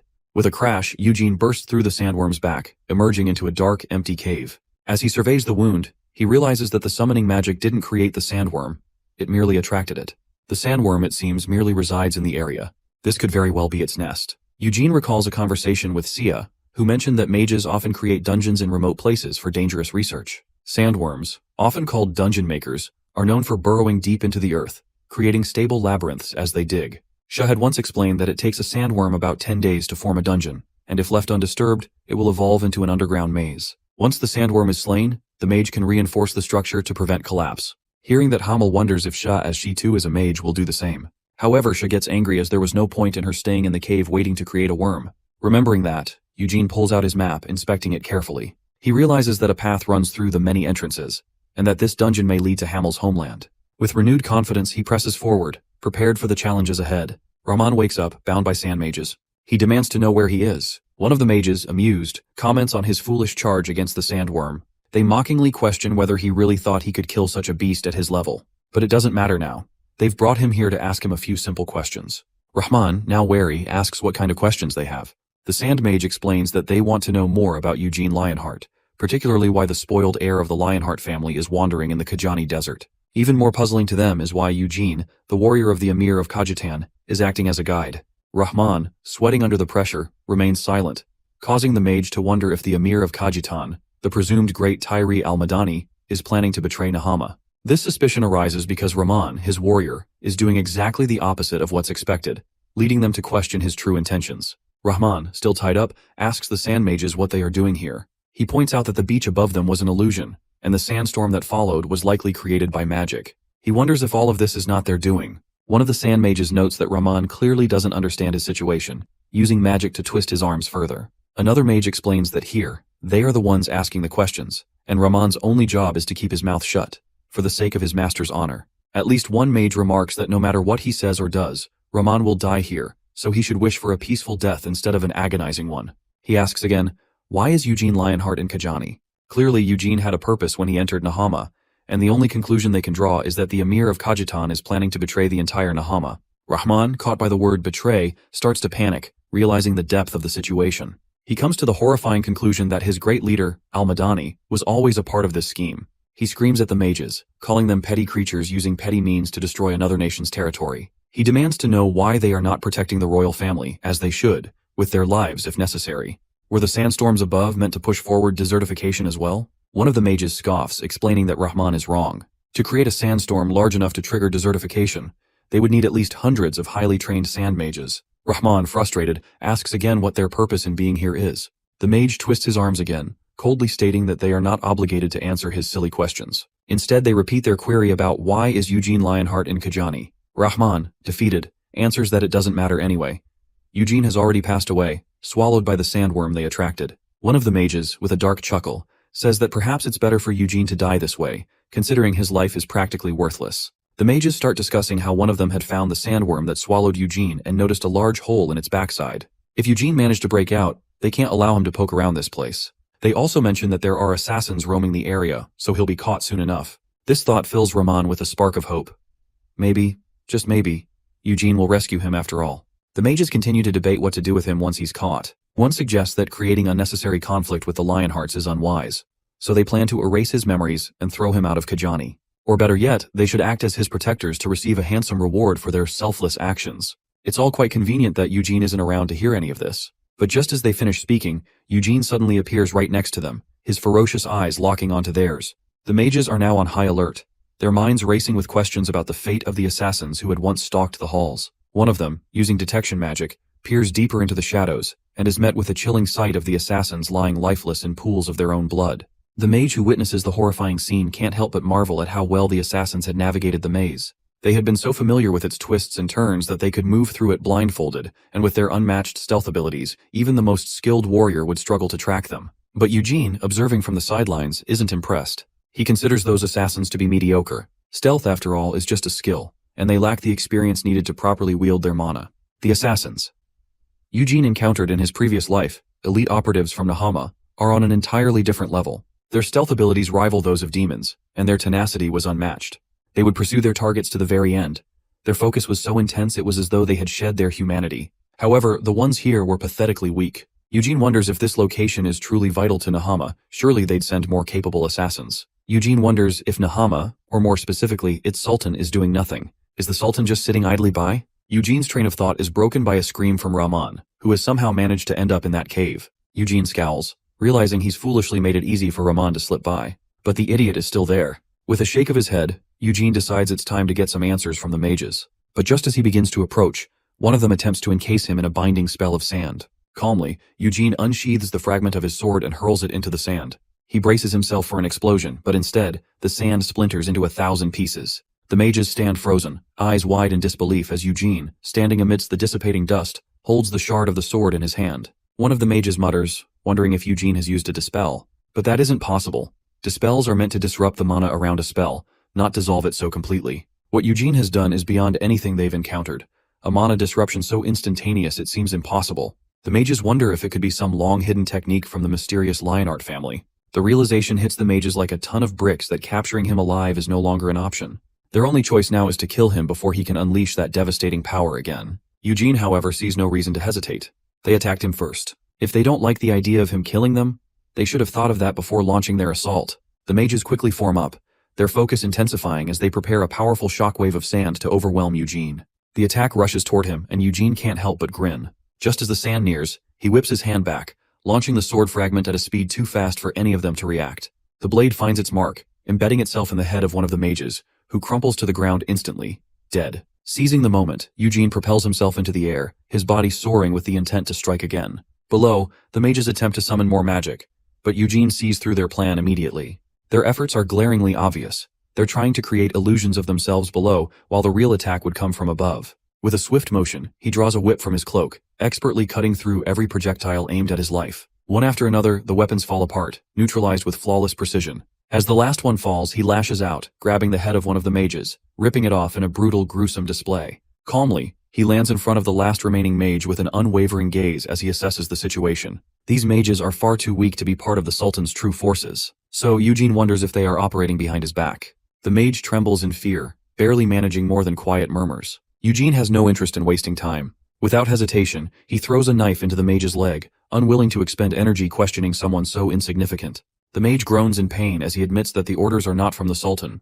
Eugene raises an eyebrow, suspicions creeping into his mind about who is truly orchestrating events from behind the scenes. He thinks Emir Kajitan is behind all of this, prompting him to press further. The mage hesitates, clearly attempting to avoid the inquiry. Losing patience, Eugene throws another knife, this time piercing the mage's other leg.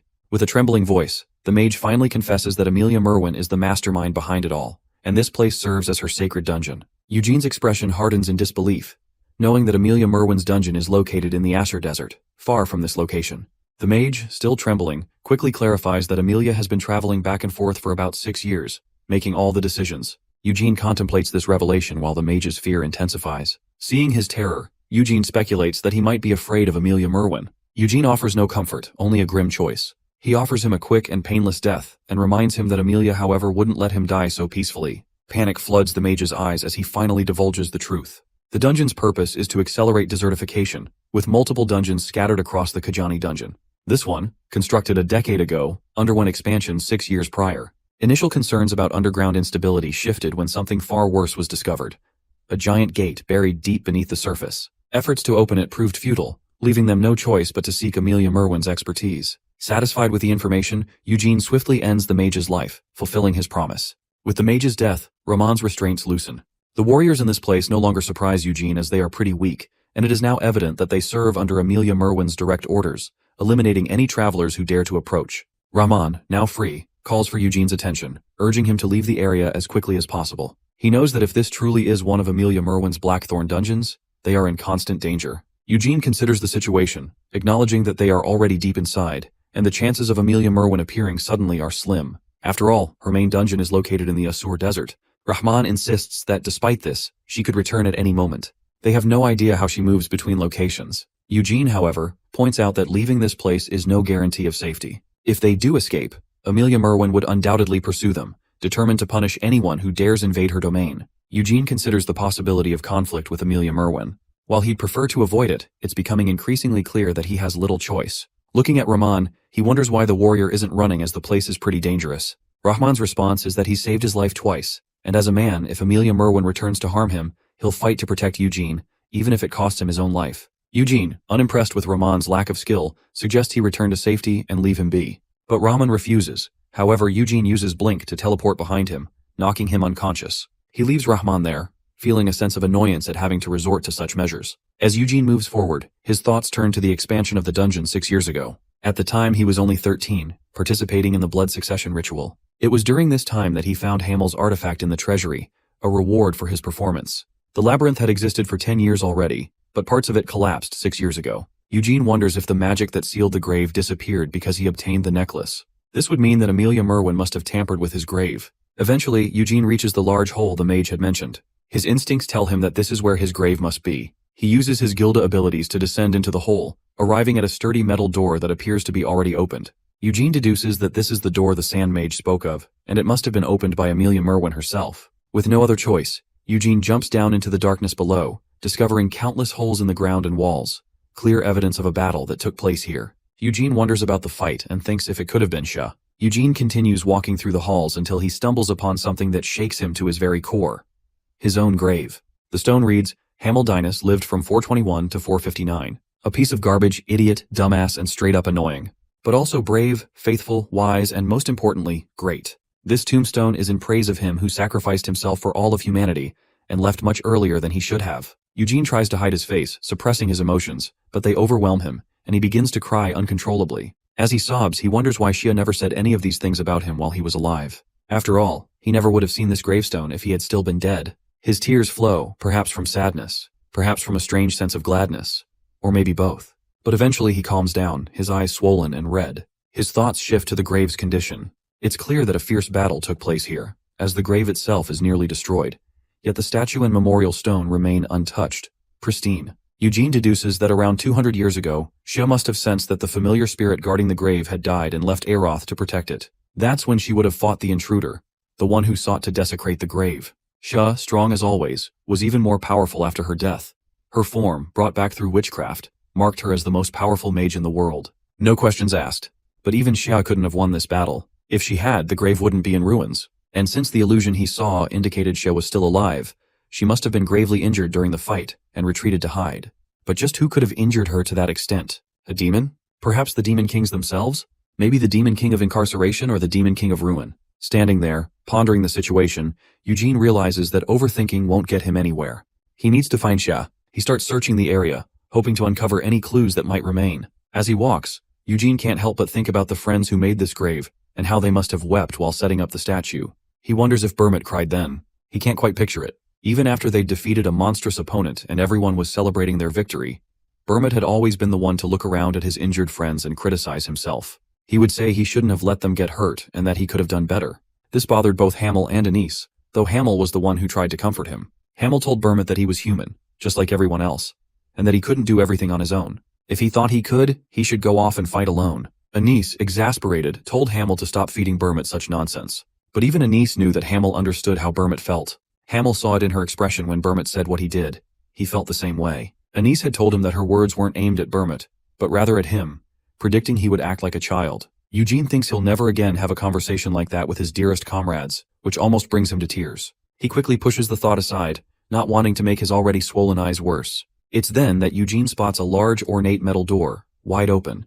Another common trait of this place. Stepping through, he finds yet another door, and someone standing in front of it. Eugene demands the figure identify himself and explain his presence. The man answers in a ragged voice but soon stands tall, almost knightly. Eugene tries to make sense of who he's facing and quickly concludes that this can't be a demon, as there's not a trace of life emanating from him. That can only mean one thing, an undead. Eugene growls and demands the figure identify himself or face the consequences. In a rasping voice, the undead replies that he is Hamel, the Foolish. The words send Eugene into a furious rage as he himself was Hamel the Foolish. He is no more than a lowly death knight who had deluded himself into believing he was the great Hamel. Yet Eugene can't ignore the facts. This is Hamel's grave, and it's possible this death knight was made from his body. In a fit of rage, Eugene demands that the undead remove his helmet, but the figure stands proudly, unwavering. Eugene, unable to control his fury, charges at him with everything he's got. Just before reaching him, Eugene leaps into the air, shouting again in full force to remove his helmet. With those final words, he attempts to crash down onto the undead, but it dodges with ease, countering almost instantly. Eugene has plenty of time to dodge the attack, but when he retaliates, his strike is deflected. The undead is protected by a mana shield, or rather, a demonic force shield, given that it's a death knight. The undead immediately shifts into an offensive stance, and Eugene struggles to defend himself, but the blow still sends him flying. He grits his teeth, feeling the ache in his arms from just that one attack. This thing is far stronger than he expected, likely the result of someone like Amelia Merwin's dark magic. She must have created this death knight 6 years ago, when she opened the doors to Hamel's grave, turning his corpse into an undead servant. But with no soul inhabiting the body, it's nothing more than a hollow imitation of the man. If this is truly the work of a dark mage as skilled as Amelia Merwin, Eugene realizes that his chances of winning are slim to none. It's as if he's facing someone on par with the patriarch of the Lionhearts, or even the captain of the Black Lion Knight Order. Despite these overwhelming odds, however, his heart is filled with nothing but rage. He doesn't care anymore. With that fury burning inside him, Eugene activates his mana circle, teleporting behind the undead in an instant. He strikes with a spear, but the undead easily deflects the blow. The fight rages on, undeterred. Eugene conjures a large sword from his cloak, aiming to crush the undead like a tin can, but the creature's swiftness pushes Eugene back once more. In one final attempt, Eugene pulls something from his cloak with lightning speed. The undead sees the move coming and halts the attack in its tracks. The weapon Eugene had drawn is a spear, one of many weapons he's mastered throughout his life. The undead pauses for a moment, then acknowledges Eugene's impressive skill, praising his proficiency with so many different weapons. Eugene retorts, telling the undead that if it's going to pretend to be Hamel, the least it can do is fix its tone. Hamel never spoke like that. The undead, still impressed, admits Eugene's skill, but insists it's not enough. In a flash, it charges at Eugene, slashing with incredible force. The two exchange blows, but Eugene's weapon shatters under the pressure. The undead taunts him, saying it's a shame such a talented young man will die by his blade. Just before the attack lands, Eugene pushes back. He's holding a dagger now, and the undead realizes that Eugene has managed to parry the blow. This is no ordinary parry though. It's enhanced by magic. Eugene had aligned the sword's soul with the attack's mana wavelength, deflecting it entirely. But even with that, the force of the attack was still devastating. Eugene feels the sting of the impact. He's not yet strong enough to deflect such a powerful strike fully. This fight cannot be drawn out any longer. Eugene knows he must end it now, even if it costs him everything. He starts to channel his mana circle further, pushing his reserves to their limits, determined to defeat the undead with all his might. He fights through the pain, even as his bones feel like they're being cracked with every blow, and his muscles tear with every movement. It doesn't matter to Eugene. He endured worse in his past life, in a weaker body. As long as his mental fortitude holds, he can keep fighting. Finally, his sword breaks under the strain. But Eugene isn't done yet. He pulls out Storm Sword and charges it with mana, preparing for another assault. Even as he unsheathes the blade, Eugene decides that he'll concentrate all of his remaining mana into a Storm Sword. His mana shield might weaken in the process, but this is the only way to end this. The fight continues, Eugene doesn't give the undead knight a moment to react. He relentlessly presses the attack, launching magic missiles at the knight. As the knight is distracted by the missiles, Eugene leaps into the air and slashes at its helmet, determined to see what lies beneath. He lands behind the knight just as the helmet shatters into pieces. The knight, now fully exposed, turns to face Eugene, revealing a face that looks exactly like Hamel's. Instead of being surprised, Eugene praises the knight's appearance, joking that even after all these years, Hamel still looks that good. However, he mocks the knight by calling its soul ugly. This enrages the knight, and in a burst of fury, it hurls its sword at Eugene, who barely dodges the attack. In an instant, the knight closes the distance and delivers a powerful blow, sending Eugene flying. Eugene manages to land on his feet, but is shocked by the knight's sudden increase in speed and strength. He realizes that while the knight was weaker when using a sword, it becomes far more dangerous in hand-to-hand combat. Eugene knows that, as a Death Knight, it must destroy the creature's heart directly, otherwise it will heal itself. The problem is that Eugene has nearly exhausted his mana from dodging and defending. If it weren't for the White Flame technique, he would already be out of mana. Despite his worn-out state, Eugene is determined to make the impossible possible. As the knight charges again, Eugene blocks its attack, but the knight leaps into the air. Eugene tries to counter with magic missiles, but the knight dodges them all with flashy movements. It lands back on the ground, its hands and feet engulfed in demonic energy. Eugene grows nervous as the knight's transformation resembles a beast-like state known as lycanthropy. He wonders if a lycanthrope's soul has taken over Hamel's body. Before Eugene can process this further, the knight follows up with another attack. To counter, Eugene whips out the moonlight fragment and hurls it at the charging knight.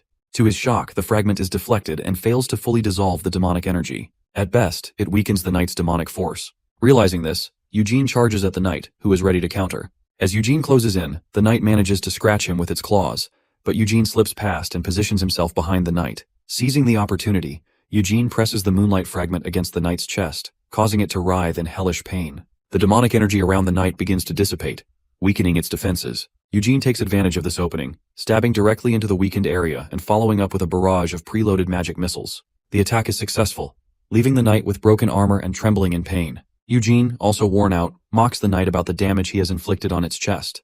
There is a huge hole in the knight's chest, exposing a strange red marble. With a smirk, Eugene asks if it's his heart. Enraged by the question, the knight charges at Eugene with full force, slamming him against the wall. The impact sends a jolt of pain through Eugene's body, making him cough up blood, but he still maintains his cocky attitude, calling the knight a mere Death Knight. The knight, furious, roars that he is, in fact, the real Hamel, but Eugene simply flips him off. This only fuels the knight's rage further, prompting him to grab Eugene by the shoulder and crush him with overwhelming strength. Eugene knows that if this beating continues, he won't last much longer, but his determination refuses to let him die. He was reincarnated for a reason. With no other choice, Eugene decides to use a technique he knows will have severe side effects. However, he is certain that if he activates it, victory will be his. He is confident that he can tear the knight apart with this skill, though the potential recoil worries him.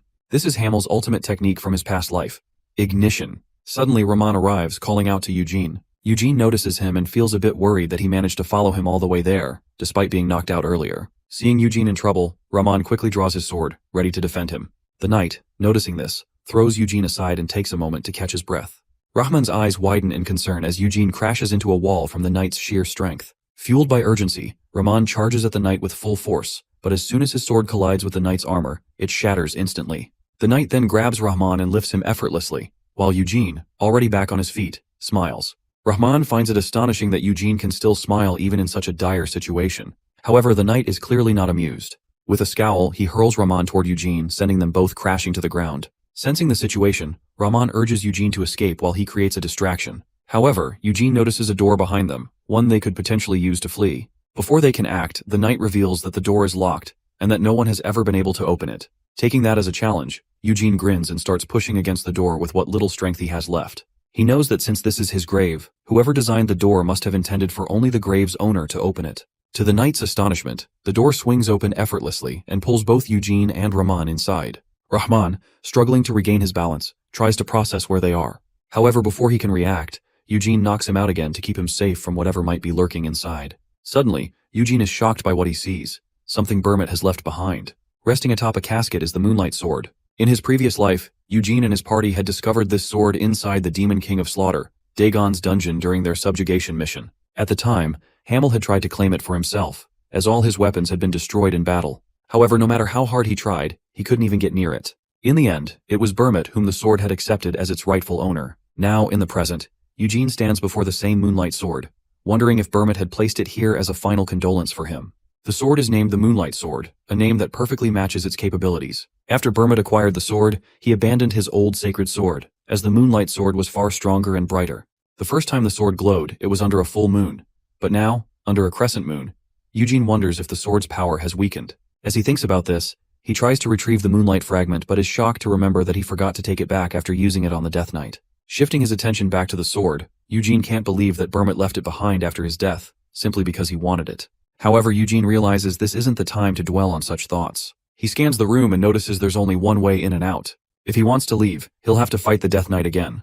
There's also a chance that Amelia Merwin might arrive at any moment. The only way out is to kill the knight quickly and escape as fast as possible. With this in mind, Eugene walks up to the sword, wondering why Burmit left it there. He extends his hand, thinking that if the sword is here, it might be meant for him to take. In his past life, Eugene couldn't even get close to the sword. But now, as a descendant of Burmit, he wonders if he can claim it. As his hand nears the sword and barely touches the light, his breath shortens, and his mana begins to vibrate. To stabilize himself, Eugene activates the white flame method and reaches for the sword. As he grasps the hilt, Eugene realizes that the sword's power has weakened, likely due to the fragments it has lost over time. The moment he tightens his grip, a powerful shockwave sends him flying backward. However, he notices that the sword is now in his hand. He has successfully taken it. Eugene is thrilled, finally holding the sword he has desired for 300 years. Inspecting the sword, Eugene quickly realizes that the blade is fake, as it has broken into pieces over time. Only the lower part of the blade is real. As he lifts the hilt, the sword begins to absorb moonlight energy from the crescent moon, transforming into a complete blade. Now, Eugene holds the fully restored moonlight sword in his hand. The special trait of this sword is that it scatters all magic and mana. However, Eugene grows concerned as it begins absorbing his own mana. Still, he remains confident that he has enough to satisfy its hunger. Though at this moment, he can't handle it properly. Realizing the sword's immense power, he decides to store it in his cape. With the moonlight sword in his possession, he no longer needs to use ignition. This weapon alone will be enough to kill the Death Knight. Before leaving, Eugene checks the casket. As he suspected, his corpse is nowhere to be found. However, what truly shocks him is the inscription carved into the casket saying, "Someday, they both will meet again in another world." Eugene immediately recognizes the handwriting. It belongs to Saya. But there's something else that unsettles him even more. Meanwhile, outside, the Dark Knight is furious. He has attempted to break the door down multiple times, but nothing worked. Yet Eugene opened it with ease. Realizing Eugene's potential, he decides that he must keep him alive until his master returns. However, a new worry plagues him. His master will undoubtedly be enraged. He has disobeyed her, used his claws recklessly, and even damaged his armor. If he doesn't prove his worth soon, she might cast him aside. As the Death Knight is lost in thought, Eugene walks out of the door and casually asks if it was waiting for him. The Death Knight immediately demands to know how Eugene opened the door and what he saw inside. Eugene puts a finger to his lips and calls it a secret. This provokes the Death Knight, who charges at Eugene with its claws extended, fully engulfed in demonic energy. Seeing the knight approach, Eugene calmly draws the moonlight sword from his cape and swings it at his opponent. The moonlight sword completely stops the Dark Knight's magic attack. He is confused about what just happened, as his demonic force was shattered by a single swing of the sword. On the other hand, Eugene, after just one swing, starts losing his breath and his vision becomes blurry. Even merely witnessing the light of the sword is draining his mana, yet he is still happy that he managed to break the Dark Knight's demonic force. The Dark Knight tries to channel his force again but fails, prompting him to charge at Eugene with his bare hands. Seeing this, Eugene is slightly surprised but confident that it might be a bad choice on the Dark Knight's part. With that, he also takes out the Storm Sword, ready to counter his opponent. Meanwhile, the Dark Knight jumps around Eugene, trying to find a good attack angle and an opening. However, Eugene has yet to use his Storm Sword, so he swings it, unleashing his Tempest attack. A tornado erupts from the strike, crashing into the ceiling, causing rocks to fall. Eugene then sends those falling rocks toward the Dark Knight. As the knight struggles to recover from the attack, Eugene stomps the ground, creating a powerful wave of mana. The impact shatters the Dark Knight's shoulder plate with immense force. This enrages the Dark Knight to the extent that he starts screaming at the top of his lungs and unleashes a powerful mana spell. Seeing him resist, Eugene mocks him, saying he should have shown this strength earlier. He then sends another mana fist attack toward the Dark Knight, who attempts to dodge. However, Eugene blinks in front of him just as the Dark Knight begins channeling his demonic force. At that moment, a moonlight fragment appears out of nowhere and interferes. Now that Eugene wields the moonlight sword, he can control these fragments. As the Dark Knight is momentarily distracted by the fragment, Eugene seizes the opportunity and stabs him with the moonlight sword, sending him crashing to the ground. Meanwhile, Eugene also starts vomiting blood, having used too much mana in that attack. He realizes that as he runs out of mana, the light on the moonlight sword fades as well. His focus then shifts to the Dark Knight, who lies motionless on the ground. Eugene pierced through his core, yet his body remains, meaning the core isn't fully destroyed. Thinking about how his own body was once turned into a dark night by Marwyn, Eugene feels a surge of anger. With that, he tries to drive his sword deeper into the Dark Knight's core, but something stops him. His body starts trembling, as if something invisible is binding him in place. With a nervous smirk, Eugene realizes Amelia is there. Amelia is using some kind of binding spell, locking Eugene in place. All he can do is move his mouth to speak. Eugene knows that she wants to talk to him, which is why she allows him this small freedom. Amelia, on the other hand, is contemplating what to do with Eugene. She considers the option of burying him in scorching sand up to his neck, allowing him to breathe but also suffer immensely. She plans to force his eyes and mouth open so they dry out and pop from his face. She then describes other gruesome details of the torture she intends to inflict on him. As she continues talking, Eugene's body starts moving on its own, controlled by her magic. Still standing behind him, Amelia keeps listing the tortures she has planned. With a mocking grin, Eugene remarks that he would die from shock long before she could carry out everything. But Amelia assures him that she won't let that happen. She reveals that through prolonged suffering, she will turn him into a desert scarecrow, keeping him alive until she tires of seeing him. She then asks if Eugene knows who she is. In response, Eugene reveals her name. Smirking, she introduces herself as Amelia Marwyn, the Desert Dungeon Master, known by many other names. Noticing the Dark Knight, she points at it, calling it her pet. She reveals that torturing and killing it are things only she has the authority to do. Eugene jokingly calls her pet ugly, which enrages Amelia. Without hesitation, she smacks him with her bone staff, sending him skidding across the ground. She warns him that only she, as its owner, can insult it. With Eugene's fall, the binding spell on him is broken, but he remains helpless. Amelia is on an entirely different level. He knows that even if he uses ignition, he still cannot defeat her. However, he suddenly remembers something he received from Balzac. Looking up at Amelia, he asks if she knows him. At the mention of Balzac's name, her eyes soften as she curiously inquires why Eugene is bringing him up. Eugene reveals that Balzac knows him, and then raises a letter toward her. Catching it, Amelia immediately notices Balzac's seal and wonders why he would write a letter for someone like Eugene. She asks if Eugene understands the letter's significance, but he only knows one thing.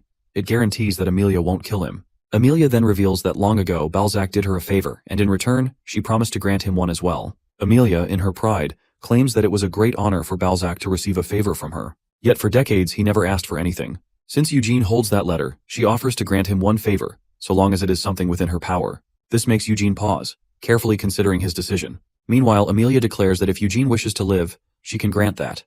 But she won't simply let him go. She needs to know how he got here and what he did. However, in his usual maniacal manner, Eugene makes a shocking request. He asks Amelia to kill herself. She smirks awkwardly, revealing that such a request is beyond her ability. Instead, she offers Eugene two choices to make things simpler. The first, if he wants to keep everything that happened here a secret, he must die. The second, if he wishes to live, he must tell her everything that transpired. Eugene is taken aback by her offer. Seeing his hesitation, Amelia assures him that if he chooses the second option, she won't cripple or torture him. But she has other ways of making him talk. He has piqued her curiosity, as he discovered a place even the Sultan was unaware of. She asks if her desert mages had betrayed her, but as she speaks, Eugene is lost in thought, weighing his options. If he chooses life, he will be forced to confess everything under her powerful dark magic, even against his will. Seeing his hesitation, Amelia grows impatient, warning him that his silence will be taken as an answer. Meanwhile, Eugene's mind races with the idea of running, but he quickly remembers the binding spell that will hold him in place. Amelia's impatience reaches its peak as she begins counting to 3. As she counts, Eugene struggles to decide what he should do. The moment she reaches 3 and is about to strike him down, a sudden sound echoes from behind her. It's the Dark Knight, back on its feet. However, something is eerily different. Amelia kneels before it, her demeanor shifting entirely. A disgustingly powerful aura radiates from the night, overwhelming Eugene in an instant. That's when he realizes the terrifying truth. Standing before him is none other than the mighty Demon King of Incarceration. The Demon King calls out to Eugene in a dark, deep voice, revealing that he saw him through Balzac's eyes back in Arath. He asks if Eugene came to offer flowers to his ancestors. The Demon King then reveals to Eugene that this is the grave of Hamel, the foolish. But he claims Hamel was not as foolish as they say. According to the Demon King, Hamel was quite strong and Bermit's closest friend. Hearing this, Eugene is shocked and a bit confused. The Demon King continues, acknowledging that he might seem like an enemy to Eugene, but he and Bermit built a true friendship. He finds it somewhat silly that Bermit would enforce something that happened 300 years ago onto his descendant. He claims to respect Lionheart because of his friendship with Bermit, but for Eugene, he respects him for who he is. According to the Demon King, Eugene is the most like Bermit of all the Lionhearts that exist, and those who came before him. Amelia is taken aback, realizing that Eugene is a Lionheart. However, as she focuses again on his appearance, she understands that he indeed looks like one. She then asks if the Demon King came to this pitiful place, in that destroyed body as a vessel, solely to save Eugene, the Lionheart. The Demon King confirms it, as Eugene is his friend's descendant after all. Amelia argues that this contradicts her freedom. However, the Demon King can see Burmit in Eugene, and he respects him more than he respects her. This disheartens Amelia, as the Demon King is claiming to respect someone who is dead more than her. As she tries to stand, a heavy dark magic pushes her back into a kneeling position. This enrages her, but she can't say anything. Meanwhile, the Demon King points out her lack of respect and claims that, although he respects her freedom, he cannot allow her to harm Eugene, at least for the moment. Eugene, still processing, asks what the Demon King meant by "for the moment." Hearing this, Amelia warns Eugene to speak with respect in front of the Demon King. However, the Demon King himself ignores her and continues, telling them that he has respected the Lionheart family name for over 300 years, due to his friendship with Burmit. However, in return, the House of Lionheart did not give him the same respect. So the Demon King warns Eugene to go back and inform the other Lionhearts to respect him, or else he will no longer respect Eugene either. Eugene becomes truly worried, as this feels like a heavy warning from the Demon King. However, he is also confused as to why the Demon King is mentioning this after 300 years. The Demon King reveals the shocking news that he made the promise with Burmit for their freedom, but that promise is coming to an end. According to him, they will need someone else to make a promise again to ensure their freedom. Fear fills Eugene's eyes as he asks about the promise, but with a wide smile, the Demon King reveals that Eugene has no right to know, as he is not Burmit. With a maniacal laugh, he calls Eugene a foolish lion. Eugene is shocked to the core, realizing that the Demon King knows about his reincarnation. The Demon King claims that Eugene's existence and soul are all because of Burmit's promise, that Eugene could be born 300 years later. As Eugene processes this, his necklace begins to glow. The Demon King looks at Amelia and orders her to go back to her dungeon. However, she argues that she wants an answer about how he opened the door that even she couldn't open, no matter what she did. Hearing about the door, the Demon King teleports everyone toward it. He then extends his hand and melts the door, revealing that it was just Eugene's grave inside, and nothing else. Still in disbelief, Eugene looks at the Demon King. She asks if he still needs the body of her pet, to which the Demon King reveals that his work is done there, and he will return Hamel's body. Amelia, with a smirk, asks him if he's sure, as it is the body of his previous friend Burmit. However, the Demon King doesn't consider Hamel a friend, saying that he left his body and went away. Amelia, breathing a sigh of relief, calls Eugene lucky but warns him for next time. She says her goodbyes and uses her magic to drag Hamel's body with her. As she walks away, she is thinking about teaching Eugene a lesson one day, knowing that, for now, he is protected by the Demon King himself. Left behind, Eugene becomes enraged and starts punching the nearby wall with all his might. He is furious at the Demon King for knowing about his reincarnation. Eugene can't make sense of what the Demon King meant when he claimed that his reincarnation is the result of Burmit's promise. However, according to Eugene, if Burmit had to do something for him, he wouldn't have chosen to reincarnate him. He would have chosen to kill the Demon King instead. Eugene wonders if his reincarnation is somehow linked to the promise. He is also furious at the Demon King's apparent dislike of him. Eugene continues to think about how he wasn't able to destroy his body, and how Amelia took it with her. He is also confused about what the Demon King meant by someone making another promise. It all seems like a riddle to him. Eugene doesn't want to be the one to make a new promise with the Demon King, nor does he want to be part of whatever will unfold once the promise ends. Now, with the information that Xia and Anise aren't behind his reincarnation but Burmit is, Eugene becomes even more enraged with him. However, he takes out the leaf he found in his grave. According to Eugene, Xia came to defend his grave, and after fighting the invader, she disappeared. The leaf in his hand belongs to the World Tree, which allows one to warp to the Elven Forest no matter where they are. Eugene speculates that Xia might have been cornered and used the leaf to escape to the forest, but he thinks the attacker was Burmit, though he doesn't understand the reason behind it. He remembers that Xia and Anise didn't like him when he first joined their group, but Burmit showed interest and confidence in him. Hamel, who was pretty cocky, declined, claiming that he wouldn't follow someone weaker than him. So Burmit challenged him to a one-on-one fight, which Hamel cleanly lost.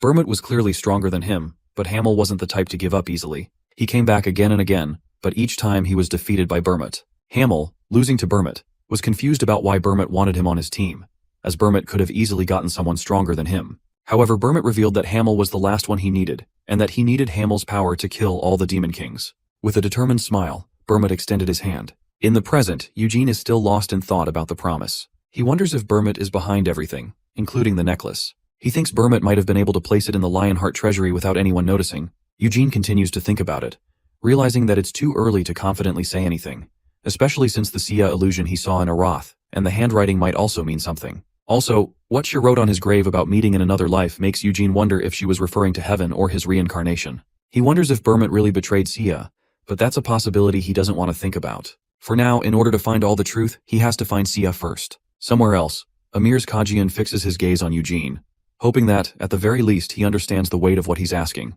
He's heard plenty about Eugene from his subordinates, the ones who attacked him, But Amir questions that does Eugene really believe he sent them to steal from him? Eugene, on the other hand, doesn't care about their reasons. The only thing that matters is that they harmed him, or at least tried to.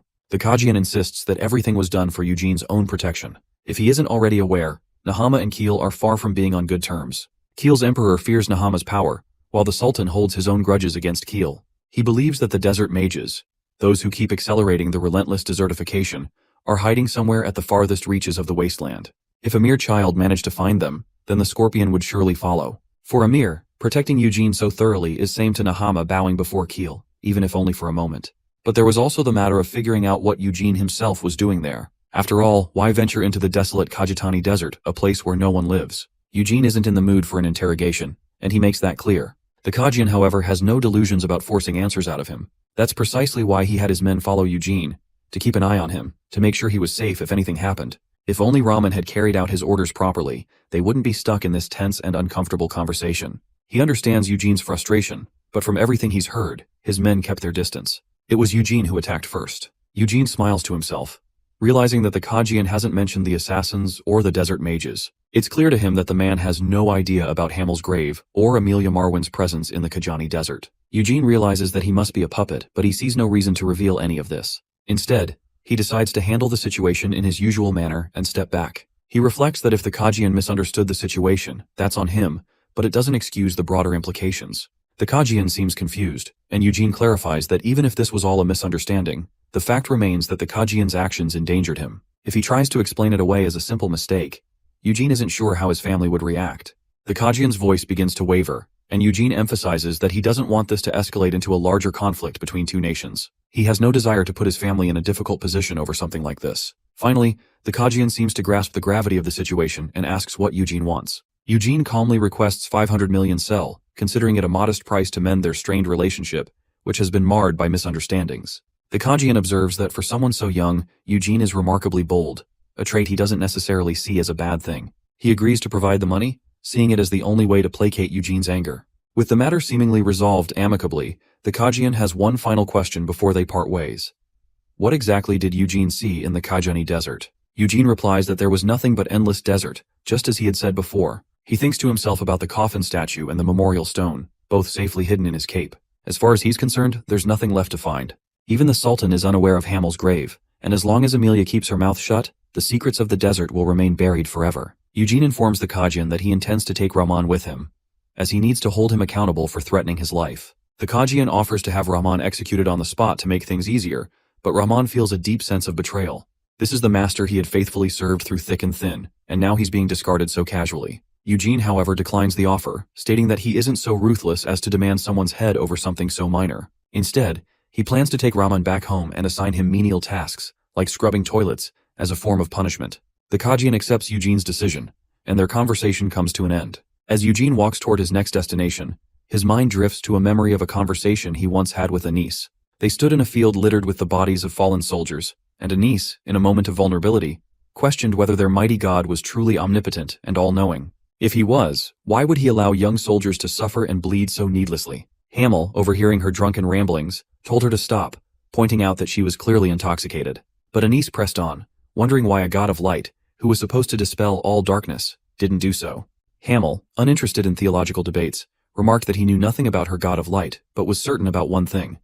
Burmit was a force to be reckoned with. If she wanted to see it that way, perhaps God couldn't handle the world alone, and had sent Burmit, the living miracle, to assist. That was why Burmit was such a valiant warrior, and why the sacred sword had chosen him instantly. Anis was taken aback by Hamel's unexpected words, though he clarified that he wasn't being kind. He was simply annoyed by her drunken chatter. He demanded she share her drink instead of drinking alone like a melancholic fool. Anis, clutching her flask tightly, insisted it wasn't alcohol but holy water, unfit for someone as faithless as Hamel. Their bickering continued, and in hindsight, Eugene found the memory oddly amusing. Eventually, Eugene arrives at his destination, the sacred ground of Light Hogani, where Anis's statue stands. He reflects that if one were to travel from the Holy Empire of Eurus across the ocean, they would have arrived here 200 years ago. It was here that Anis had offered a prayer before embarking on her pilgrimage to the far reaches of the desert. Eugene wonders if Anis had ever visited Hamel's grave to pay her respects. However, the timelines don't align perfectly. Shia's retirement occurred a few years before Anis's pilgrimage, making it unlikely that she had visited the grave. If she had, Eugene is certain she would have done something about its neglected state. He also ponders whether Burmit had any involvement in Anis's mysterious disappearance. Finding no significant clues at the site, Eugene is left with only one lead, a leaf Sia had left behind. Rahman timidly interrupts Eugene's thoughts, asking if he's changed his mind about returning home. Eugene assures him that they are indeed heading back to Kiel. Cyan, Eugene's brother, eagerly awaits his return, curious to see how much stronger Eugene has become in the 2 years he's been away. Cyan watches the portal with a mix of unease and reluctance. His mother notices his discomfort and comments that he seems conflicted about Eugene's return. Cyan admits that while he wants his brother back, he's also apprehensive. If Eugene truly desires to become the family head, Cyan knows he might have to step aside and relinquish the position. His mother reassures him that as long as he doesn't back down, Eugene won't take the role. The position of head, she reminds him, should go to the strongest member of the family, and Cyan is no longer a child, but a grown man capable of making his own decisions. Whether he chooses to claim the title or surrender it, she will respect his choice. She also emphasizes that Eugene is now his brother, bound not by blood but by kinship, and urges Cyan to speak with him upon his arrival. The matter of succession, she adds, can wait. When Eugene finally arrives, he's surprised to see his family waiting for him. He remarks that he was planning to meet them at the house, so their presence here is unexpected. His father immediately embraces him, and Eugene notes how much stronger and sturdier his father has become, his large beard adding to his imposing presence. His father credits his physical transformation to Sterod, a name Eugene vaguely recalls as Gargawi's father, more like steroid seller. Eugene wonders how close his father and Sterod have become for such casual familiarity. Behind his father, Eugene notices Cyan's mother and quickly bows an apology for not seeing her sooner. She waves off his formality, reminding him that they're family, and there's no need for such awkwardness. Eugene looks around and realizes the head, Gilad, is absent. The mother explains that he's at Black Lion Castle for the coming-of-age ritual. Eugene remembers that while the blood succession ritual includes both direct and indirect lineage members, the coming-of-age ceremony is reserved solely for the direct lineage. The mother adds that Yod, who is 2 years older than Eugene, was supposed to undergo the ritual last time, but was estranged, causing the ceremony to be skipped. Now, with 3 children, Eugene, Cyan, and Ciel, reaching adulthood next year, the upcoming ceremony promises to be more lively. Just then, Rahman steps out of the portal, and the mother inquires about his identity. Eugene introduces him as his subordinate, a 32-year-old man named Rahman whom he personally selected for his trustworthiness. While Eugene isn't training him, he plans to assign him various tasks. He calls over Nina, who has also grown since he last saw her, and instructs her to teach Rahman how to clean the barn. He adds that the hall needs some maintenance and suggests assigning Rahman to more physically demanding tasks, as he appears to have the strength for it. Nina is visibly surprised by Eugene's instructions and hesitates, questioning whether it's appropriate to assign such tasks to someone who is technically his subordinate. Eugene reassures her that this is precisely why Rahman will follow her orders without question. He then turns to Rahman and declares that from this moment on, Na is his senior. Rahman, though visibly uncomfortable with the idea of taking orders from someone much younger, reluctantly accepts his new role. He consoles himself with the thought that this is all for the sake of the young master, Eugene. After all, Eugene had saved his life, and Rahman vows that when the day comes that Eugene needs him, he will risk everything to repay that debt, as a true warrior should. Meanwhile, Cyan catches Eugene's attention and suggests they take a walk to discuss some matters. As they stroll through the forest, Cyan suddenly asks Eugene a strange and unexpected question about, what is he? Eugene is momentarily thrown off by the question and responds with confusion, unsure of what Cyan is getting at. Cyan presses further, asking if Eugene is truly 19 years old as he claims. Eugene, deciding to be candid, reveals that he is actually the reincarnation of someone very important. Cyan dismisses this as a lie, and Eugene can't help but laugh. Eugene then turns the conversation around, asking why Cyan is so shocked by how much stronger he's become. Cyan's expression darkens as he explains that while 2 years have passed since they last saw each other, it feels like Eugene has lived 20 years in that time. Cyan had poured every ounce of his effort into improving himself, training relentlessly in both magic and swordsmanship, even achieving the rank of 3 stars. Yet despite his hard work, Eugene had already reached 4 stars. The weight of this realization visibly burdens Cyan, and he abruptly tells Eugene that he should become the family patriarch instead of him. Eugene is taken aback by this sudden shift and asks why Cyan is giving up on his ambition. Cyan admits that after seeing Eugene's growth, he no longer feels capable of leading the family. Eugene tries to reason with him, pointing out that Cyan can still become the patriarch if he chooses to. There's no competition between them, and Eugene has no interest in the position, but Cyan refuses to accept this, feeling that it would be unjust. Sensing his brother's frustration, Eugene suggests they settle the matter with a duel. If Cyan wins, Eugene will accept whatever decision he makes. Cyan is confused by this proposal, arguing that it would make more sense for Eugene to take the patriarch role if he wins. Eugene chuckles, teasing Cyan for being sharper than he expected. However, he reiterates that he has no desire for the position, as it's meant for someone with ambition, and he doesn't want the responsibilities weighing him down. If Cyan truly wants to change his mind, Eugene says, he'll have to do it by force. Cyan sighs and proposes that instead of a formal duel, they should have a friendly spar, like they used to. The two make their way to the sparring area, where servants gather to watch in awe. Cyan attacks with everything he has, desperately trying to land even a single hit on Eugene, who remains calm and composed, not even breaking a sweat. As they spar, Eugene notices that Cyan has made significant progress. His control over his sword soul is impressive, and he can maintain it for extended periods. His mana proficiency has also improved dramatically, likely due to reaching 3 stars. Eugene realizes that someone with Cyan's level of mana is exceptionally rare on the continent, a testament to his hard work and talent. Cyan finds the sparring session increasingly weird. Despite his best efforts, he tires far too quickly, as if he's swinging his sword against a tank. Eugene's blade seems to effortlessly deflect every one of his attacks, redirecting his strikes in ways that leave him off balance and frustrated. One of the watching servants murmurs that it's pointless, wondering aloud if Cyan could even stand a chance if he fought with everything he had, including his sword soul. Hazar, who has been observing from the sidelines, chimes in, stating that it's highly unlikely. He points out that Eugene was already formidable 2 years ago, but now his strength is overwhelming. While Cyan has undoubtedly grown stronger, Eugene remains unfazed, effortlessly handling Cyan's swift and relentless attacks without even moving from his spot. With a powerful parry, Eugene sends Cyan stumbling backward. Cyan, panting and visibly impressed, asks about the technique Eugene used. Eugene brushes it off as simple parrying, but Cyan isn't convinced. He notes that Eugene didn't just deflect his sword soul, he guided it, letting it slide off his blade rather than forcing it away. Eugene acknowledges Cyan's sharp observation, praising his keen eyes. Cyan, eager to learn more, presses Eugene to teach him. Eugene's expression shifts, a mischievous glint in his eyes as he asks if Cyan is truly serious about learning from him. Despite the teasing tone, Cyan remains patient, though his frustration is evident as he nearly snaps his sword in half. Eugene eventually relents, agreeing to teach him, but only if Cyan promises to become strong enough to take on the role of patriarch without hesitation. However, Eugene insists they move to a more private location, as the current setting is too crowded for proper instruction. Once they're alone, Eugene explains bluntly that no matter how much Cyan trains, he'll never surpass him in strength. However, he adds that if Cyan becomes strong enough, Eugene will accept him as the patriarch. Cyan tries to interject, but Eugene cuts him off that even if Cyan tries to force the title onto him, Eugene has no interest in becoming patriarch. Cyan reflects that this is the 3rd time Eugene has rejected the position, and while he respects his brother's decision, he can't help but feel conflicted. He argues that Eugene, despite his skill, lacks the qualities of a patriarch and hasn't undergone the necessary training to lead. As Cyan continues to ramble, Eugene finally loses patience and kicks him in the leg to shut him up.